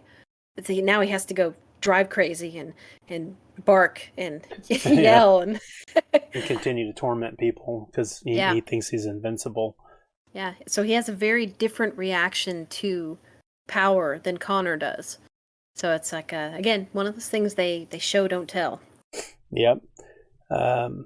In the next scene, the detectives find the vigilante guy in the hospital. I guess he's doing some recovery. They show him a picture of Connor because they know that's the bad guy. This is Mhm. this guy Nash. He's the guy that they're after. And of course, the dude that got run through in the stomach. He says, "No, I don't. That's not the guy. The guy I saw had a scar across his neck, and that's the photo is not the guy." And then he says, "But I got to tell you something else too." After he cut the guy's head off, electricity happened and explosions. We don't hear what he says, but we get the idea. Yeah. He's explaining to the detectives that there was a bunch of supernatural shit that happened, and then of course the detectives are both like, "Oh gosh, I was whatever like, "Oh, case, hey, yeah, yeah." whatever case we were gonna have with this guy here, we're not gonna get it because he's a lunatic." Yeah. And they're thinking too, well, dang it, he sounds crazy. He's not going to be a credible witness. Right, So, yeah, it even though it's true, it sounds too crazy to believe. So, they're right. like, "Dang it." Yeah, dang it. Yeah, this guy, he's not going to help us out. We can't use his testimony. We're not going to. This is not the path to go down to bust Nash. Mhm. So the next scene, we see the hot dog vendor guy. He's out there razzing the lieutenant and detective. What does incompetent mean?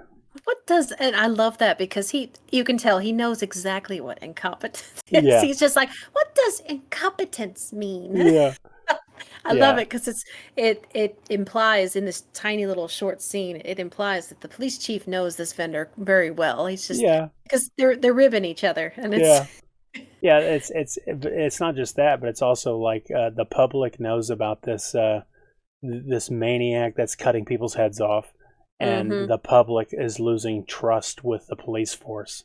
Yes.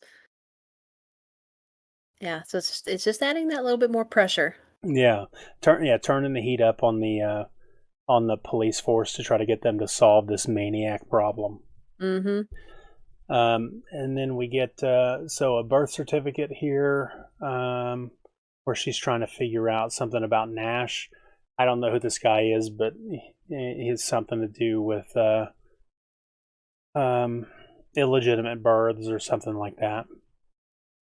Well, and I'm sure that he's probably whatever department that like forensics, they usually compare handwriting and different details, and that's probably what she asked him to do on the side. And yeah, it's it's kind of a cool scene where they have the computer bleep blooping over here. Yeah, just before that though, there's that other guy that talks about birthing Nash. He was there. The baby Oh was in yes, our own. the doctor talking about, oh yeah, I remember this birth. Yeah, It's yeah, yeah. She yeah. says so. It was like illegitimate or something. Like it wasn't Mm-hmm. a married woman who had the baby. He said, yeah, Nash was illegitimate for about an hour. He died, and then she died immediately thereafter. Yeah. And then that's when you jump to another set of experts where she's I don't know how she gets all these names, but yeah, there's a bunch of different what we know as alternate identities that Mm-hmm. Russell Nash has used through the years, and they crunch it through some sort of supercomputer that then, like you were saying, tries to compare the handwriting. Adequately, I might add. It's showcasing to us, the audience, that all the different handwritings somehow actually is the same person. Yeah, and it's from what little I know about handwriting, it's unless you are actively trying to change your handwriting, most of our letters are the same. How we move, how we hold the pencil, how we move our wrist, and all that. And the only thing that will change it is if you switch hands, which I think it actually flips the orientation a little bit, but it's still similar. But it's has everything. Our handwriting has everything to do with how long our fingers are, how hard we hold our pencil or pen, the angle that we hold the pen, and how we articulate our wrist. Like there's a lot that goes into it, and that's why it can be so unique to each person. Yeah, that makes sense. Unless you're me and you just have really crappy handwriting all the time, and it really doesn't matter if anybody tries to match it up because it all looks like trash. Well, and what's funny is, as maybe as erratic as your handwriting may seem, it still has repetitive patterns. Sure. Yeah. Yeah. Oh yeah. Yeah. So pretty reliable. So they solidify to the audience that she is on to the idea that he's much older than he really the average everybody. Yeah. She's still not quite convinced, but now she's on to the thought process. That's right. So here we get the church scene where Connor is now lighting the candle, presumably for Heather's birthday.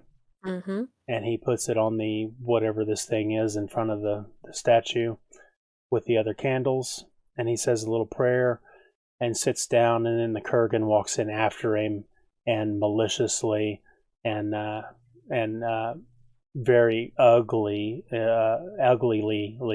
starts snuffing the candles out. Like the bastard that he is. And he's laughing to himself the whole time. He's really enjoying it.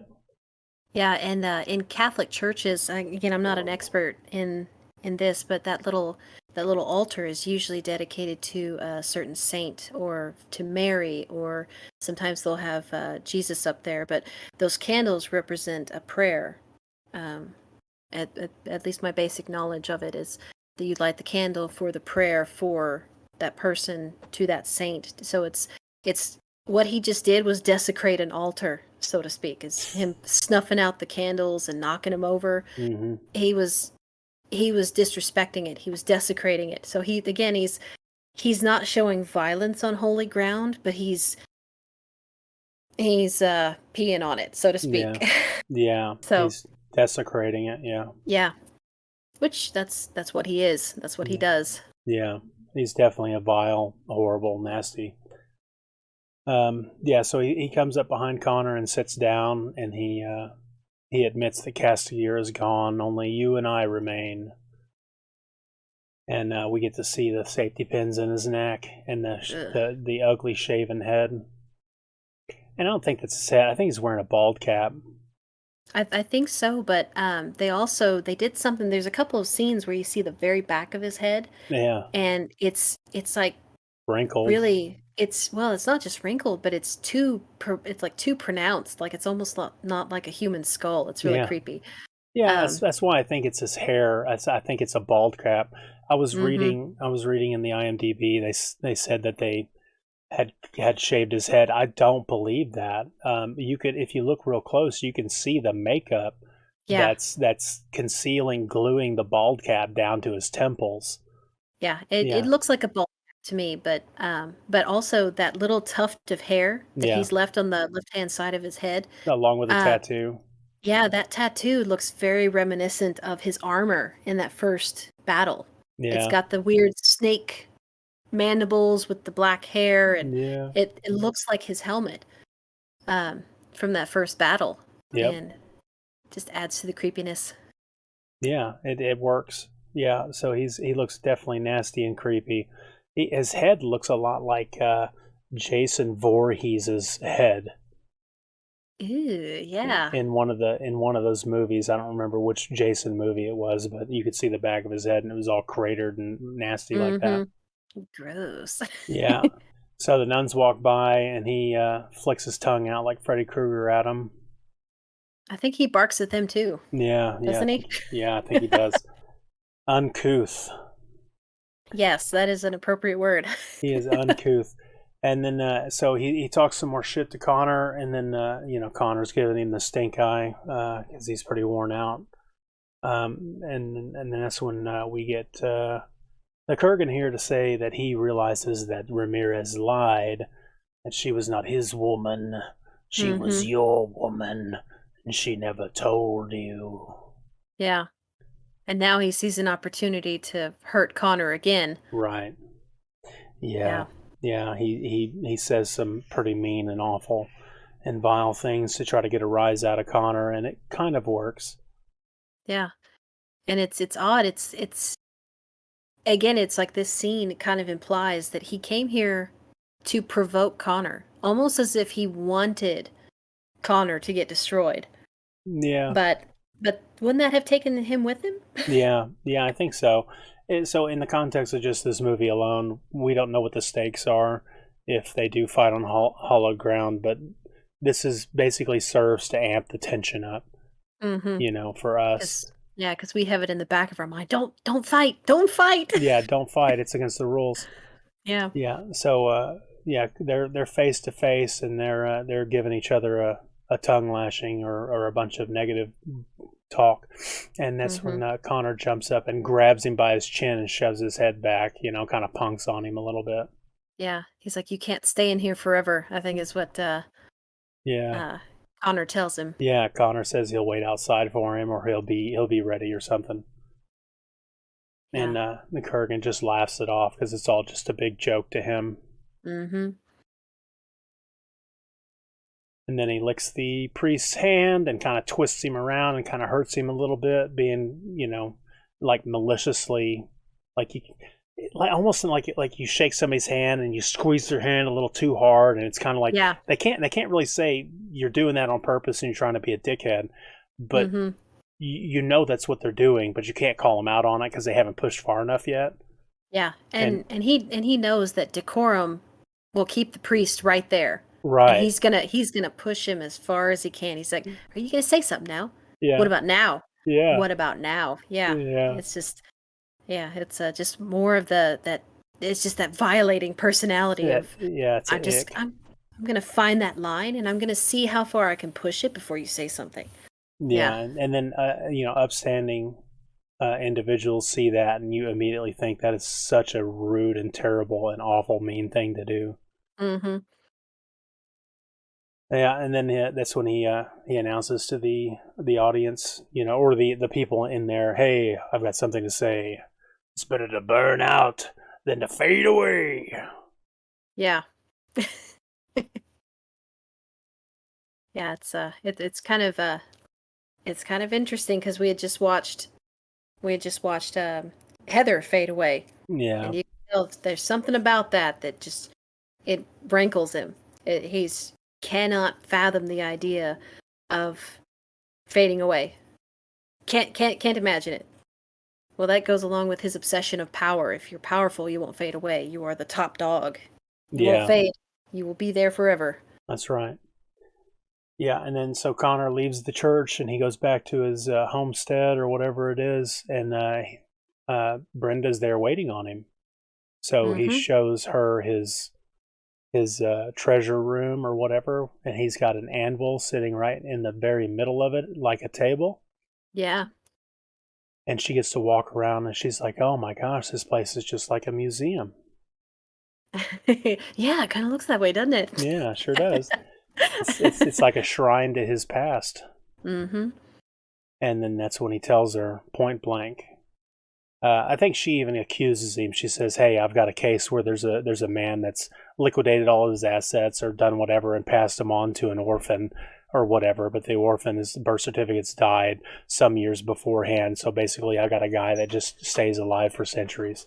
And then that's when he admits, "I've been alive for 4.5 centuries and I cannot die." Yes. She's like, bull. It's Yeah. like, no. Everybody's got their problems. Everyone has their problems. Oh my gosh. Yeah. Yeah. Yeah.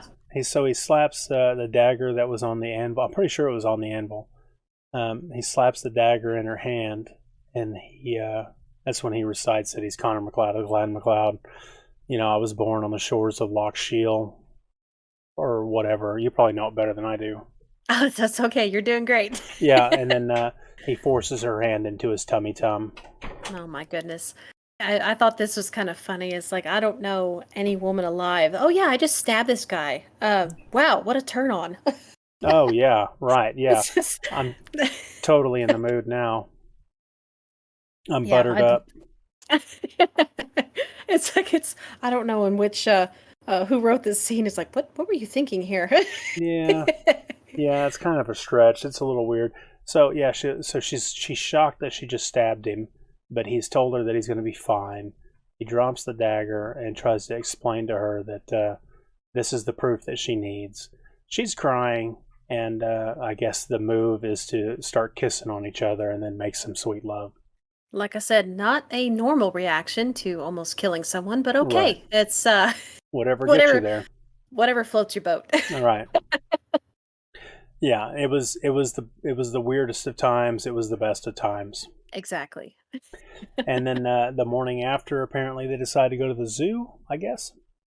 Yeah, this one's kind of a weird transition because they've done everything else so well. This one kind of felt like they didn't quite. Place. Yeah, it felt a little out of place. And I'm not sure what they were trying to go.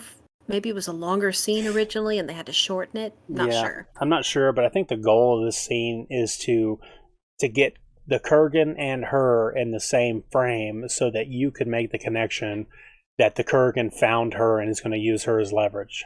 Mm-hmm. So, I mean, that's basically all it is. It's just a way to connect.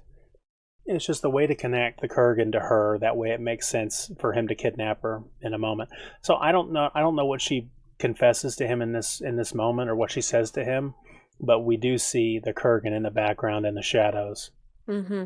I think it's at this point Connor's doing most of the talking. He's talking about a relationship with me will never work. It cannot be, I think is what he says. And I always thought that was like, wait a minute, it's a one night stand, and then you say, beat it. Yeah. Golly, but, I mean, he should be focusing on the fight, but it's... He's getting a little distracted, I must say. But, yeah, well, I mean, who wouldn't?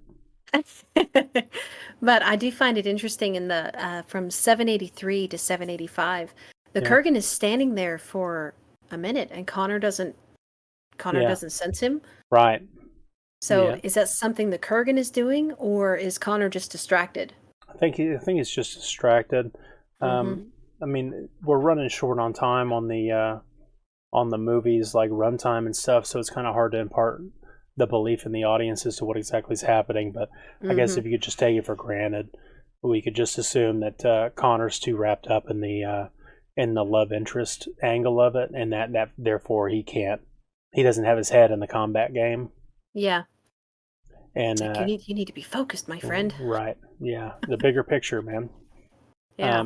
So the Kurgan's able to gain the information that this girl Brenda is going to be a tool to try to put Connor off guard, and then that's what we get in the very next scene. She's going to her apartment, presumably. Yeah, that's exactly what it is. Yeah, and he's already there waiting on her, and he scares the shit out of her, and she goes inside and locks herself safely. But little does she know, the second here's Johnny moment of the movie. Yes. Yeah. He bashes the door in and he stalks after her like the methodical, cold-blooded killer that he is. Yeah, and this is another scene that they take full advantage of their artistry and just showing how dangerous the scene is. There's the I don't know how they do it, but they're running the camera backwards through the hall, and they've got the drum beat of the music, and he's just stomping down the hall in time to the drums.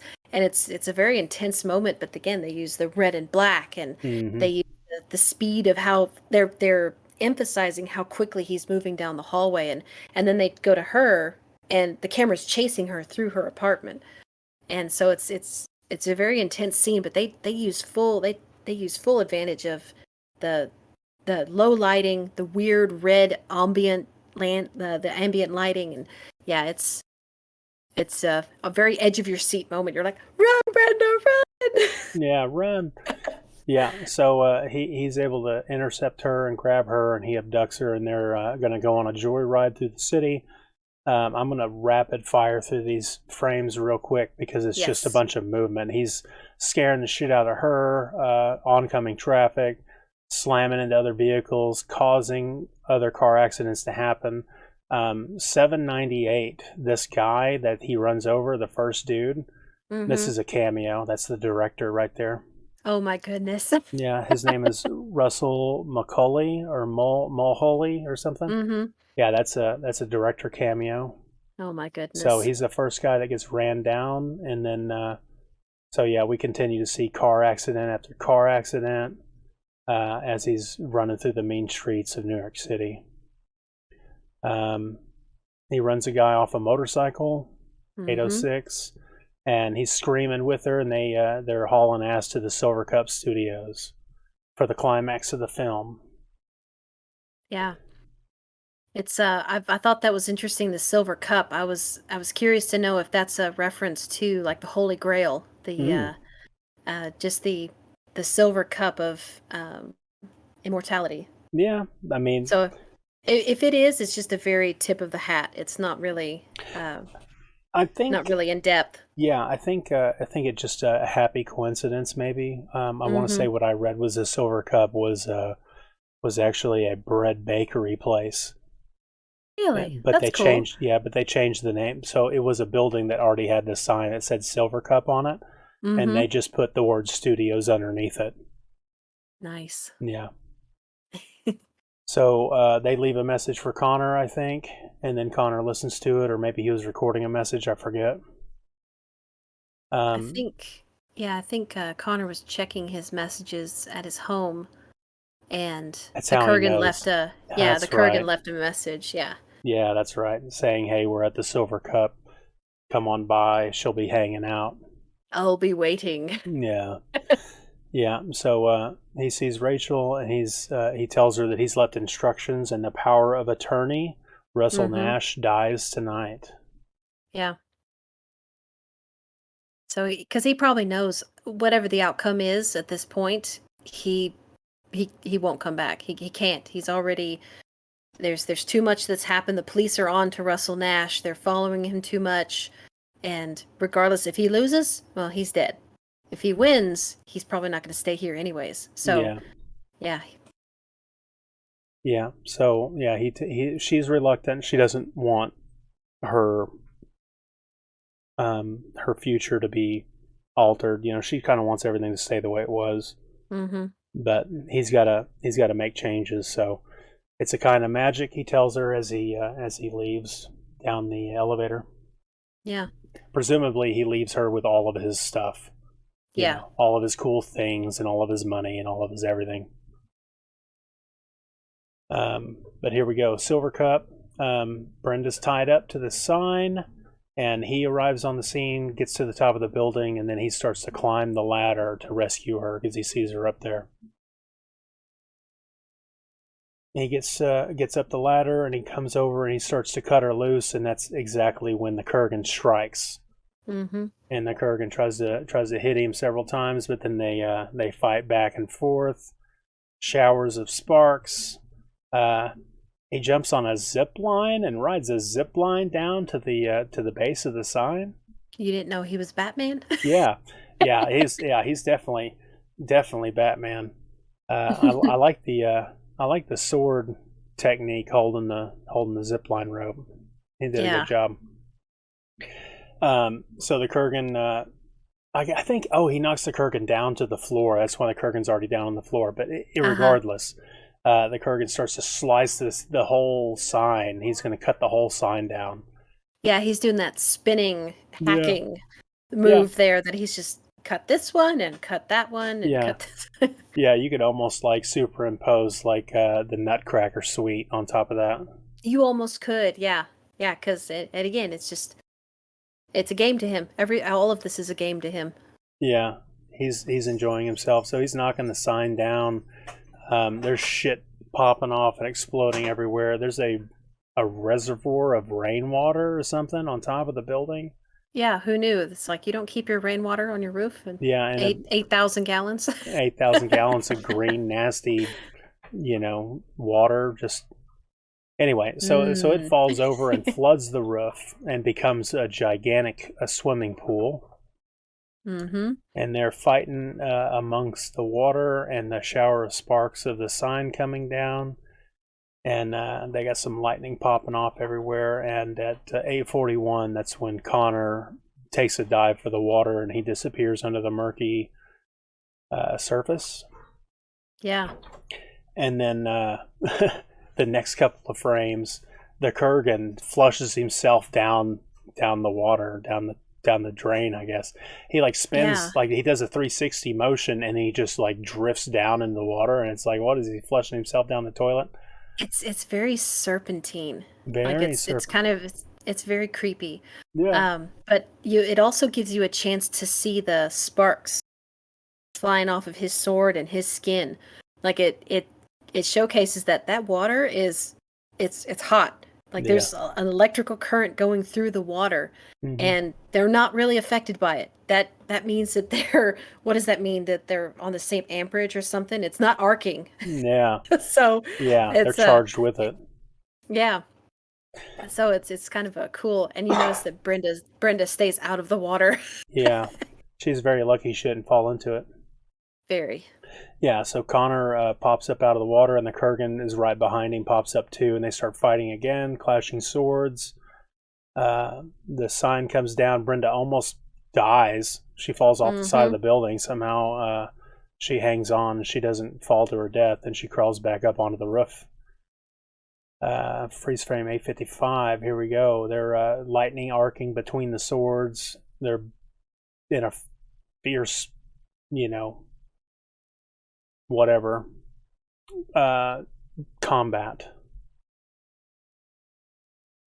A fierce exchange. A fierce exchange, yes. And then, so they're locked up, electricity flowing, sparks flying. Then they crash into the roof light, the skylights of the building, right? Yeah. Yeah. So this is the beginning of the end. They fall down what looks like 3 stories from the roof all the way down to the floor, and they go splat. Yeah.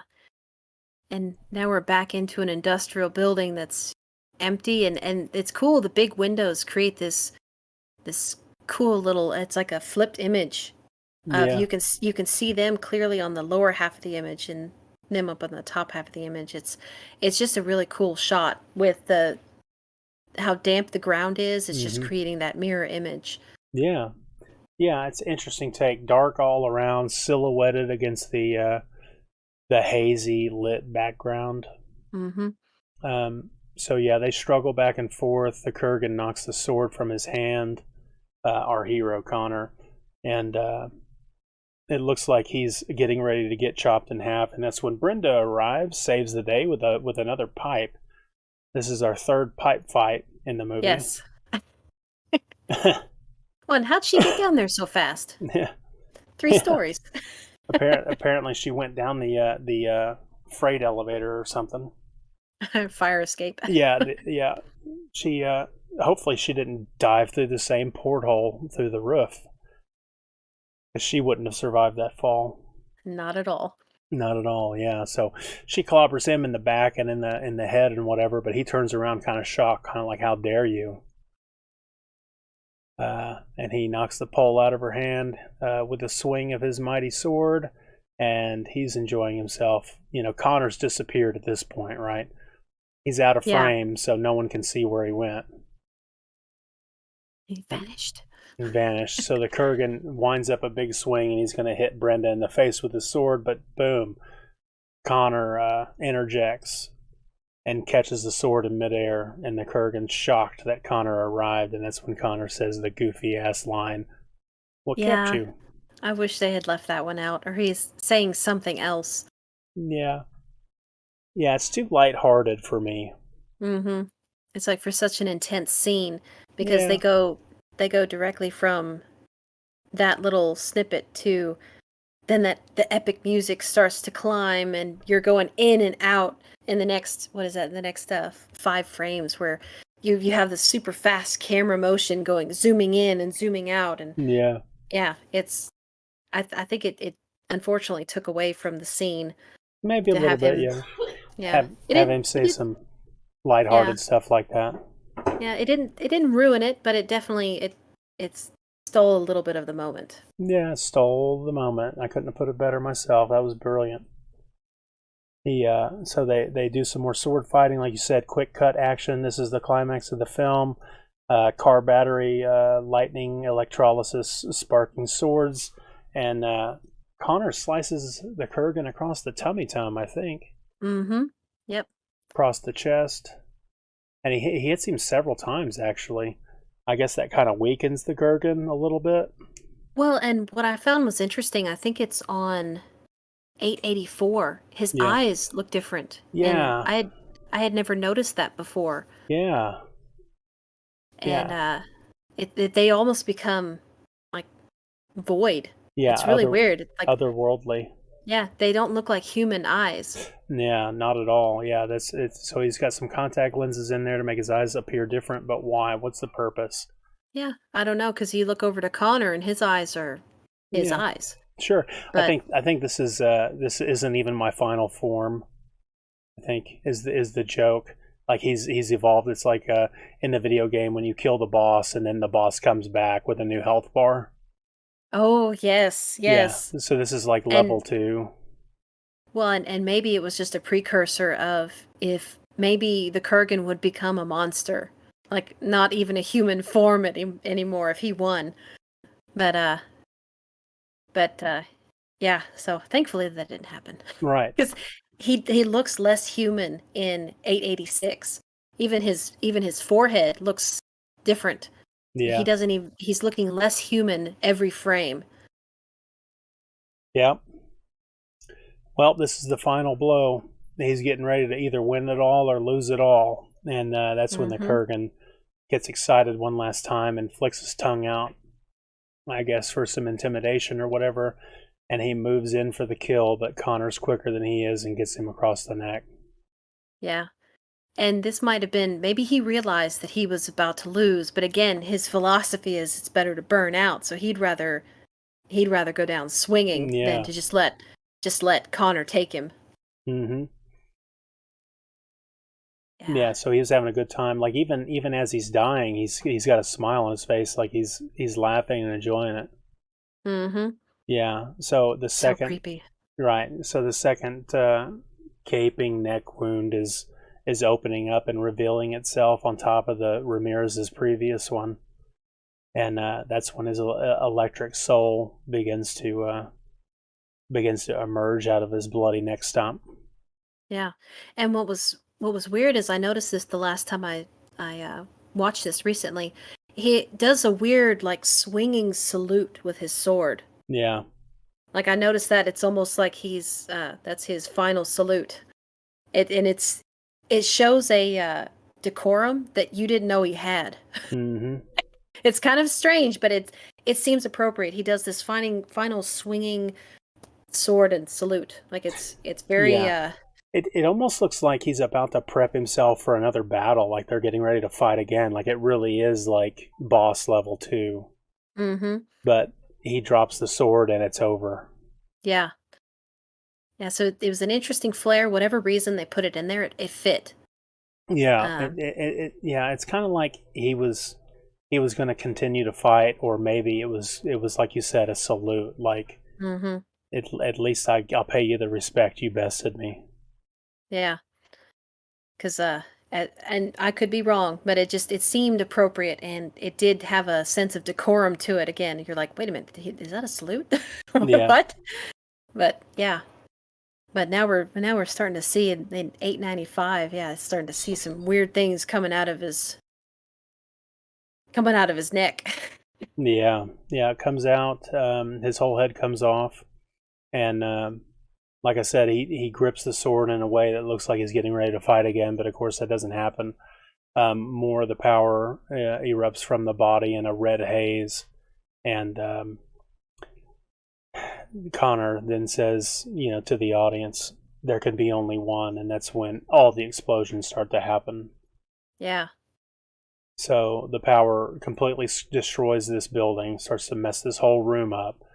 Glass blasting out everywhere in spectacular fashion, striking him in the back and hitting the camera and coming toward us and going everywhere. And then we get the director said that one of the biggest dilemmas of this movie was the visualization of the prize in the end, and not knowing what to do. They just kind of did what they were doing before, which was a combination of lighting effects and animation. And the electricity, they superimposed the electricity on top of Christopher Lambert. Because they were trying to hold some of the wires that were suspending him in the air. Ah, so they hid it in plain sight behind the... Well, if you flip through some of these still frames, you can see the two vertical lightning chains that come off of his shoulders. Yeah, 906 and 907, yeah. Yeah, if you look through a few more of them, you can more plainly see wires that hold him up. Like in 910 on the right hand side, you can see two wires holding him up. Ah. And then there's a good one in 913. You can see one of the wires. I'll be darned. Yeah, so but yeah, let's see. The demonic souls of the past and all the immortals that have gone before him are these animation. This almost like a Rob Zombie style animated. Yeah. Blue souls all around him. Connor McLeod is getting the power. He's getting imbued with the prize, and he says, "I have the power." As he's yelling, "The quickening empowers me. I feel everything. I know everything. I am everything." He says. And then, a series of screams and whatever. But yeah, pretty spectacular animation. Everything's blowing up. And then we get this really odd freeze frame 915, which is this really weird, I don't even know what you call it. I don't know, because it's almost as if this is his, almost like a different face. Like, it's odd. He's got a widow's peak that he doesn't have on his hairline. Yeah. And his hair is a different color. His face looks different. Like, it's really weird. Yeah, I don't know. It's only for like a split second, but it explodes. So it's a dummy that just explodes. And I guess it's supposed to, like, I've never seen it before. You wouldn't know it unless you were going through it slow-mo or whatever. But I guess they were hoping that subliminally you would catch it and maybe you'd get the idea that whatever he was before has been obliterated and he's completely different now or something. I don't know. But, I mean, it's definitely creepy looking. Yeah. Well, and as he's spinning around in the air, he's saying, "I am everything. I see everything. I feel everything." Yeah. Right. So it's... Yeah. He so he does say all that. It's over. It's like mental overload. I would assume. Just a little bit. Yeah. So she runs up and she grabs him, and he's kind of like, it's all over. They're safe now. The very next scene, there's a jet. For whatever reason, there's a jet that flies over Scotland. Yeah, it's kind of a weird ending to all of this, because now you see a plane go overhead. He's speaking over as we're moving through the mountains, and he's saying that now he can have children. Now he can have a normal life. Yeah. I thought that was interesting. They live for centuries for the gift of a limited life and a legacy. Yeah. Yeah, it's isn't something. What a strange, like, you never would have guessed it at the beginning, but it almost makes poetic sense. Yeah. It's the prize is humanity. Ironically enough, that's the prize, is a human existence. a legacy and a life that must come to an end. Yeah, he has the ability to have children. He can grow old and die. And if he focuses hard enough, he can tell what everybody's thinking in the world, and he's got all the information to help everybody that he wants to help, or something to that effect. Yeah, and you can obviously see how that could have been used for great evil had the Kurgan been able to do that. Yeah. Could you imagine the Kurgan fathering children? Could oh man! And then having his legion of spawn throughout the world. Little gremlins. That's terrifying. oh yeah, man! What a ride! Yeah. Yeah. Goodness, I think we've been on here for what, 5 hours? Long time. It's been a long one. Good movie. Very well put together. Good soundtrack. Great cinematography. I think the thing that really stands out about this movie is the people, that all the different teams that came together to make it. Just like a lot of other great movies from the era, I think they spent enough time with it, baking it in the oven, that it turned out to be something special, as opposed to the stuff that gets shoveled our way out of Hollywood these days. Yeah, they definitely took the time to craft this story, and that's the most of the stories, especially within the last, I would even say last 7 or 8 years, they really are microwaved meals. It's not satiating at all when it comes to storytelling. And so I think you're right. The reason why there's so many of us that are going back to older movies is because we do see the craftsmanship. We do appreciate the time and the respect that they're showing the viewers of, hey, I'm actually going to spend the time to craft a story that you can enjoy, instead of, hey, I put something flashy and fancy in front of you and you're going to pay me money for it. That's disrespectful to the viewer. So you still get that same gratification watching these older movies, because you see the respect that the artisans and the filmmakers, they created something beautiful for you to look at. They created something that was well made for you to enjoy, for your viewing pleasure. And I think that's what's missing from a lot of modern movies, is it's almost as if they don't enjoy what they're doing and they just expect you to pay for it. It's really strange. So, it's been a great pleasure going over this movie with you. Like I said, this has been one of my all-time favorites since I was a kid, and it held kind of a special place because we did live in Scotland, and we had that connection to actually going to the castle and meeting some of the reenactors, and so this has been really great. I really appreciate you inviting me on to discuss this fantastic film. Yeah, I couldn't have said all that better myself. I think you got a wonderful take on it.